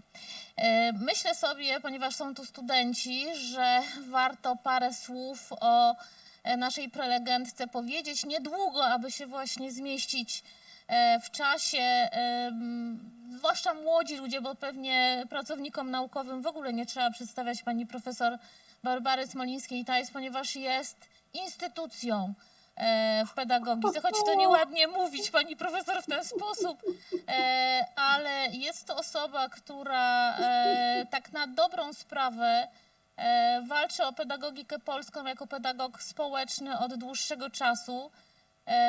Jest propagatorką idei Janusza Korczaka, czyli tej pedagogiki najbardziej polskiej, ale też najbardziej chyba skoncentrowanej na dziecku. Ma oczywiście mnóstwo różnych funkcji, nie będę ich teraz przytaczała. Wieloletnia pracownik Uniwersytetu Warszawskiego, teraz w Akademii Pedagogiki Specjalnej w Warszawie. Wyjątkowa osobowość, wyjątkowa prelegentka. Miałam okazję słuchać ją wielokrotnie i z nadzieją teraz, że dokładnie tych samych emocji doświadczę. Mogę oddać już głos pani profesor. Wystąpienie to korczakowskie czytanie dziecka, wyzwania dla nauczycieli. Nauczyciela, macie państwo to na slajdzie. Pani profesor gotowa do rozpoczęcia? Tak, jestem gotowa i witam państwa serdecznie. Czuję się zażenowana. Ja myślę, że Korczak nie byłby, bym powiedziała, z większym dystansem pewnie mówiłby o mnie, ale to nie o mnie chodzi, tylko o pedagogikę korczakowską. Drodzy Państwo, ja szczerze mówiąc mam takie poczucie dyskomfortu, ponieważ konferencja dotyczy bardzo ważnych, bardzo współczesnych, ważnych wyzwań i takiego nowego spojrzenia na edukację. Tymczasem ja mówię o pedagogice, właściwie pedagogice sprzed 100 lat. I ciągle, szczerze mówiąc, zastanawiam się, dlaczego ta pedagogika budzi takie zainteresowanie. Tu poniżej jest ikonka nagrody imienia Janusza Korczaka, które zostały przyznane we wtorek na uroczystej gali w Teatrze Kamienica Warszawa, w Teatrze Kamienica w Warszawie. To jest inicjatywa także Ministerstwa Edukacji i można się zastanawiać, dlaczego ta pedagogika Korczaka ciągle budzi tak ogromny rezonans, budzi takie zainteresowania. Siedząc na tej gali bardzo uroczystej, wytwornej, gdzie laureaci odbierali nagrody, a byli to przedstawiciele instytucji, wybitne osobowości. Dość powiedzieć, że pierwszą nagrodę zdobyła pani znana żołnierka, uczestniczka Powstania Warszawskiego, pani Wanda Tkaczyk-Stawska, pedagog specjalny. I można się zastanawiać, no właśnie, dlaczego? Dlaczego tak się dzieje, a z drugiej strony, jak ważne, jak potrzebne jest takie ustawiczne odczytywanie klasyki pedagogicznej, spuścizny pedagogicznej, ale w perspektywie współczesnego języka. I także współczesnych takich, bym powiedziała, ciągle wydawałoby się mało znanych interpretacji. Stąd ja właściwie zajmuję się interpretacją Korczaka w perspektywie różnych tematów, ale przede wszystkim na tym pierwszym planie zawsze pozostaje dziecko. To, co mamy tutaj w tytule, czytanie dziecka, może się wydawać no jakieś takie, bym powiedziała, językowo trudne do zaakceptowania, ale tak naprawdę, proszę Państwa, jest to wyimek ze sztuki wychowania, którą Korczak przygotował i przedstawił w 1938 roku.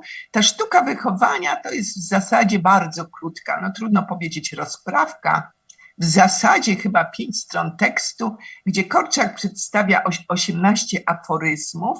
Aforyzmy taką próbuje stworzyć dla wychowawców. Takie aforyzmy, skróty. Słowo zalecenia nie jest tutaj dobre. Korczak unikał zaleceń, chociaż właściwie pisał takie skrótowe myśli, będące rezultatem swojej pracy. Wśród tych 18 aforyzmów znajdują się także aforyzmy na temat trudnych dzieci, na temat czytania dzieci i napisał tak: czytałem ciekawe książki. Korczak dużo czytał, znał bardzo dobrze pedagogikę tamtych czasów, europejską pedagogikę. Czytałem ciekawe książki, a dalej pisze: teraz czytam ciekawe dzieci. I to słowo, zobaczcie Państwo, proszę zwrócić uwagę, czytanie dziecka. Co to znaczy czytanie dziecka? Co więcej, on mówi, że to czytanie dziecka jest stałym procesem. Odczytuję to samo dziecko raz, drugi, trzeci i niewiele wiem. To jest takie czytanie, które się nie kończy, które bynajmniej nie prowadzi do konkluzji, które otwiera czytanie. W związku z tym, no właśnie, dzisiaj będę z Państwem rozmawiała na temat tego, jak czytać dziecko, co to znaczy, jak czytać dziecko, ale żeby to pytanie odpowiednio zinterpretować, to trzeba je wprowadzić albo też wpisać w ramy nie tylko takich szukania bezpośredniej odpowiedzi, ale czytać, żeby rozumieć, jak czytać dziecko, trzeba wpierw postawić pytanie, jak czytać, jak odczytywać pedagogikę Janusza Korczaka. I tutaj pytamy o te zmieniające się skrypty poznawcze. Ja nie będę tłumaczyła dla nas, dla pedagogów, dla psychologów, dla socjologów. Jest to jasne pojęcie, ale rzecz polega na tym, że dzisiaj tak wyraźnie wiemy, że odczytujemy pedagogikę Korczaka według różnych scenariuszy, według różnych wpisujemy w różne ramy teoretyczne, pojęciowe, ale przede wszystkim swoje doświadczenia, oczekiwania, a także emocje. To jest bardzo ważne, ponieważ współczesna pedagogika i europejska i pedagogika polska chyba bardziej się dystansuje wobec emocji. Pedagogika generalnie jest nauką bardzo mocno związaną z emocjami, wpisaną w emocje i można także powiedzieć, że emocje są fundamentem działania wychowawczego. A zatem, no właśnie, spróbujmy popatrzeć na te skrypty poznawcze Korczaka i one bynajmniej nie są takie stałe. Mówimy 100 lat pedagogiki korczakowskiej, ale to są różne skrypty i różne odczytywania. Ja od lat zajmuję się właśnie tym odczytywaniem Korczaka i można tu wymienić takie z jednej strony nakładające się obrazy, a z drugiej strony zmieniające się obrazy wpisane także w polską rzeczywistość edukacyjną albo w polską pedagogikę. Ten kontekst społeczno-polityczny powodował, że akcentowano różne wątki pedagogiki korczakowskiej. Oczywiście ten najstarszy wątek, który powraca dzisiaj, to jest ten Korczak martyrologiczny, Korczak ofiara nazizmu. Wracamy do tego, w tym roku obchodzimy 80. rocznicę śmierci Janusza Korczaka, ale wpisujemy ją w Holokaust i w bardzo też wyraźnie rozwiniętą na Zachodzie, docierającą również do Polski, pedagogikę Holokaustu. Już nie chodzi tylko o to, żeby pokazywać Korczaka w perspektywie Holokaustu, ale tej lekcji, lekcji edukacyjnej, no lekcja zawsze jest edukacyjna, ale no właśnie tej lekcji, którą odbieramy sięgając do pamięci tamtych czasów. Korczak i Holokaust. Korczak i edukacja wynikająca z Holokaustu to wołanie dla świata, żeby Holokaust nie powtórzył się, żeby to wołanie jest dzisiaj szczególnie ważne, biorąc pod uwagę to, co się dzieje za naszą wschodnią granicą. Dalej mamy Korczaka jako przedstawiciela pedagogiki kolektywnej przez lata. Pedagogika PRL-owska tak patrzyła na Korczaka. Korczak jako przedstawiciel pedagogiki kolektywnej i to się łączy także z pedagogiką grupową. Wreszcie współczesne, bliższe nam interpretacje, Korczak i pedagogika emancypacyjna, Korczak i prawa dziecka, będę do tego wracać, Korczak i filozofia dziecka i dzieciństwa. I właściwie to współczesne odczytanie to jest właśnie Korczak i pedagogika emancypacyjna, prawa dziecka, a przede wszystkim Korczak, filozofia dziecka i dzieciństwa. I ta filozofia dziecka i dzieciństwa bardzo wyraźnie pokazuje, jak bliska jest idea korczakowska edukacji takiej wczesnoszkolnej. Ona opiera się na fundamentalnych, to jest charakterystyczne, nie tyle nawet założeniach, o założeniach tak można powiedzieć teza, ale bynajmniej nie na fundamentalnych metodach, ale przede wszystkim na fundamentalnych pytaniach i wątpliwościach. Korczak pyta, bo kimże jest dziecko? I znamy to określenie. Korczak mówi, dziecko jest ustrojem rosnącym i w perspektywie takiej filozoficznej, to warto podkreślić, że w pedagogice korczakowskiej pojęcie dziecko występuje w dwóch znaczeniach. W tym filozoficznym dziecko, w tym szerokim. Dziecko, cud Boga i natury. Proszę zauważyć, cud Boga i natury to mówi Korczak jako lekarz, to mówi Korczak także w perspektywie właściwie takiej bym powiedziała wszechświata i takiej cudownej drogi dziecka do Boga szeroko rozumianego. Korczak bardzo często i bardzo wyraźnie zwraca się do Boga, przy czym mówi tutaj o postaci Boga, takiej bym powiedziała, Boga o różnych twarzach. Próbuje się Korczaka wpisać mocno w jedną religię. Zostawmy ten temat. W znaczeniu węższym, zostawmy ten temat, ponieważ on się nie daje sprowadzić do takich prostych stwierdzeń. W znaczeniu węższym Korczak jako praktyk mówi konkretnie o dziecku, o Jośku, o Mośku, o Srulu, o Hani, to jest częsta postać, która się pojawia, czy o różnych frankach. Korczak o różnych dzieciach. Korczak wypowiada się o dziecku jako filozof, ale jako lekarz. Proszę zauważyć, jeśli to jest tłumaczone na język angielski, to proszę, żeby pani tłumaczka od czasu do czasu przypomniała mi, żebym mówiła w taki sposób, żeby po prostu, żebym wolniej mówiła sobie. O, zapisałam tutaj. Korczak jako lekarz posługuje się takim znanym cytatem, my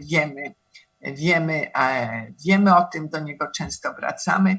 Jako lekarz mówi 2 komórki. Dziecko 2 komórki, początek życia, ale też pokazuje dziecko w tej perspektywie biologicznej, fizycznej, chemicznej, związki, 10 funtów związków, ale zaraz mówi, że to jest struktura, to jest pyłek, który ogarnie myślą wszystko. Gwiazdy, oceany, góry i przepaście i mówi, to wielkość rozwoju popycha dziecko do wzrostu. I charakterystyczne jest u niego no właśnie takie spojrzenie między biologią a filozofią. Korczak zwraca się do matki i mówi, że dziecko jest cudem sztuki, najwyższym dziełem, proszę zwrócić uwagę, Stwórcy i najdoskonalszą jego częścią. Znamy ten cytat. Dziecko, mówi, jest ustrojem rosnącym. Na tym chciałabym się skupić. Ten właśnie ustrój rosnący jest odczytywany przez wychowawcę. Mówi, że wzrost dziecka jest tajemnicą zapisaną w dziecku w jego naturalnych dyspozycjach rozwojowych, ale tu podkreślam, Korczak jest różnie też na świecie interpretowany. Tutaj wyraźnie się pokazuje prawa naturalne zawarte w rozwoju dziecka. Te prawa, które mogą wynikać z natury, ale także mogą być no właśnie tym, co Bóg zapisał, w takim szerokim znaczeniu, co Bóg zapisał w dyspozycjach dziecku. Korczak chce wydrzeć naturze wiedzę na ten temat, nie tylko Korczak, to są tutaj idea całego nowego wychowania, ale mówi, że najpierw trzeba odkryć klucz do poznania rozwoju, znaleźć zaszyfrowany kod rozwoju i to odkrycie, odczytanie nieznanych znaków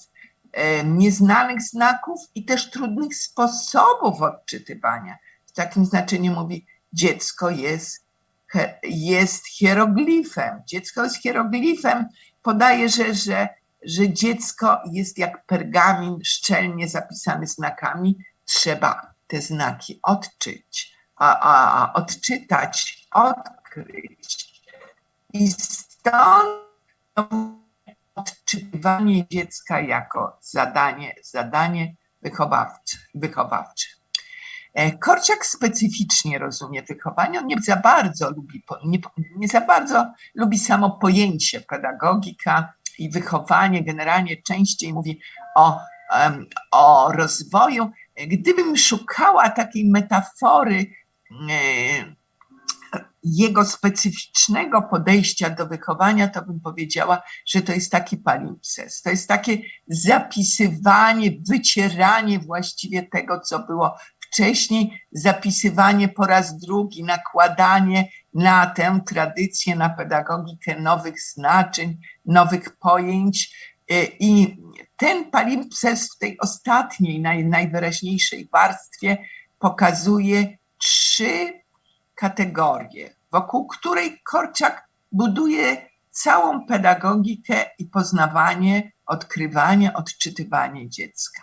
To jest rozwój dziecka, który chce poznać i znaleźć klucz do rozumienia tego rozwoju. I wreszcie 2 podstawowe kategorie: trud dziecka i wysiłek wychowawcy. Ja wielokrotnie podkreślam, że cała pedagogika dziecka Korczaka jest zbudowana na tych kategoriach trud dziecka i wysiłek wychowawcy. To jest charakterystyczne. On nie mówi o wysiłku dziecka, on mówi o trudzie dziecka i o wysiłku wychowawcy. Na czym polega, jak odczytywać generalnie ten trud dziecka? i wysiłek wychowawcy. Bardzo wyraźnie podkreślam, że pedagogika Korczaka nie sprowadza się do metodyki, chociaż bardzo wyraźnie wyrasta z praktyki. To nie jest pytanie, co i jak robić. To jest pytanie ustawiczne, uniwersalne, dlatego tak ciągle ważne. Pytanie o refleksyjne myślenie wyrastające z praktyki. Podstawą jest właśnie ten skrypt poznawczy, jest filozofia dziecka, a nie metodyka. Trud dziecka jest ten fundamentalny, jest w samym dziecku. Korczak opisuje trud dziecka, małe dziecko męczy się, podchodzi, usiłuje otworzyć drzwi, jest za małe, bierze krzesło, przyciąga i tak dalej. Męczy się, ale triumfuje radością samodzielności, pokazuje. Ten trud dziecka pojawia się w wielu korczakowskich publikacjach. Pokazuje, że jakim wysiłkiem jest rozwój dziecka. Dziecko wrzucone w przestrzeń życia. W przestrzeń życia musi poznać język, mapę społecznego świata. Tu Korczak zwraca się do nauczycieli, mówi: zrozumcie, poznajcie ten trud dziecka. Dziecko musi się poruszać w nim, nazywać rzeczy, komunikować się. Pokazuje, dziecko jest cudzoziemcem, to znaczy jest człowiekiem, ma do przekazania ważne treści, ale jego wypowiedzi są trudno zrozumiałe. Dziecko jest traktowane często jako obcy, musi być na nowo odkryte, zrozumiane, a do tego musi nastąpić również specjalne, to podkreślam, spotkanie z dorosłym.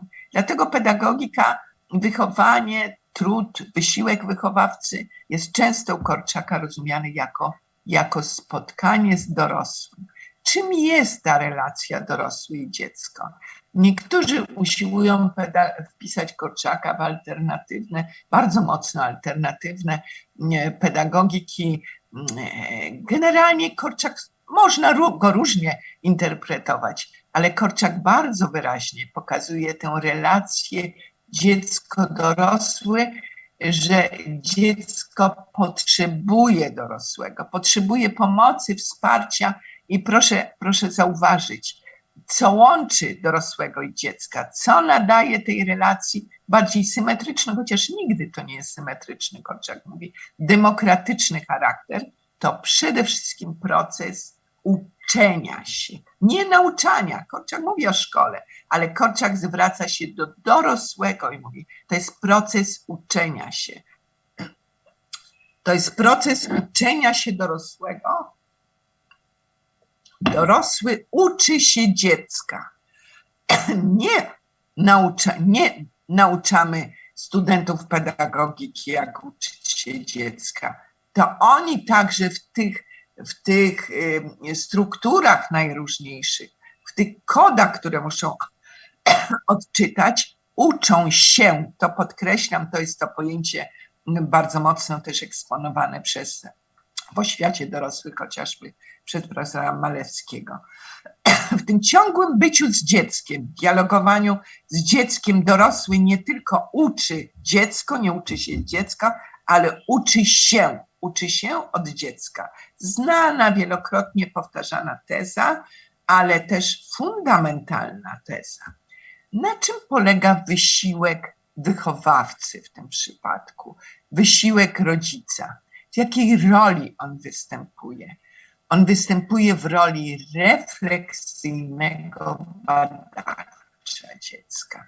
Proszę znowu zwrócić uwagę, to jest badacz, to jest ten, który w pierwszej kolejności stawia pytania, szuka metodologii, szuka kodów, szuka znaków, szuka teorii poznawania dziecka. Korczak mówi, jak kochać dziecko, ale to jest hasło, to nie jest pytanie tylko, jak kochać dziecko. To jest wyzwanie, to jest zadanie. Mówi, obserwuj dziecko, poznaj dziecko, zwraca się do matki, do wychowawcy, do każdego. Poznaj dziecko poznawaj dziecko właściwie i wreszcie to rozumienie dziecka. Zrozum dziecko. Wychowawca jako refleksyjny badacz, uczestnik, ale Korczak nie byłby lekarzem, nie byłby też takim przedstawicielem nowego wychowania, gdyby jednocześnie tak bardzo nie zwracał uwagi na dokładność obserwacji, na język tego poznania, na dzienniki, na to, że Korczak bardzo dokładnie bada dziecko, obserwuje dziecko, przywiązuje wielką wagę do notatek, do dokumentacji tego rozwoju. To jest charakterystyczne zresztą dla pedagogiki okresu międzywojennego, że bycie wychowawcą oznaczało także ustawiczne budowanie warsztatu poznawczego. I Korczak taki warsztat badawczy pokazuje, jak ten warsztat badawczy ma tworzyć wychowawca czy bursista i pokazuje miejsce dziecka w tym warsztacie. I to jest ostatnia, proszę Państwa, ostatni wątek, który chciałabym pokazać, jak czytać dziecko w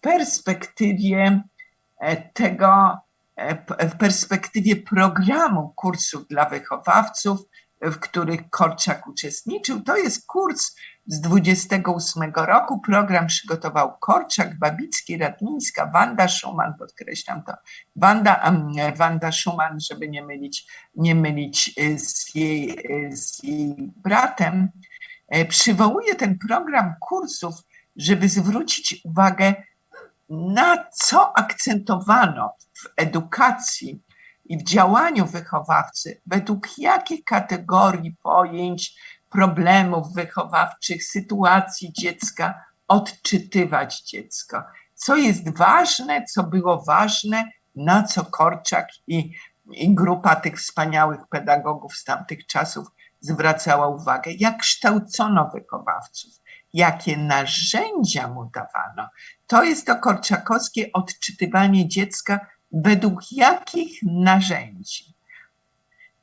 Program kursów koncentrował się na stosunek dorosłego i dziecka. Korczak mówi, że to nie może być walka nigdy o autorytet, że chodzi o rozwój dziecka. Dziecko jest ustrojem rosnącym. Jak stworzyć odpowiednie warunki, w których dziecko, korzystając ze swoich praw, może swobodnie się rozwijać. I tu przygotowano, ten program jest bardzo krótki, składa się z 7 punktów, które chciałabym tutaj wyartykułować. Prawo dziecka do warunków sprzyjających wzrostowi. Oczywiście o tym już mówiłam, to są ta dokumentacja medyczna, na którą Korczak zwracał wielką uwagę, miary wagi, krzywa wzrostu, zmęczenie, wypoczynek. Na to, wychowawco, spójrz na to, wychowawco, ucz się to dostrzegać. Prawo dziecka do swobodnego poznawania. Proszę zwrócić uwagę, on mówi o pracy poznania i rozumienia. W innym miejscu mówi o trudzie poznania i rozumienia. Mówi o umysłowości i uczuciach dziecka, o trudnościach, które dziecko przeżywa, o brutalności dorosłych w dostosowaniu dziecka do siebie. Znowu pokazuje, że ten stosunek jest stosunkiem w miarę symetrycznym. Mówi o wadach dorosłych w świecie dzieci. Jak dzieci dostrzegają wady dorosłych i ocena wad dzieci przez dorosłych. Korczak jest bardzo praktyczny, bardzo w tym czytaniu pokazuje no właśnie te napięcia między światem dziecka i światem dorosłego. I kolejny w zasadzie przedostatni slajd. Prawo dziecka do pracy nad sobą. No, dziedziczność to oczywiste, ale on mówi, prawo dziecka do pracy nad sobą pokazuje ta poprawność, pokazuje poprawność narzucona i poprawność istotna. Zwraca uwagę na to, że to nie są te same rzeczy. Powiada, że dziecko zmaga się z własnymi wadami. Często używa pojęcia wady. Z upadkami zwycięstwem zwraca uwagę na konieczność pociechy, współczucia, emocje, ale proszę zwrócić uwagę, przewinienie jako początek przewinień. Korczak w tych swoich różnorodnych pracach, w feralnym tygodniu, pokazuje, no właśnie, czym jest przewinienie dziecka, że to jest początek przewinień, że 100 razy trzeba mu mówić, nie wchodź tam. 100 razy on i tak wejdzie i rola wychowawcy polega na tym, 100 razy powtarzaj, za którymś razem może zrozumie. Przewinienie jako początek przewinienia. Wchodzi i dalej będzie wchodził do pewnego czasu. Wchodzi, przepraszam, no właśnie, tam, gdzie nie powinien. Prawo dziecka do pełnego obywatelstwa we własnym świecie. Pokazuje tutaj obietnice dorosłych, pokazuje niszczenie zaufania dziecka, pokazuje odpowiedzialność dziecka za innych. Bardzo ładne są i takie, bym powiedziała, wzruszające fragmenty, kiedy dzieci mówią o rodzicach, kiedy dzieci mówią o biedzie, kiedy dzieci mówią o świecie. Wreszcie niesprawiedliwość. Niesprawiedliwość jako krzywda dziecka. Prawo dziecka do uznawania jego niedoświadczenia i słabości. Korczak inaczej niż Jan Bosko bardzo wyraźnie mówił, dziecko ma prawo do błędu. Dziecko ma prawo do poznawania świata, no właśnie do tego, żeby mogło robić źle, bo to może nie źle, mogło robić nie tak, jak powinno, bo to jest jego podstawowa droga poznania świata. Mówi, że przewinienia dziecka są przejściowym momentem nauki o życiu.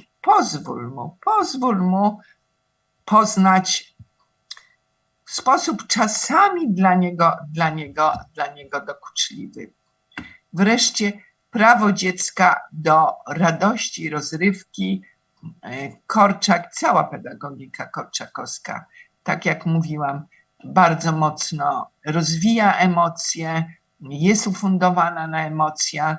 Z jednej strony mówi, że trzeba poważnie traktować dzieci do zobowiązań własnych i dzieci w ich zobowiązaniach i jednocześnie w niedotrzymywaniu ich. To pokazywał wyraźnie, opisując praktykę domu sierot, kiedy dzieci wybierały zadania, jednocześnie, no właśnie, zapominały, nie tak je wykonywały.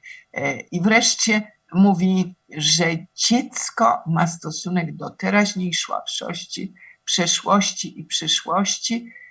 Odnosi to przede wszystkim do biografii dziecięcej, do biografii. Korczak niewiele mówi w gruncie rzeczy, on zajmuje się pedagogiką grupy dziecięcej. Rodzina, oczywiście jest postać matki, postać rodzica bardzo, bardzo wyraźnie, ale ta rodzina nie stoi u niego na pierwszym planie, a mimo to tak wyraźnie pokazuje, no właśnie, to biograficzne spojrzenie na dziecko, na historię, na kulturę, takie łączenie się biografii dziecka z biografią jednocześnie, nie wiem, miasta, świata, państwa, historii, kultury.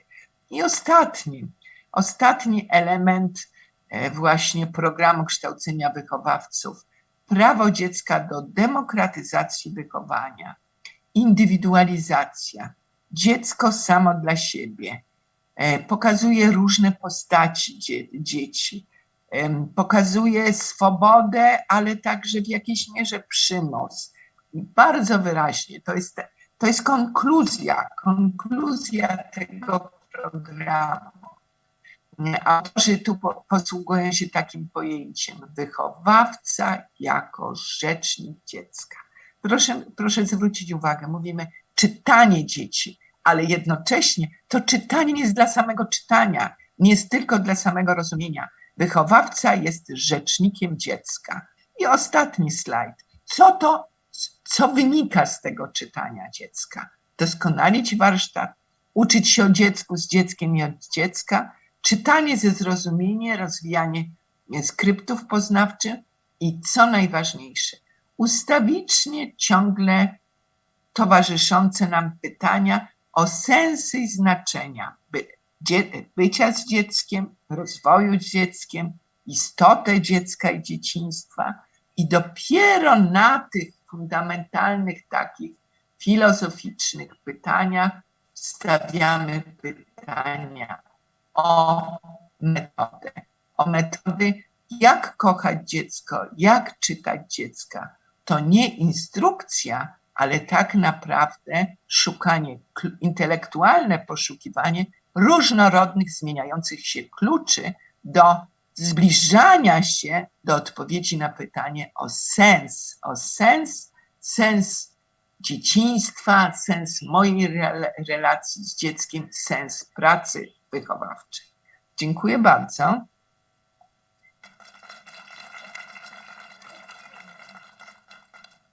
Bardzo dziękujemy pani profesor. Tak jak uzgadnialiśmy, pani profesor Krasoń zapowiedziała, będziemy zobowiązani, gdyby państwo wszystkie pytania, gdyby takie się pojawiły, pozostawili na zakończenie tej sesji. Bardzo dziękuję jeszcze raz pani profesor. Mam nadzieję, że pozostaniemy na łączach i że się nic nie zakłóci. Proszę państwa, z wielką przyjemnością chciałabym teraz powitać w naszym gronie i zapowiedzieć wystąpienie, tylko nie wiem, czy pani profesor Jolanta Szempruch jest już na łączach, nie?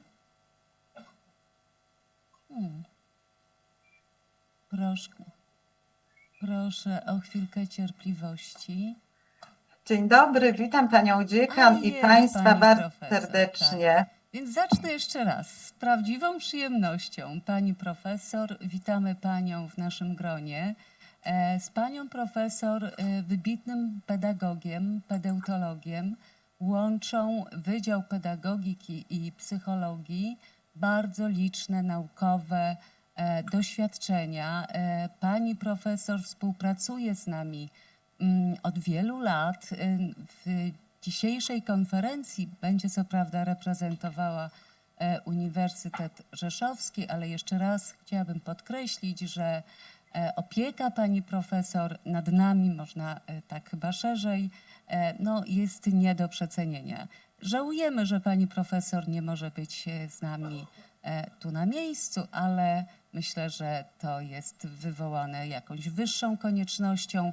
Proszę państwa, pani profesor Jolanta Szempruch skieruje do nas tekst, referat pod tytułem Organizacja środowiska uczenia się w klasie wielokulturowej. Zapraszam serdecznie pani profesor. Dzień dobry państwu. Dzień dobry jeszcze raz też pani dziekan i organizatorom konferencji. Kłaniam się nisko. Bardzo dziękuję za zaproszenie i równocześnie boleję nad tym, że z przyczyn obiektywnych nie mogę dzisiaj spotkać się z państwem osobiście, bezpośrednio. I teraz próbuję podłączyć prezentację i nie wiem, czy ona już jest widoczna. Prezentacja, przynajmniej pierwszy slajd pani profesor jest widoczny, ale niech tak zostanie. Przekazuję słowa pana Krzysztofa Kupczewskiego. Więc... O tak. Jeżeli państwo widzą prezentację, to tak jak na tym slajdzie tytułowym zaakcentowałam, chcę dzisiaj rozmawiać o organizowaniu środowiska uczenia się w klasie wielokulturowej, bo ta problematyka jest coraz częściej eksponowana w dobie współczesnych przemian cywilizacyjnych, społeczno-kulturowych, gospodarczych i także w polskiej szkole coraz częściej spotykamy uczniów z innej kultury, z doświadczeniem także migracyjnym, W związku z tym chciałam podzielić się moimi przemyśleniami dotyczącymi warunków, które tworzą ramy funkcjonowania współczesnej edukacji wielokulturowej w Polsce i organizują środowisko uczenia się w klasie wielokulturowej. I tutaj chciałam zwrócić uwagę na kilka pytań, zadać sobie i Państwu pytania o kompetencje, które są niezbędne nauczycielowi do pracy w klasie wielokulturowej, o to, jak nauczyciel powinien przygotować się na przyjęcie ucznia z innej kultury, co dzieje się z dzieckiem czy uczniem, który zmienia środowisko kulturowe. Kolejne pytanie odnosi się do pomocy uczniowi w zaadoptowaniu się do nowych warunków i integracji ze środowiskiem, no i umożliwianiu mu osiągania sukcesów w funkcjonowaniu szkolnym. Termin wielokulturowość, oj, coś mi się zacięło, czy pewnie będę potrzebowała pomocy, chociaż już, o jest. Czy Państwo widzą ten slajd? Przepraszam, to ostatnie pytanie, bo coś mi dzisiaj szwankuje, mój sprzęt. Widzimy Pani Profesor, tak, widzimy. Dziękuję. To pojęcie wielokulturowości, które w tytule mojego wystąpienia się pojawiło, może być rozpatrywane w wąskim i szerokim znaczeniu. W wąskim sensie oznacza zróżnicowanie kulturowe, natomiast szersze rozumienie odnosi się do praktyk społecznych i politycznych.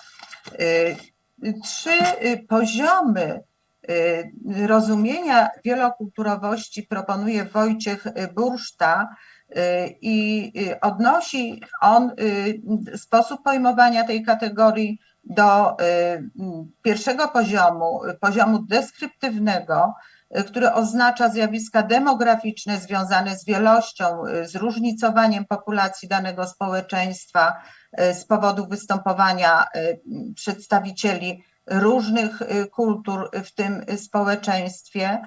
Poziom ideologiczny, który odnosi się do przyjmowania kulturowości i budowania na jej podstawie porządku normatywnego, a z kolei poziom polityczny to ten, który znajduje urzeczywistnienie, gdy elementy z poziomu ideologicznego realizowane są w działaniach społecznych. Edukację wielokulturową, międzykulturową czy transkulturową można różnie definiować w zależności od przyjętej definicji wielokulturowości. Najczęściej rozumiana jest ona jako uczenie się radzenia sobie z kulturowymi różnicami w społeczeństwie, kształtowanie umiejętności rozwiązywania konfliktów, promowanie tolerancji, wzajemnego poszanowania, otwartości wobec jednostek i grup odmiennych kulturowo, ale też religijnie, etnicznie, narodowo, co w praktyce oznacza walkę z wszelkimi formami dyskryminacji. Tak rozumiana edukacja wielokulturowa wymaga stworzenia i promowania pożądanego społecznie modelu przygotowania nauczyciela efektywnie realizującego wielokulturowe programy nauczania. Edukacja i komunikacja wielokulturowa porównywana jest niekiedy do góry lodowej. Wierzchołek góry stanowią elementy widoczne, elementy, które możemy zaobserwować w bezpośrednich relacjach. Natomiast pod powierzchnią wody, czyli w świadomości, znajdują się elementy ukryte. Jak widzimy, powyżej poziomu wody obserwujemy niewielki wycinek całości góry. Jej ogrom pozostaje niewidoczny na pierwszy rzut oka, obserwując kulturę jako górę lodową, możemy jedynie odpowiedzieć sobie na pytania, co widzę, co się dzieje, co oni robią. Aby poznać całą górę lodową, odkryć ogrom ukrytych informacji na ten temat kultury, trzeba podjąć trud, świadomie i intencjonalnie odkrywać, szukać informacji, sprawdzać, dopytywać. Z koncepcji tej wynika, że elementy widoczne są jedynie odzwierciedleniem tych elementów niewidocznych. I moi drodzy Państwo, obecnie Europa przeżywa kryzys humanitarny największy od zakończenia II wojny światowej. Miliony uchodźców, imigrantów poszukują azylu, poszukują bezpieczeństwa, uciekając przed wojną, przed prześladowaniami, torturami, głodem. Polska jest krajem, który udziela azylom tysiącom z nich. W polskiej szkole co roku przybywa uczniów cudzoziemskich i choć ich liczba nie jest łatwa do oszacowania, to według raportu Najwyższej Izby Kontroli wzrosła aż 5-krotnie w latach od 2009 do 2019 roku. Najliczniejszą grupę stanowią uczniowie pochodzenia ukraińskiego. W 2021 roku było to blisko 64% uchodźców cudzoziemskich. W związku z wojną na Ukrainie liczba uchodźców z tego kraju ciągle rośnie. Jest to najliczniejsza grupa uchodźców w Polsce. Zatrzymajmy się tylko chwilę na tej grupie. Raport specjalny z badania socjologicznego uchodźcy z Ukrainy w Polsce wskazuje, że nasz kraj jako bezpośredni sąsiad stał się głównym kierunkiem migracji dla uciekających przed wojną Ukraińców. Nie bez znaczenia pozostaje fakt, że poza wspólną granicą z Ukrainą łączy nas bliskość kulturowa i językowa. Obywatele tego kraju jeszcze przed wybuchem wojny licznie przybywali do Polski w poszukiwaniu pracy, lepszego życia. Dlatego też Polska stała się pierwszym i często docelowym przystankiem dla uciekających przed wojną Ukraińców. Prawie 2/3 uchodźców z Ukrainy przyjechało do Polski z dziećmi poniżej 18 roku życia. Matki z dziećmi to grupa, która wymaga szczególnej troski, zarówno pod względem psychologicznym, jak też pod kątem dostosowania procesów pracy do możliwości opieki nad rodziną. Niewielu spośród uchodźców zna język polski, jedynie 9% deklaruje dobrą lub bardzo dobrą znajomość naszego języka, 26% deklaruje znajomość na poziomie komunikatywnym.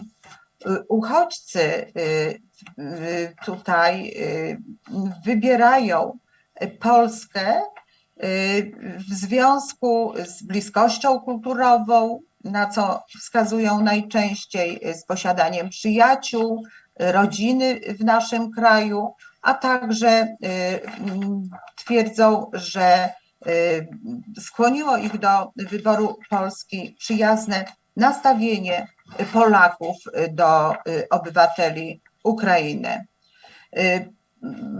Z ich przyjazdem do Polski łączy się także szereg obaw, które przedstawiają.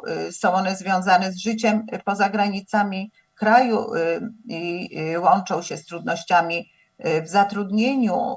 Są to obawy o bliskich pozostających na Ukrainie. Słaba znajomość języka polskiego jest też często wskazywaną obawą w możliwości odnalezienia się w tej nowej rzeczywistości.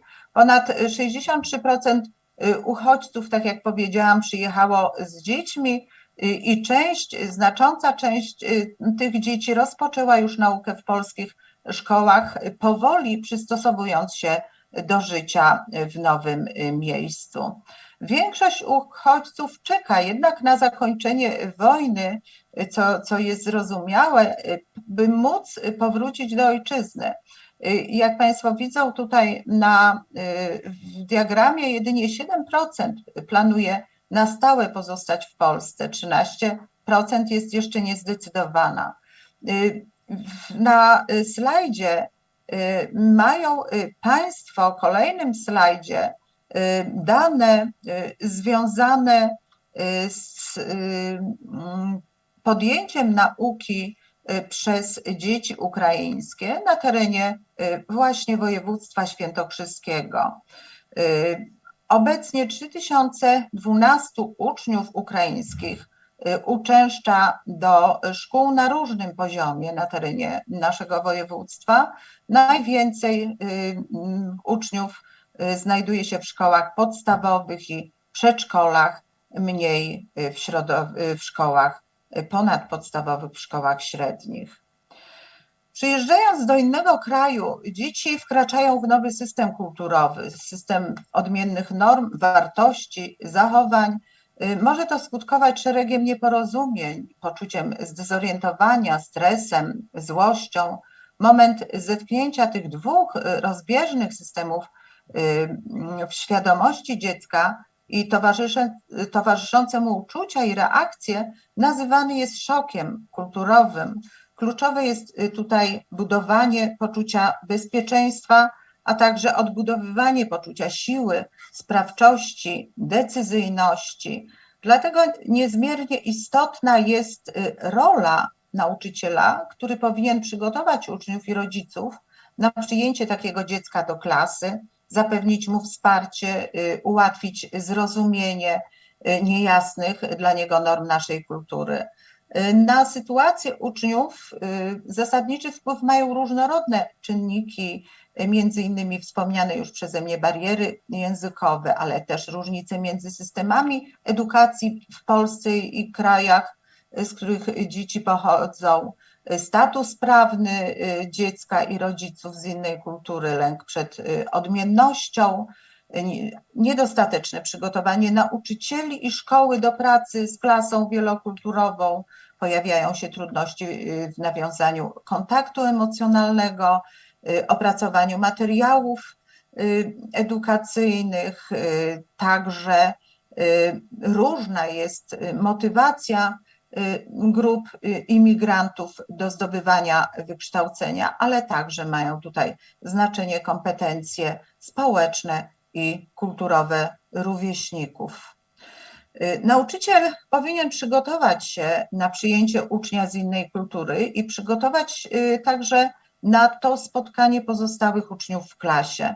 W tych działaniach pomocne będzie sprawdzenie statusu prawnego dziecka, ustalenie kraju pochodzenia, zapoznanie się wcześniejsze z systemem edukacji kraju, z którego przyjechali uczniowie, nawiązanie współpracy z pedagogiem, psychologiem, z innymi nauczycielami, z rodzicami dziecka, no i odpowiednie przygotowanie klasy na przyjęcie nowego kolegi, a także przygotowanie polskich rodziców na przyjęcie nowego ucznia.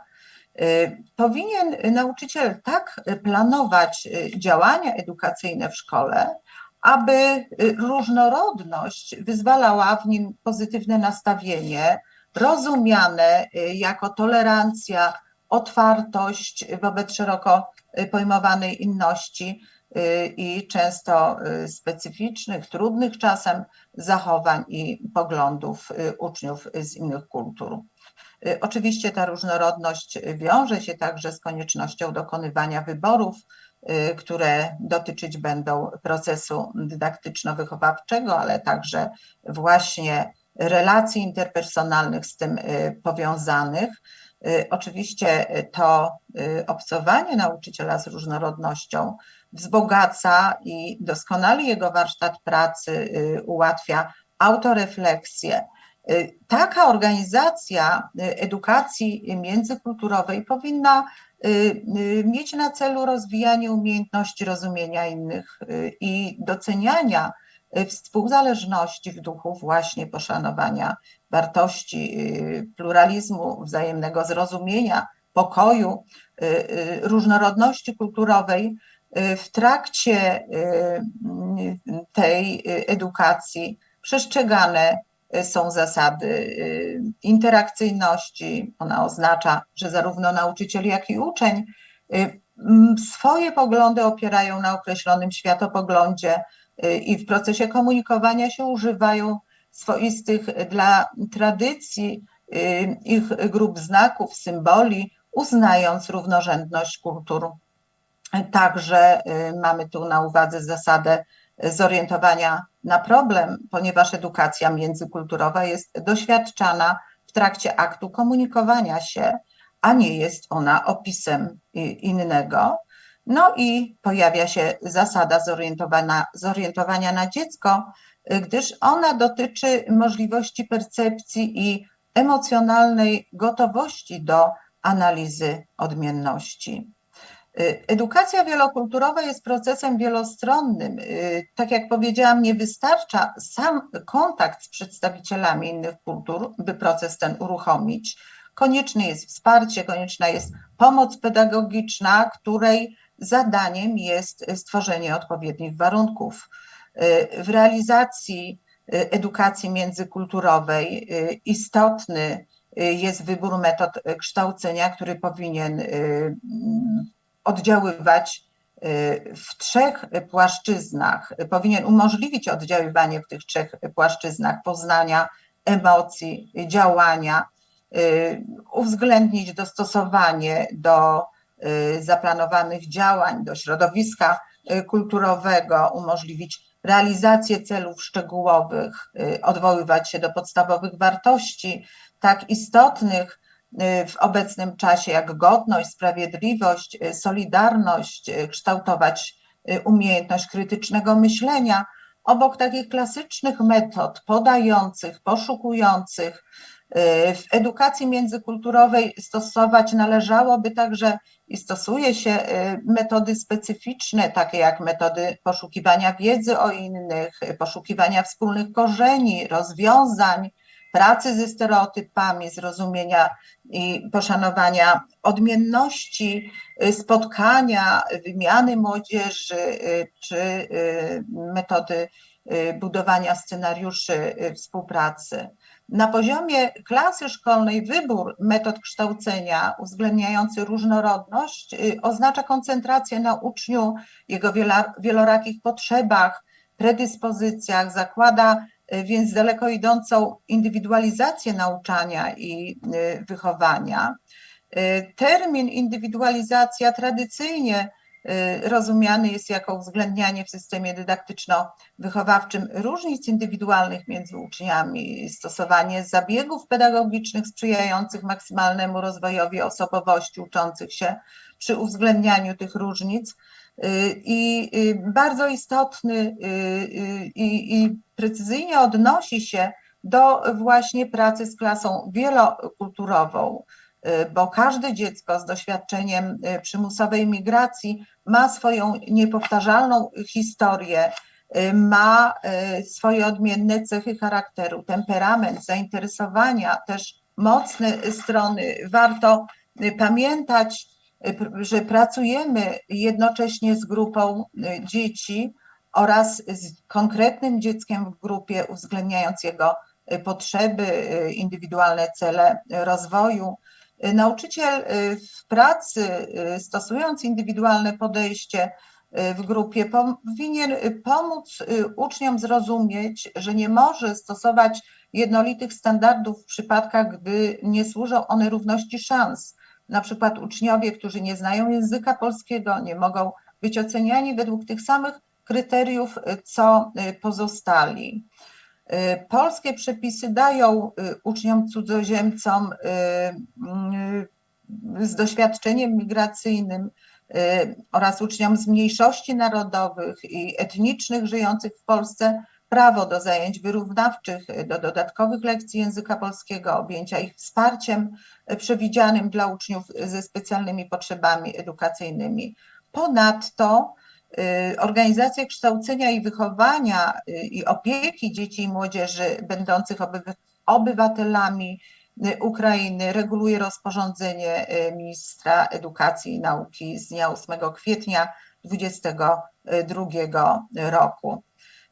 Wobec uczniów, którzy nie znają języka polskiego lub słabo się nim posługują z powodu doświadczeń migracyjnych czy przynależności do mniejszości narodowej lub etnicznej, powinno stosować się wiele rozmaitych form postępowania, takich jak dostrzeganie, poszanowanie różnic, tłumaczenie poleceń, zadawanie pewnych mniejszych partii materiału jako pracy domowych, korzystanie z tłumaczeń, tłumaczenie też w klasie kontekstu kulturowego, czy także mamy możliwość korzystania ze wsparcia asystenta kulturowego. Ważne jest, aby wskazywać każdemu uczniowi mocne, słabe strony, doceniać nawet za najmniejsze sukcesy i takie podejście pomaga w podniesieniu poczucia własnej wartości, ułatwia uczniom osiąganie szkolnych sukcesów. Też indywidualizujemy pracę w odniesieniu do uczniów posługujących się językiem polskim w stopniu co najmniej komunikatywnym. Tutaj tłumaczymy konsekwencje zachowań, przybliżamy kulturę polską, tłumaczymy zasady obowiązujące w polskiej szkole i organizujemy pracę, także pracę w parach, pracę w grupach z kolegami, którzy lepiej posługują się takim naszym polskim językiem. Ważne jest, aby zadbać także o dostosowanie materiałów edukacyjnych do możliwości uczniów poprzez skracanie pewnych treści zadań, przygotowywanie drukowanych prezentacji czy dobieranie odpowiedniego słownictwa stosownie do możliwości językowych uczniów. Dzięki dostosowaniu materiał staje się dla uczniów bardziej zrozumiały i tutaj mają większe szanse na odnoszenie sukcesów. Nauczyciel, aby efektywnie pracować w klasie wielokulturowej, powinien uwzględnić podczas pracy dydaktyczno-wychowawczej kilka warunków dotyczących jego samego i środowiska społecznego klasy. Pokrótce te warunki scharakteryzuje. On powinien uświadomić sobie przede wszystkim na początku nauczyciel, że sam jest kulturowo ukształtowany i właśnie jego kultura jest jednym z podstawowych czynników decydujących o przebiegu procesów wychowawczych i kształtujących lekcje i wszystko to, co dzieje się w klasie. Niezbędna jest otwartość nauczyciela na poznanie każdego ucznia. Koncentruje się on na poznaniu zainteresowań uczniów, ich uzdolnień, możliwości psychofizycznych, diagnozuje trudności w uczeniu się, potrzeby rozwojowe, edukacyjne w kontekście sytuacji bytowej, także rodzinnej. Powinien korzystać także z rzetelnej diagnozy psychologicznej, ze wsparcia psychologa, pedagoga, o czym wspominałam na wstępie, i uwzględniać szereg czynników, które wynikają między innymi z doświadczenia migracji.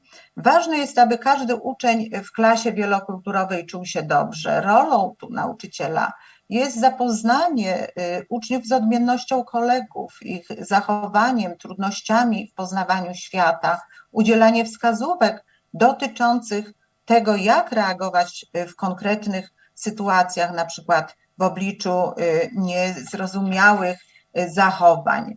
Istotne jest też dbanie nauczyciela o jakość wzajemnych relacji uczniów i tu warto podjąć wysiłek, aby te relacje przebiegały w atmosferze wzajemnej akceptacji, zrozumienia, radości, poczucia własnego rozwoju, doświadczanego przez wszystkich uczestników procesu edukacji. Takie działanie nauczyciela prowadzi do zaistnienia w klasie wspólnoty emocjonalnej, wspólnoty duchowej i intelektualnej. Edukacja międzykulturowa prowadzi do ukształtowania kompetencji międzykulturowej wśród uczniów i wśród rodziców, która rozumiana jest jako struktura poznawcza złożona z wiedzy na temat różnorodności kulturowej i jej skutków dla komunikacji, z umiejętności takiej komunikacji oraz z otwartości na odmienność kulturową.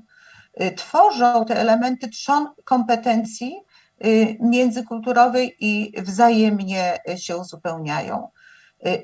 Edukacja międzykulturowa powinna być również jednym z kluczowych elementów kształcenia nauczycieli i istotną umiejętnością, którą nauczyciel tu powinien na poziomie już kształcenia posiadać, jest przekładalność teoretycznej wiedzy i postulatów edukacji wielokulturowej na sytuacje praktyczne, realnie odbywające się w szkole. Wówczas wzrasta szansa na sprawną komunikację międzykulturową, która jest rozpoznawaniem, przekazywaniem sobie zasobów tkwiących w każdej z kultur, wymianą umiejętności, wymianą uzdolnień, kompetencji w procesie przekazu i poszukiwania interaktywnych form koegzystencji.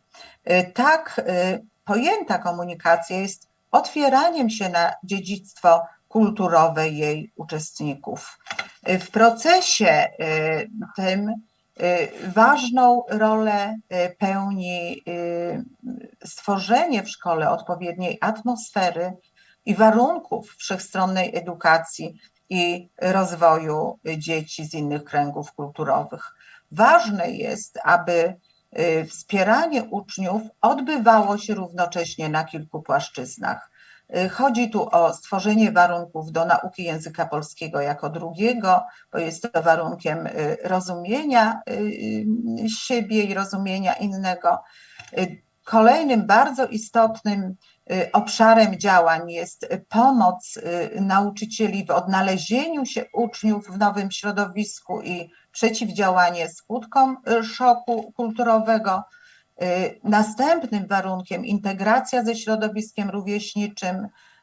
Tutaj ważna płaszczyzna działań sprowadza się do podejmowania, do przeciwdziałania izolacji ucznia cudzoziemskiego w grupie rówieśniczej. I ostatnia płaszczyzna wspieranie rodzin, uczniów cudzoziemskich i pomoc im w funkcjonowaniu w polskiej rzeczywistości. I kończąc te moje rozważania, chciałam bardzo mocno podkreślić, że nauczyciel w realizacji edukacji międzykulturowej niejednokrotnie wchodzi w różne role mediatora, doradcy, partnera, menadżera zasobów ludzkich. Ważną jego umiejętnością jest zarządzanie różnorodnością, a więc między innymi umiejętność także pracy z uczniami, młodzieżą, z rodzicami różnych ras, narodowości, religii i przekonań. Wymaga to od nauczyciela koncentracji także na zagadnieniach uczenia się w grupie, uczenia opartego na współpracy i uczenia się, żeby żyć wspólnie. Ważną rolą szkoły i nauczyciela jest włączenie wszystkich chętnych do współpracy środowisk, w tym pracodawców, uczelnie wyższe, samych migrantów, ponieważ żyjemy w czasie bardzo dynamicznym, dlatego wciąż otwarte pozostają pytania o kompetencje międzykulturowe nauczycieli, o przygotowanie także polskich uczniów do międzykulturowego uczenia się i przeciwstawiania się wrogości, dyskryminacji, nietolerancji, ignorancji wobec innych, odmiennych kulturowo. Dziękuję bardzo Państwu za uwagę. Dziękujemy bardzo Pani Profesor.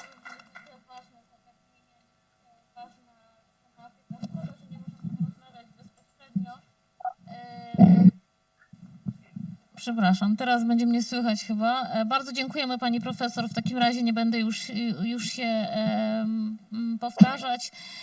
Bardzo dziękujemy. Natomiast teraz, żeby już nie przedłużać, zapraszam Państwa na spotkanie z Panem Profesorem, doktorem habilitowanym Bogusławem Śliwerskim. Dzień dobry, panie profesorze. Przepraszamy bardzo za ten poślizg czasowy, ale to prowadzące tę sesję nie są za to odpowiedzialne, także bardzo przepraszamy. Jak mam powiedzieć parę słów o panu profesorze, to pewnie wszyscy państwo wiedzą, wybitny polski pedagog, jedna z najbardziej cytowanych postaci, jeśli chodzi o pedagogikę, nie tylko w naszym kraju. To ważna informacja. Związany naukowo z Uniwersytetem Łódzkim, aktualnie kierownik Katedry Teorii Wychowania, osobowość, która oddziałuje na nas za sprawą także swojego niezwykle posiadającego ogromne rzesze czytelników bloga. Co mogę powiedzieć, czego państwo nie wiedzą? Pewnie jakaś część osobowości pana profesora albo serca jest związana z harcerstwem. To warto podkreślić, też jestem harcerką. No i coś, czego może państwo na pewno nie wiedzą, pan profesor jest zodiakalnym lwem. To tyle. Oddaję głos, panie profesorze, żeby nie przedłużać. Ważny temat, pandemia, wojny i pedagogika w tym kontekście. Oddaję głos, panie profesorze. Bardzo dziękuję za zaproszenie i możliwość podzielenia się takim na gorąco bardzo analizą zjawisk, które są niezwykle niepokojące nie tylko dla naszego społeczeństwa. Stąd będę mówił o pedagogice wobec pandemii wojny. W sposób szczególny doświadczam takich egzystencjalnych dramatów mieszkańców Ukrainy, dla których tysiące Polaków otworzyło własne domy, przyjmując uchodźców, głównie matki z dziećmi, by ich mężowie i bracia mogli walczyć w obronie ojczyzny. Jakże dramatycznie brzmi główne przesłanie twórczości naukowej filozofa edukacji na Ukrainie, zarazem prezydenta Narodowej Akademii Nauk Pedagogicznych tego kraju, profesora Wasyla Kremienia, który przecież nie przewidując wojny, pisząc w ubiegłym roku swoją kolejną książkę z filozofii kształcenia, podsumował ją bardzo znaczącym zdaniem. Wszystko na ziemi zaczyna się od człowieka. Otóż to. Ludzkość wciąż doświadcza dehumanizacji w wyniku konfliktów zbrojnych, której źródłem powstania nie jest świat zwierząt, pozaludzkich istot, ale tkwi ona w człowieku, rzekomo rozumnej istocie. Nie bez powodu prowadzę od przeszło 40 lat badania tej myśli społecznej i humanistycznej w krajach Europy Zachodniej i Stanów Zjednoczonych Ameryki Północnej, która dotyczy powodów zakorzeniania się i reprodukowania w środowiskach socjalizacyjnych oraz w polityce oświatowej pedagogii określanej mianem czarna pedagogika, arcypedagogik, pedagogika szeroko pojmowanej przemocy, dehumanizacji, dewaluowania także praw człowieka, obywatela. I to, o czym tutaj pięknie mówiła pani profesor Barbara Smolińska-Tajs, także dewaluowania praw dziecka. Jak pisał George Orwell, historia pokazała już wielokrotnie, że niewiele trzeba, żeby wrzucić miliony ludzi do piekła roku 1980. Wystarczy garstka łajdaków, zorganizowanych i zdeterminowanych, a ci czerpią źródło swej siły z milczenia i ślepoty uczciwych ludzi. Uczciwi ludzie nic nie mówią, ponieważ nie widzą. No a jeżeli nie widzą, to z przyczyn, a tego nie jest przecież brak oczu, lecz właśnie z braku wyobraźni. W drugiej dekadzie XXI wieku wiemy już bardzo dużo na temat tego, dlaczego siła i słabość, mądrość i lekkomyślność ludzi nie tylko przyciągają uwagę filozofów, psychologów, poetów, innych artystów, ale zarazem jest ona przejawem ich postaw, działań, które zaprzeczają dziedzictwu naukowej myśli. Uświadamiany nam w wyniku globalnej komunikacji proces niszczenia ludzkości w różnych miejscach świata nie jest już przedmiotem jedynie metafizycznej refleksji, ale zaczyna przenikać do wszystkich zakątków naszych myśli, porusza emocje i pobudza do działań pomocowych, ratowniczych, obronnych, a może i działań kontestacyjnych. Przemoc zaczyna się w środowisku naturalnej socjalizacji. Zaczyna się w domu rodzinnym, w którym niektórzy dorośli, rodzice czy opiekunowie dzieci znęcają się nad nimi. Udokumentowała to w swoim psychoanalitycznym studium dzieciństwa m.in. Adolfa Hitlera polska uczona na emigracji w Szwajcarii Alice Miller. Świetna jej książka Am Anfang war Erziehung, czyli na początku było wychowanie, ale było czarne wychowanie. Każde pokolenie projektuje na następną generację oba rodzaje opresji, co jest ewidentnym przykładem zjawiska przemocy z przemocy. Kto był bity i upokarzany w okresie swojego dzieciństwa, ten jako osoba dorosła powtórzy scenariusz opresji wobec swoich dzieci, podwładnych lub innych środowisk czy instytucji. Krystyna Kurcza-Predwich, autorka biografii Putina, której właśnie nowe wydanie się ukazało w Polsce, rekonstruuje wśród przyczyn obecnej postawy prezydenta Rosji doświadczanie przez niego przemocy w okresie dzieciństwa. Cytuję: pewnego dnia pijany ojciec z całej siły rzucił synem o podłogę. Za nieposłuszeństwo bije go bez litości. Bić na zawsze zapada w jego podświadomości. Bić to znaczy wychowywać. Koniec. Oczywiście przywołanie analizy, studium biografii Putina wcale nie ma usprawiedliwiać jego dzisiejszej polityki przemocy, polityki nekrofilnej. Ono ma nam uświadamiać, że tacy raszyści, tacy putinowcy być może rozwijają się dzisiaj dla następnych pokoleń. Oby tak nie było. Od niemalże początku XX wieku trwa w pedagogice wojna między zwolennikami wychowania autorytarnego, wychowania w posłuszeństwie i do posłuszeństwa, z przedstawicielami pedagogiki antyautorytarnej, humanistycznej, a więc pedagogiki, tak jak u Korczaka, stojącej po stronie dziecka, stojącej po stronie jego godności. Jesteśmy zobowiązani jako pedagodzy działać na rzecz eliminacji tej przemocy z codziennego życia, aby, jak upomniał się o to Theodor Adorno, wybitny filozof niemiecki, egzystencjalista, by Oświęcim nigdy się już nie powtórzy. Jak pisał Adorno, cytuję, nie sądzę, aby mogło wiele pomóc apelowanie do odwiecznych wartości, na co ci, którzy są właśnie do takich zbrodni skłonni, wzruszają tylko ramionami. Nie przypuszczam też, aby mogło się tu okazać pożyteczne tłumaczenie, jakimi to pozytywnymi cechami odznaczają się prześladowane mniejszości. Źródła należy szukać w prześladowcach, a nie w ofiarach zamordowanych pod najmarniejszymi pretekstami.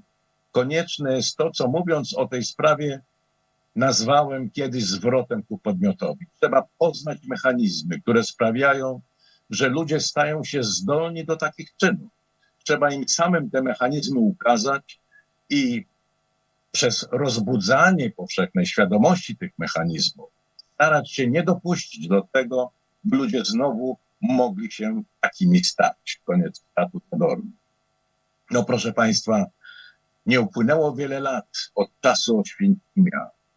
No ponad 60, prawie 60 lat od wypowiedzi Teodora Adorno, by prezydent Ukrainy Wołodymyr Zełenski w ubiegłym tygodniu poruszony tragedią ludności cywilnej Buczy, Irpienia, Hostomla i innych miejscowości, w których ludność cywilna została wymordowana z niewyobrażalnym okrucieństwem przez rosyjskich agresorów, przypomniał światu czasy Holokaustu i Oświęcimia.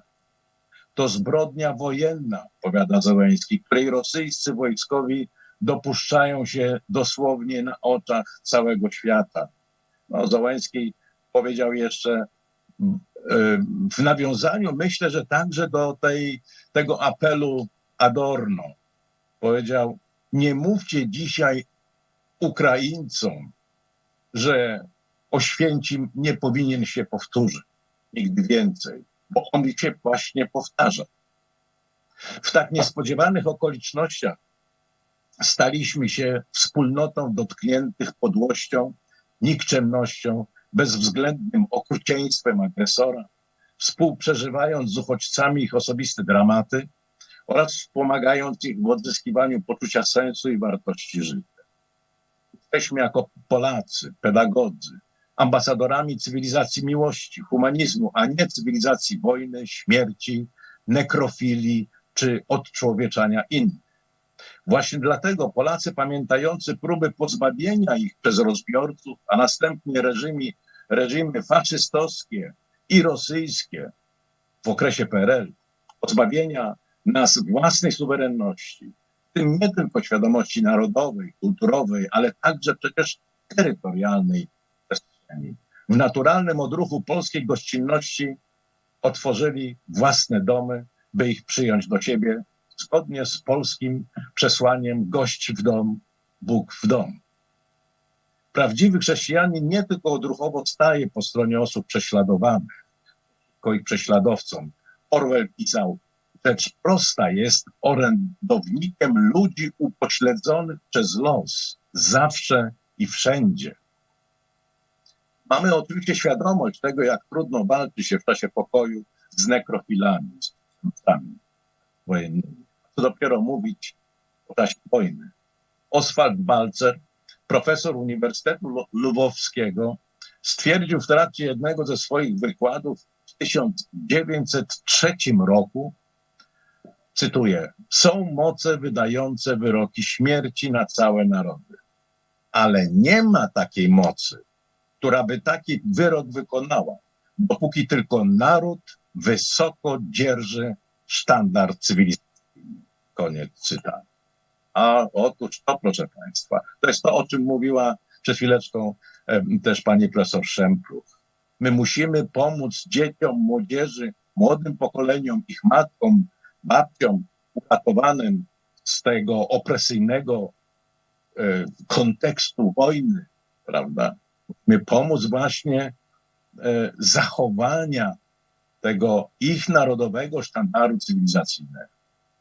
Jak pisał Adorno, historia wszelkich prześladowań potwierdza działanie schematu, według którego złość kieruje się właśnie przeciwko słabym, głównie zaś przeciw tym, którzy uchodzą za społecznie słabych, a zarazem, słusznie czy niesłusznie, za szczęśliwych. A przecież naród ukraiński w ostatnich latach był narodem coraz bardziej szczęśliwym, znakomicie się rozwijającym. Wraz z utratą swej tożsamości, Adorno, i swej siły oporu, ludzie tracą również zdolność przeciwstawiania się temu, co w pewnym momencie może ich znowu skusić do czynów rodniczych. Czuwajmy zarazem jako pedagodzy, by w międzyczasie zaangażowani w pracę nad sztuczną inteligencją naukowcy nie wyhodowali nam gatunku człowieka niepragnącego wolności. Żaden naród nie może być wydziedziczany ze swoich dziejów i języka, dbając o utrzymanie tożsamości narodowej, czego nie chciał zaakceptować rosyjski agresor, rozszerzając militarną przemoc na ludność cywilną, matki, dzieci, chorych, osoby starsze, gwałcąc, mordując, także wywożąc do Rosji kilkaset tysięcy pozostałych przy życiu mieszkańców podbijanego kraju celem ich rusyfikacji. Rosjanie chcą pozbawić Ukrainę i jej ludność nie tylko własnej tożsamości, nie tylko suwerenności państwowej, ale Rosjanie chcą odebrać Ukrainie jej przyszłość. To zobaczyć, jak niszczą z każdym dniem niemalże do zera wszystko, co się znajduje na tej ziemi. Można by zatem za noblistką Olgą Tokarczuk stwierdzić, że agresor chce pozbawić ofiary wojny solidarności i empatii społecznej czułych narratorów. Proszę Państwa, tu musi zajść zmiana. Ukraina już od 30 lat, 200 lat temu wybrała sztandar cywilizacji zachodnioeuropejskiej, troszcząc się w pełni o własną kulturę, zwartość duchową społeczeństwa, o suwerenny, bo rozpoczęty reformą w 2018 roku zdecentralizowany system oświatowy. O wysokim poziomie rozwoju nauki przekonujemy się od lat w ramach bilateralnych form współpracy akademickiej i oświatowej nie tylko komitetów nauk naszych państw, ale współpracujących ze sobą uniwersytetów i uczelni technicznych, medycznych, ekonomicznych czy rolniczych. Także Uniwersytet Janusza Kochanowskiego współpracuje z uniwersytetami naukowymi. Tak więc w Polsce, jak i na Ukrainie rozwijana jest pedagogika pozytywna, nie szwarce pedagogik, ale właśnie pedagogika biofilna. Pedagogika określana mianem pedagogiki serca, a na Ukrainie ona jest pięknym terminem określana, mianowicie jako pedagogika kordialna. Jeśli wychowanie do wojny może mieć taką moc, że młodzi ludzie gotowi są poświęcić własne życie, by wymordować jak największą liczbę osób niewinnych, to czyż wychowanie do pokoju, wychowanie właśnie to biofilne, oparte na naturalnym prawie człowieka do życia i miłości, nie powinno mieć większej mocy, by nie dopuścić rozprzestrzeniania się niszczycielskich sił? To pytanie zadawała Maria Łopatkowa. Rzecz w tym, aby wychowanie rozwijające i utrwalające owe dobre moce, tkwiące w człowieku, wspierało jego samowychowanie, które zawsze musi towarzyszyć wpływom zewnętrznym jako warunek ich skuteczności. Nie wolno pozwolić na to, by Putin przesunął granice totalitaryzmu na północ, zachód czy południe naszego kontynentu z przyzwoleniem tych, którzy nie zrobią żadnego wysiłku w obronie Ukrainy. Dlatego tak ważna jest nie tylko pedagogika pozytywna, ale ważny jest też w naszym państwie rozwój pedagogiki negatywnej, pedagogiki krytycznej, antypedagogiki. Jej właśnie nurcie czarnej pedagogiki, ale w rozumieniu rozpoznawania tej czerni, tej nekrofilii w naszej także codzienności, żeby odsłaniać postawy zdegenerowanych istot ludzkich, którym niewiele trzeba, by pozbawiać ludzkość wychowaną w świecie wartości chrześcijańskiej o uniwersalnym zasięgu należnego jej dobra. Nie można dopuszczać do przewagi czarnej pedagogiki nad pedagogiką personalistyczną, bo jest to pierwszy krok do przyzwolenia na odczłowieczającą przemoc wobec dziecka, rzekomo dla jego dobra. Podsumowując, proszę Państwa, tak Janusz Korczak, o którym tutaj tak pięknie mówiła profesor Barbara Smolińska-Tajs. Tak Janusz Korczak, jak i na Ukrainie Wasyl Suchomliński przeciwstawiali się swoją działalnością opiekuńczo-wychowawczą oraz twórczością literacką, ale także twórczością, taką powiedziałbym, literacko-pedagogiczną, eseistyczną, medialną, opresji, przeciwstawiali się przemocy, dyskryminowaniu krzywdzonych dzieci w świecie reprodukującym pedagogikę przemocy, autorytaryzmu, znieważania godności osobistej bezbronnych istot ludzkich. Uczyńmy zatem wszystko, co jest w naszej mocy, by taką czarną pedagogikę wypierała pedagogika serca. Jak pisał znakomity uczony Wasyl Suchomliński, uczony Ukrainy, w swoim pięknym studium, które zresztą przetłumaczył na język polski nasz profesor pedagogiki z Torunia, profesor Byblu, w książce Oddaję serce dzieciom. Pisał, to następuje, tutaj krótki cytat. Jest rzeczą bardzo ważną, żeby dzieci ceniły wszystko to, co stworzyły starsze pokolenia, wszystko, co zdobyto w walce o wolność i niepodległość ojczyzny. Poznanie przez dziecko otaczającego je świata, samego siebie, nie powinno być jednostronne. Poznając świat i siebie, dzieci muszą stopniowo poznawać swoją odpowiedzialność za materialne i duchowe wartości stworzone przez starsze pokolenia. Od tego, co dziecko zdołało dostrzec w latach dzieciństwa w środowisku, co je wprawiło w zdumienie, zachwyciło, ale i co je oburzyło i zmusiło do płaczu, ale nie z tego powodu, że ktoś się krzywdził, a ze wzruszenia nad losami innych ludzi. Od tego właśnie zależy, jakim obywatelem będzie nasz wychowany. Koniec cytatu z tego bliskiego dzieła. Dziś już nie wystarczą tylko wezwania do kierowania się zasadami humanizmu. Potrzebne są nowe koncepcje, nowe teorie, nowe rozumienie człowieka. Reagujmy na zło tego świata, pamiętając także o umierających na granicy polsko-białoruskiej rodzicach z dziećmi, którzy poszukują godnych dla potomków warunków życia. A okazuje się, że mogą tego już nie doczekać. Niektórzy niestety już nie doczekają. Przeciwstawiajmy się złu, działając solidarnie na rzecz osób krzywdzonych, pisząc i mówiąc o tym bez względu na możliwe konsekwencje. George Orwell jako korespondent wojenny zaprotestował w sierpniu 1944 roku przeciw pojawiającemu się w lewicowej prasie brytyjskiej stanowisku, jakoby Polacy zasługiwali na klęskę w czasie II wojny światowej.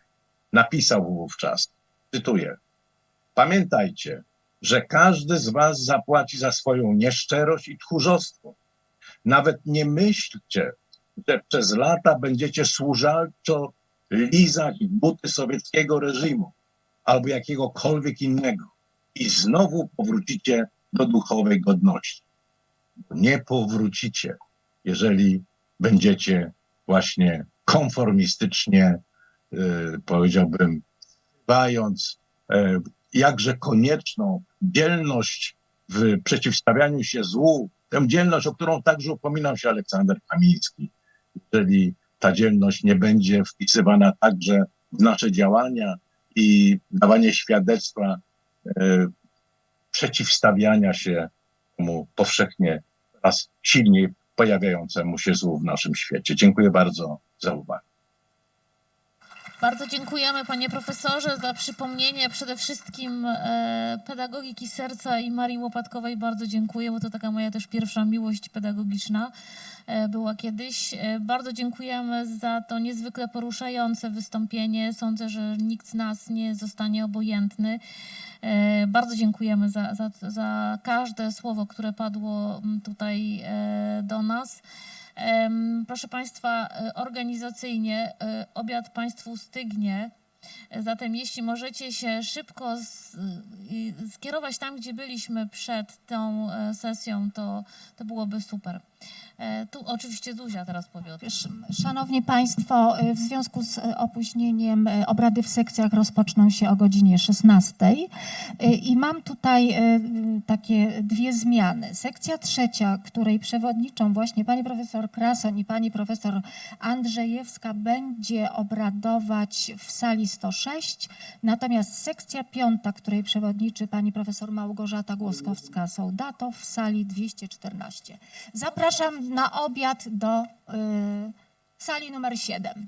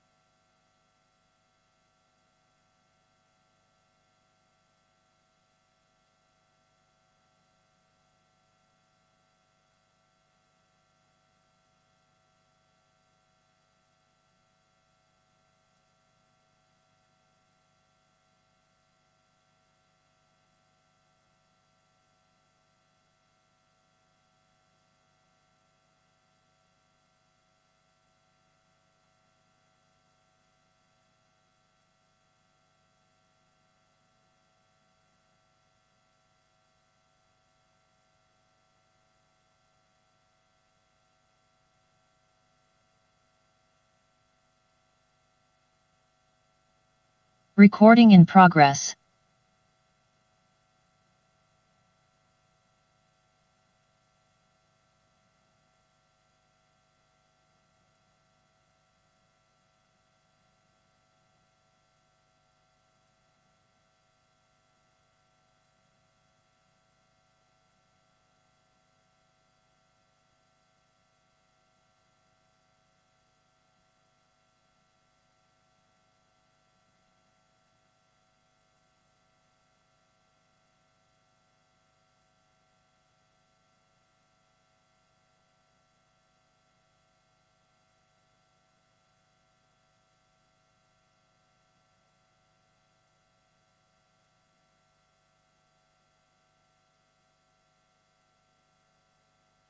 Recording stopped.